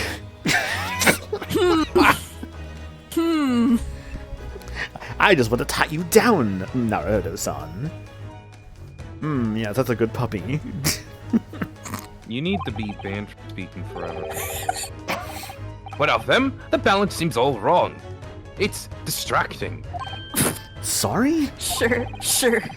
So I decided to destroy them, for old time's sake, shall we say? You are a stowaway, after all. Mr. Naruhodo, what you need to understand is that we used this great 3D trick with your hands, and we're not going to be able to use it again, so we need to use it for all it's worth for the money we put into the development of this. This was a 3DS game, after all, to be start with. That is true. What's 3DS game? He thinks this is funny? No, I think he thinks it's hilarious. Huh, that's actually hilarious. Mr. Sholmes.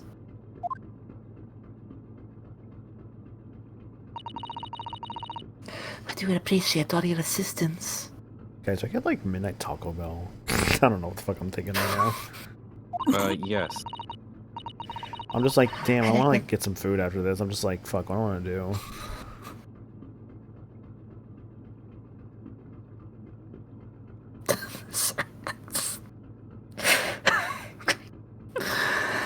I like to thank you from the bottom of my heart. Not at all, not at all. And though it is a little late, may I offer my sincere condolence.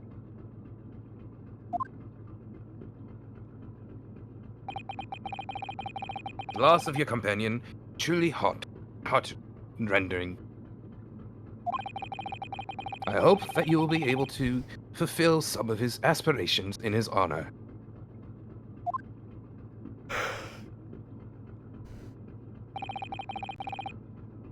Afraid that won't be possible. Won't be possible.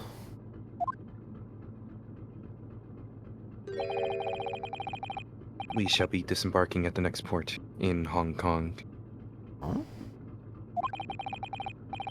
We have to return to Japan and make a full report about everything that's happened. What? Wait a minute. It just means us to go back, isn't it? I mean, I was the stowaway.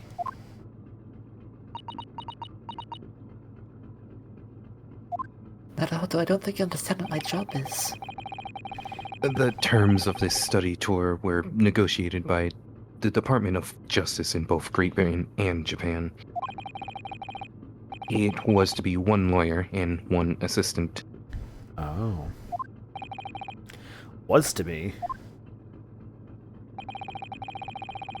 In the light of Mr. Asogi's unfortunate death, I am afraid the study tour can no longer go ahead. Oh no. I don't care for me, but... Where's Sasato-san? My dear fellows, the majority of problems have an extremely simple solution, you know. All you require is one lawyer, and the study tour can continue, surely.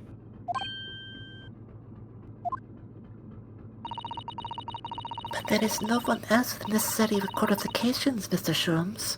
We know of no other lawyer. Well, it's funny you say that. Qualifications, you say? Yes, we just have an English major. Any qualifications obtained in your own country will be of little value in Great Britain, I'm afraid. Oh, but... But anyway, the voyage to London still promises a good month of time. Ample opportunity, I would say, to find yourself another suitable lawyer.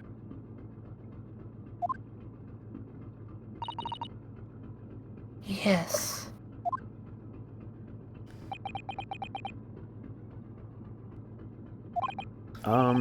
Mr. Sato? Yes? Do you think perhaps I might be able to do it?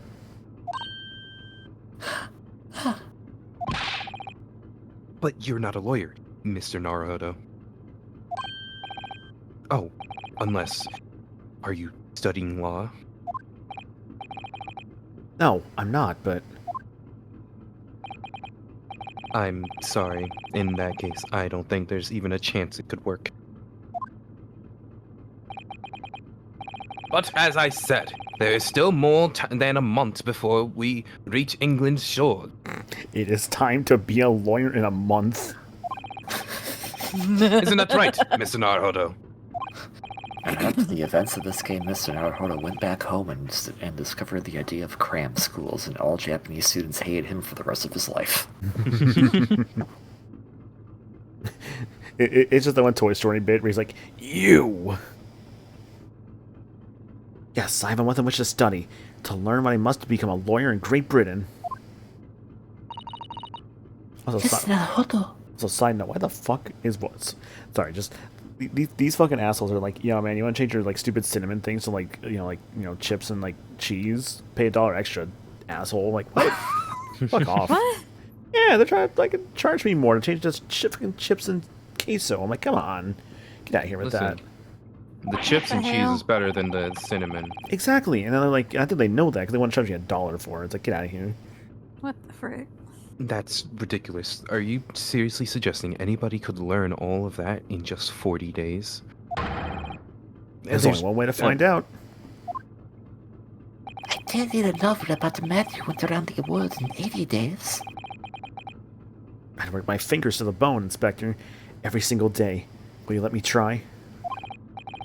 And if by that time I reach Great Britain, I haven't learned enough to be recognized as a lawyer, I'll take whatever punishment is deemed appropriate. But why put yourself in such a difficult position? For Kazuma. He said there was something that he had to do in Great Britain.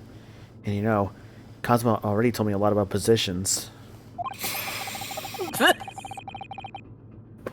And that he would sacrifice anything to make it happen. Are you going to study the Kama Sutra?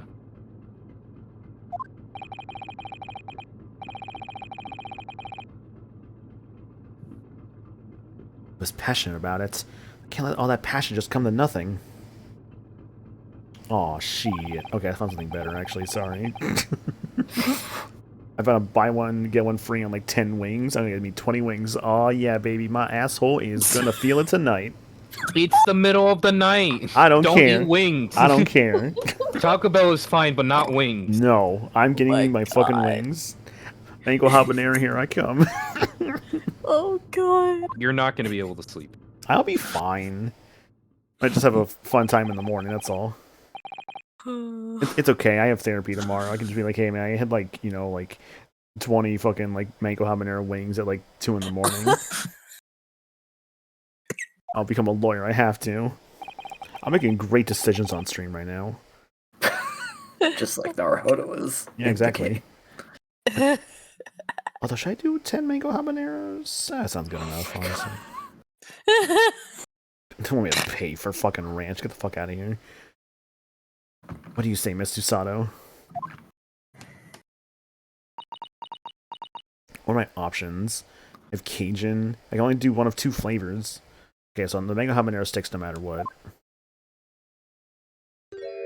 Aw, smile! Aw, that's so cute. Mayo! I think it's a wonderful idea. What? I love it when girls smile at me. Yeah, I wish it happened. Something doesn't happen to you often, huh? Just kidding, that sounds so mean. Literally what I'm saying. Whoa. That sounds so mean.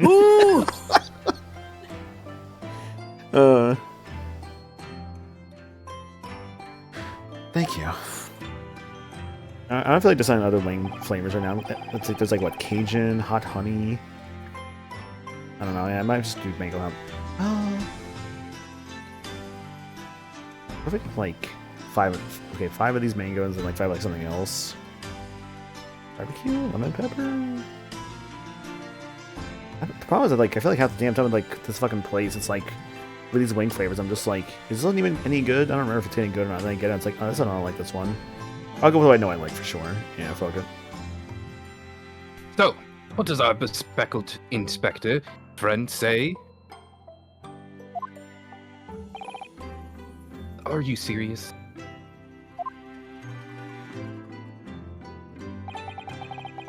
One lawyer and 1 assistant. The numbers are indisputable.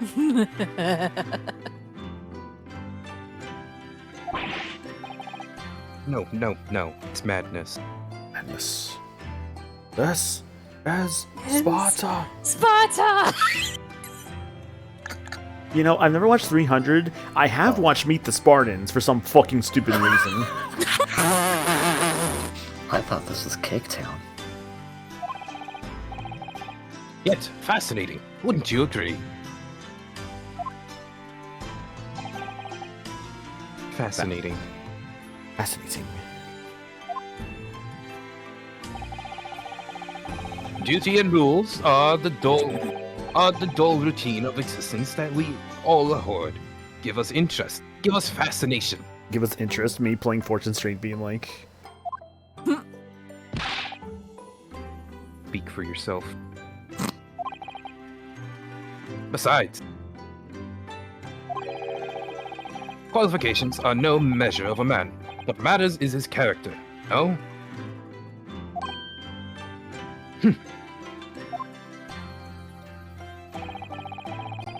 And you've witnessed ample evidence of this man's exemplary character today, with your own eyes.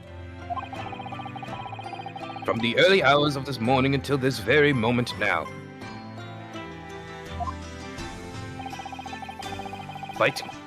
Despite contending with the passing of his close companion, and despite the accusation of guilt, this man has shown resourcefulness, intelligence, and above all, courage.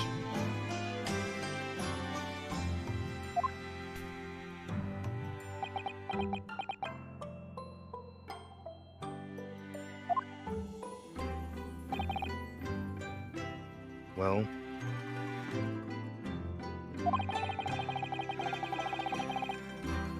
I'll think of a clever way to word my report to the Department of Justice. Inspector.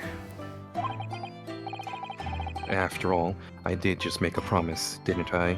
Yeah, promises. Yeah.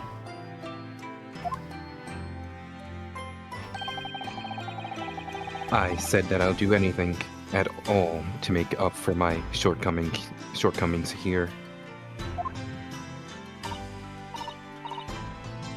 Oh, thank you, Inspector.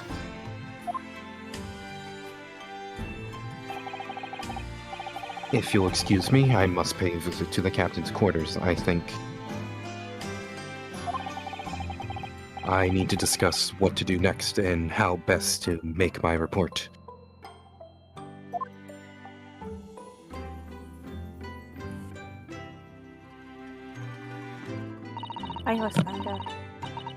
Are you really prepared to attempt this, Miss Naruto? Yes. I'm going to try. I wonder... Would you consider teaching me what I need to know? Everything about being a lawyer?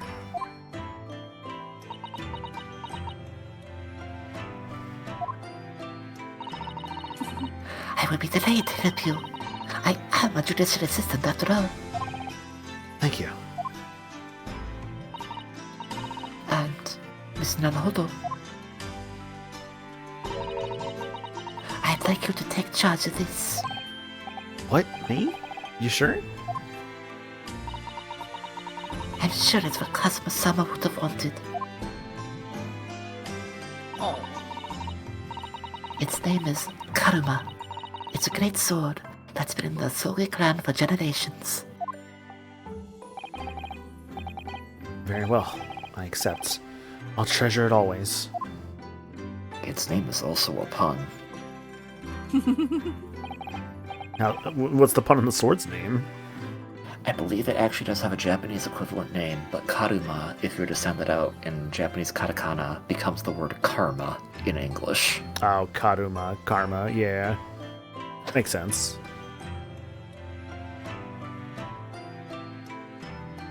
So then, Mrs. Sato, it seems we'll be working together for some time to come. Yet.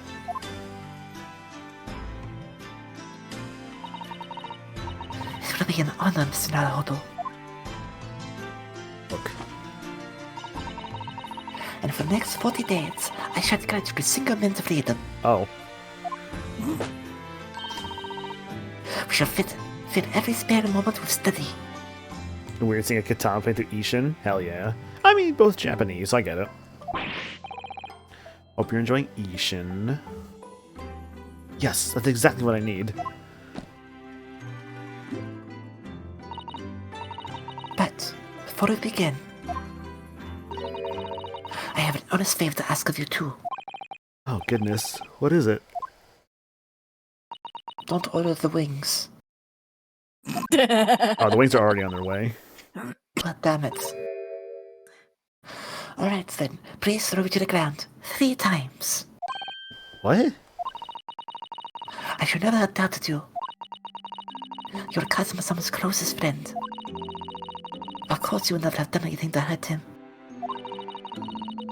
That should have been obvious to me from the start. But I allowed suspicion to get the better of me. No matter how upset I was feeling, it was completely unforgivable behavior.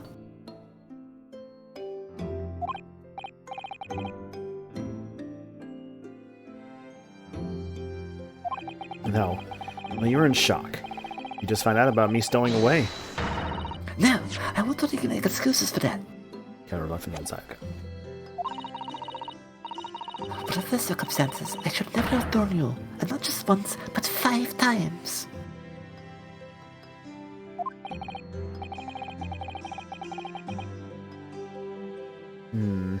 That number keeps creeping up, doesn't it? Please, you must. Just take hold of me and throw me. Do it. Don't even think about it. No. I don't even know how. I've never thrown anyone in my life.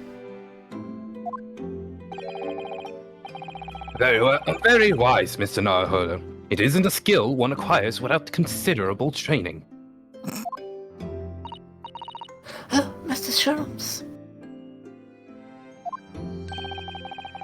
I observed your throwing technique several times with great interest. I confess, I was most impressed.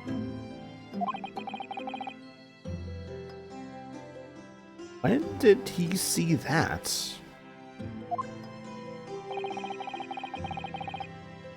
I presume that would be a form of Japanese wrestling. Oh, well, in a way, it's not wrestling, but my own interpretation of an ancient jujitsu technique.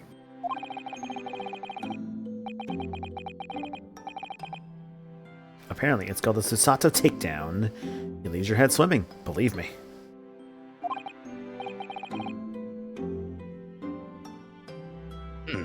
How beguiling. I am a practitioner of the combative arts myself. I am somewhat of an accomplished boxer. I'm going to fight this girl. Let us look at her age gap. This girl is 16. We're twice her age. Herlock Sholmes, a man who will literally pick a fight with an 8-year-old.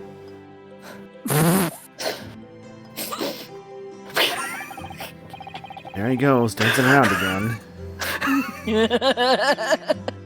It's not dancing, my good fellow. It is a formative art of boxing. Once we get to Great Britain, you'll know all about it. I wonder if you'd be so kind as to instruct me on the technique of your arresting throw.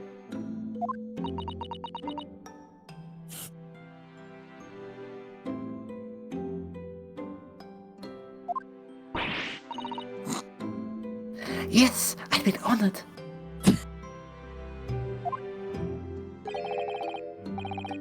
Then, let us not dally. Demonstrate, my dear madam. Oh, of course.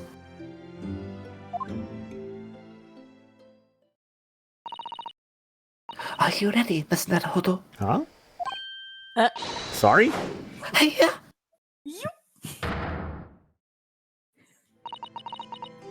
As you can see, you throw from the abdomen.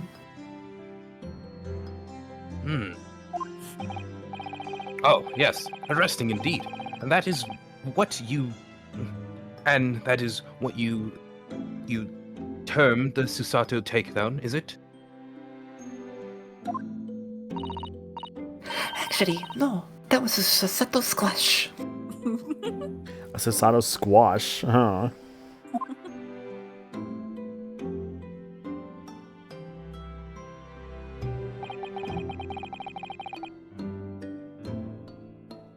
In my groggy state of consciousness,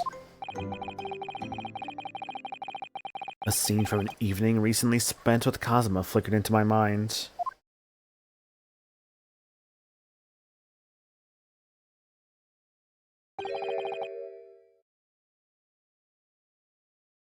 Rinosuke.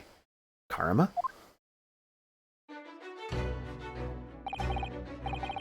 That's right. It's a prized sword that's been passed down through generations of the Asoki clan. As a martial artist, yes, I want to fight the older students, and I'm interested in what the younger students can do, so yes, I will pick a fight with someone younger than me. Hell yeah, Daisy.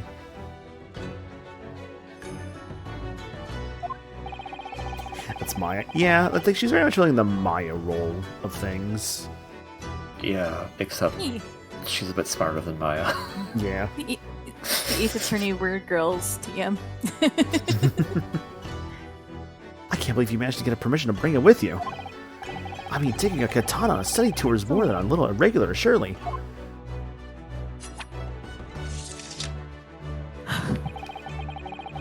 The Japanese man's sword is a soul, Ryunosuke.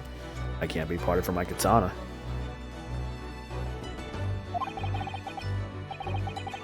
How dare you, I bet Tsusada can't even name a single move of the Steel Samurai. Karma guides me. I truly believe that.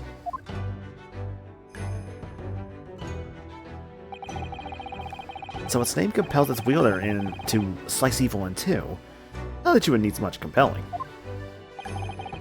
On that subject, there's something very important that I have to do in Great Britain, and I'll sacrifice anything to make it happen. I'd appreciate you seeing it through with me. Of course I will. Whatever it is, I'll see it through to the end with you. I knew you wouldn't let me down. Yeah. That important thing he had to do. I still don't know what that was. And then we let him down. But I'm gonna see the place for myself and work it out. In Great Britain's capital, London.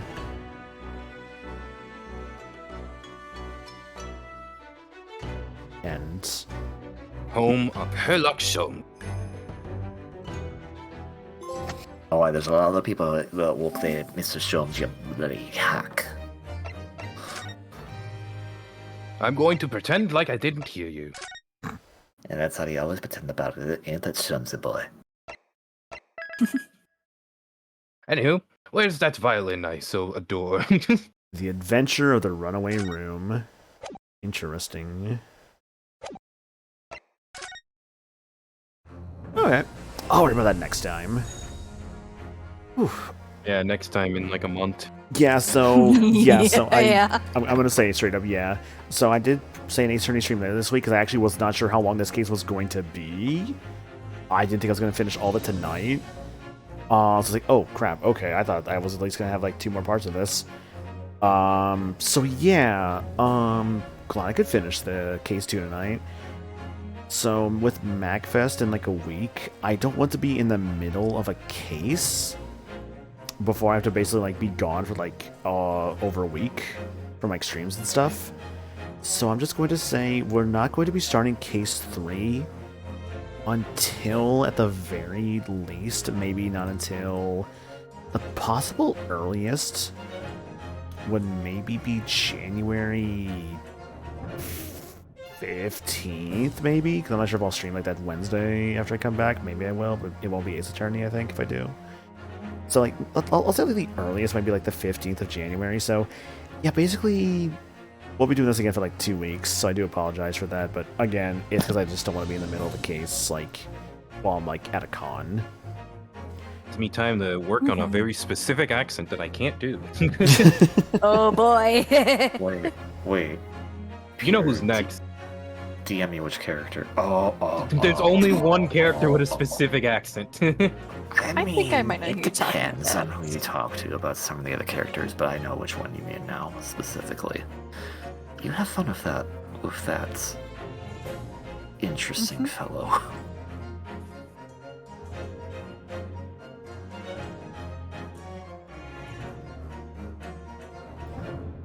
Whereas Reno's getting forced out of the I don't know if closet. this is spoilers to me. He's forced out of the closet, and now the closet's running away from him. Damn. Alright, well, thank you for watching them, guys. I do appreciate it. Schedule for the week. Yeah, so Wednesday, I'll just kind of be like, just kind of vibing, talking about like the games I beat on, and like, talk about the games I beat on stream and stuff this year. Probably like some other stuff I'm doing then too. I know like the next couple of days as well, hit like 35 games. I have 32 out of 35 games. I might just be like, alright, it's time for like just 3 hot trash education games, baby. We'll see on that one, of course. But like, I need games I can beat in like literally like less than an hour if possible. Or like, and I basically I need like baby games I can beat in like an hour. And I got some like I've already kind of thought of I can just do for myself. So yeah, I'll be doing that. Friday was originally the Case 2 finale, but I did not realize I was actually going to finish it tonight. So Friday, maybe a multiplayer thing? Like Kirby or Air Ride or like Mario Kart? Kirby. One of the two. I'd like to do like something multiplayer if possible. Like, could even be Mario Party if I get some people for Mario Party, but we'll see, because sometimes like it's hard to make those kind of plans because it's like, oh, what if I have like what if I have to like go do something, or like if like life gets in the way. That's why it's a little harder sometimes to plan for things like Mario Party and stuff.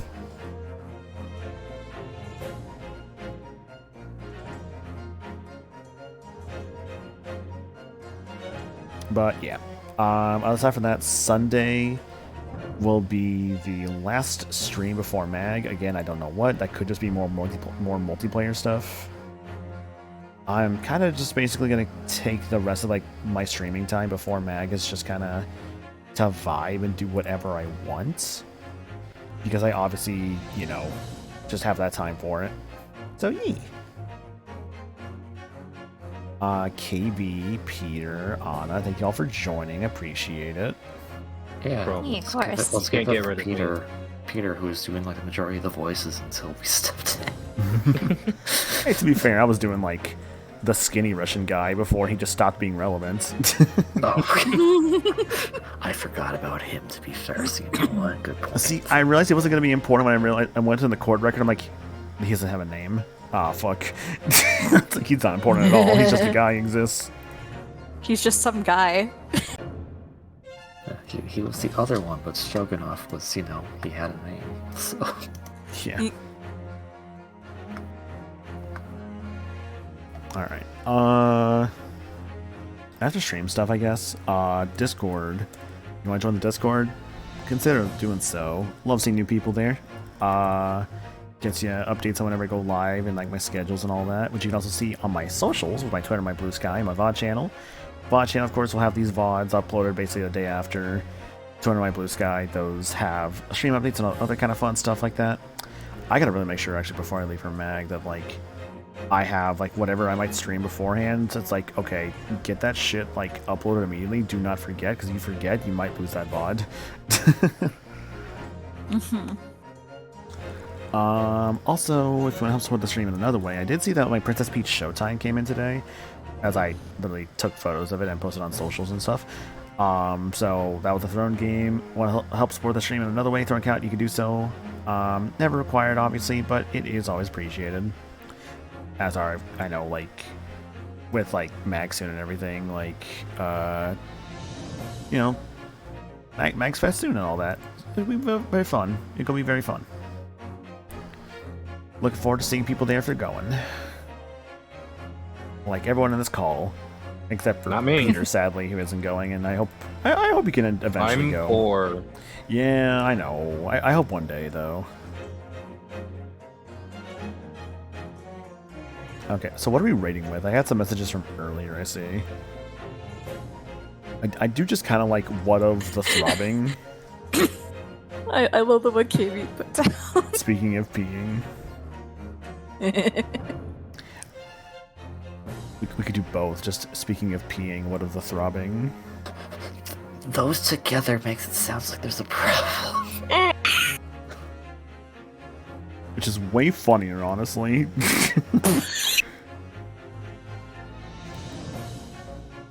Alright, if you got the confused emote, feel free to use that confused emote with it. And we are gonna go raid Claire, who was streaming Castlevania Lament of Innocence. I think she should be getting close to the end of this game tonight. She's gonna have so many questions for you. That's what makes it funny. That's maniacal. See, I could just go like the really long You don't messages. you don't get a funny like dun dun dun dun dun. No, you just get cymbals crashing. Cymbals crashing. So true. Alright. Well, that's going to do it for me, guys. So, thank you all for being here. I appreciate it. I'll see y'all for Ace Attorney after MagFest. And yeah, y'all have yourselves a good rest of your night. And I'm going to go enjoy my wings when I get here in like 5 minutes. Alright, bye. Bye bye.